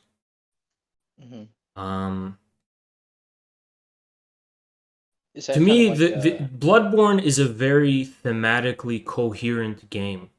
Almost too much the case in a way. But the reason is because the end of the game kind of, it begins with this kind of mystery and it ends with a mystery, and it's mystery without catharsis. The original main game, you beat the final boss, Marigo's wet nurse. The whole thing is just meant to provoke this kind of appreciation for the radical depth of the unknown and the cosmos and all that kind of stuff. So it's typical Lovecraft. The real brilliance of Bloodborne, to me, isn't actually the main game. The main game is beautiful. Don't get me wrong. I love the main game. Yeah, I do. It's I incredible. it looks, but I the love it. real, It's really good. like, heart what is the word? The moving part of Bloodborne to me was the DLC. That was what, to me, allows us to arrive at the kind of real catharsis and meaning, basically meaning beyond this kind of Lovecraftian bullshit. Like, to me, the whole, to me, Bloodborne's about a lot of things. I found interesting. You can look at it as a game about the kind of primordial crime of institutions. What institution? It could be the Communist Party. It could be the church, the Catholic Church. It could be any kind of institution, or it could be a Hegelian state. I don't know. It could be some kind of institution that we, what should I say? That we kind of like organize that for like us, this or something? It realizes our external humanity of some kind, right? It mediates our relationship to being. The DLC is about exposing a kind of dirty secret, right? An unspeakable, prohibited secret. That's the founding crime of the Healing Church. And the secret happens to be the, this is my interpretation at least, the secret was the orphan of Kaz. So Kaz was a great one. Washed ashore, right? Some kind of fishing village. To me, this represents the kind of openness of being. Like, something in nature itself produces to us something beautiful, something brilliant. Kaz, if you look at the model, the character model of Kaz is not simply a Lovecraftian monster. Kaz is something beautiful. Kaz is something elegant. It's something maybe that's clearly has meaning. Meaning maybe we don't understand, but it's meaningful, right? Kaz. Well, at least for the village, like the people in that village, like they felt not just them. The character model itself provokes we can clearly see this is a being. This is a being. It's not just a monster. It's a being of some. It's almost a kind of ecologistic view, right? Like with ecology, we look at nature as its own being. It's not the same as us, humanity, but it's its own being, right? This is what Kaz to me is, right? And then we see Kaz is not only killed, their body is, their corpse is washed ashore on the beach. The beach, the whole significance of the beach is the symbolic, whatever significance is a whole nother story, like a whole nother story, right? Water and in relation to land, this kind of thing is a whole other story, right? I'm not really familiar with all that. Yeah, sure. But, I don't know. I won't have time to get into it. Yeah, but I get it. Like it's like water kind of represents something deep and primordial and kind of chaotic. And when something washes ashore, it's like from the kind of chaos and indeterminacy of being something determinate. It's like that basically. But anyway, it's like some like formless into form kind of thing. Is that yeah, exactly, precisely. Yeah. Yeah. Okay. So Kaz, we see it's not only killed; it's washed ashore. So you see this crime washing ashore. This is a kind of Lacanian symptom in a way, right? By itself, the crime washes ashore, and we see the crime. We see that Kaz is killed, right? It's like a beautiful crime. But not only were they killed, they were raped. That's important. They were also raped. That's my interpretation, by the way. I don't know if this is an official one. I don't. From like what? From what do you mean? Like from the church? From that yes, church? the church. Like, the church, the logos, kind of, I guess, phallogocentric church. It's an institution. It's a rationalistic, scientific institution. It raped the mother cause. It's like science raped the mother nature. It's kind of the way you could look at it, right? To me, the orphan of Kaz is the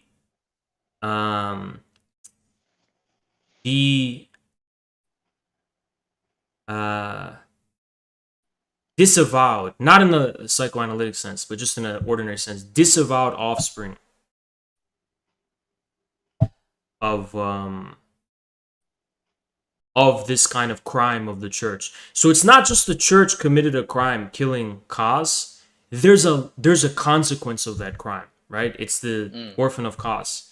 That's why, to me, orphan of Kaz, that's why it has a human form. Because it's reflecting onto us. It's our symptom. Like a human crime kind of. Yes, it is what we are, human beings, I guess, right? It's that. So to me, it's there's a whole kind of Christ-like element to this too, like Christian Christ-like element to the whole thing as well, like the Father, the Son, whatever.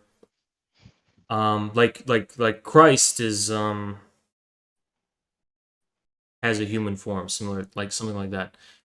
Actually, it'd be hard. To me, it makes a lot of sense, but it'd be tough to like explain the whole, I guess, the Christian Christ-like element. Well, I'm a former Catholic, so if you can just kind of try and explain. I used to be like really devout, so if maybe you could kind of explain if you want to. Christ is kind of like this moment of the absolute, the divine, in a cathartic way, finally, like the Spirit made flesh, right? It's kind of like it finally finds, what is the word? Incarnation, not incarnation, what's the word? Manifestation in a man, basically. Like a connection, like a direct connection between like the divine and like the person kind of thing. Yeah, something like that. Okay. Yeah. And that becomes a moment of the absolute. That becomes a moment of the specifically the crime of the crucifixion. Right? But there's somehow some kind of catharsis in that. So it's similar with to me, the Orphan of Kos. It's at the same time a crime, but at the same time some kind of rebirth, some kind of reconciliation. You could see, but you don't only have to see Kos as nature. You can also see Kos maybe as the traditional ways of life before modernity, anything you want. Some kind of logos raped the mother Kos, and the offspring is what? It's the proletariat, right?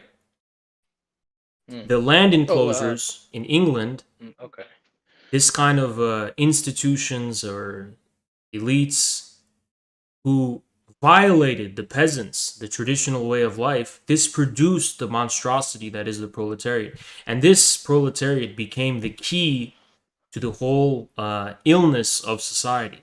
That's what Marx's view was, at least. The proletariat is the ingenious soil of the people. That's what Marx calls them.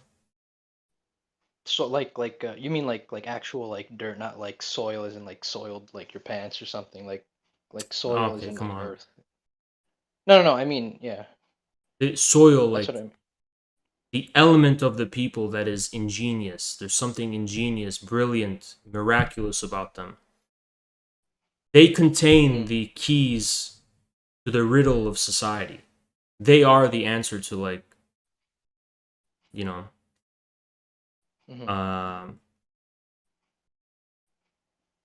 the answer to the mystery, the question, the social question. But yeah, that's all I'm gonna say about Bloodborne. But otherwise, yeah. No, yeah, that's I don't know, cause like I remember when you mentioned it on like that first stream, and I was like, he's just gonna pass that up. He's just gonna quickly. But yeah, no, that's interesting. I just I don't know, like I just never.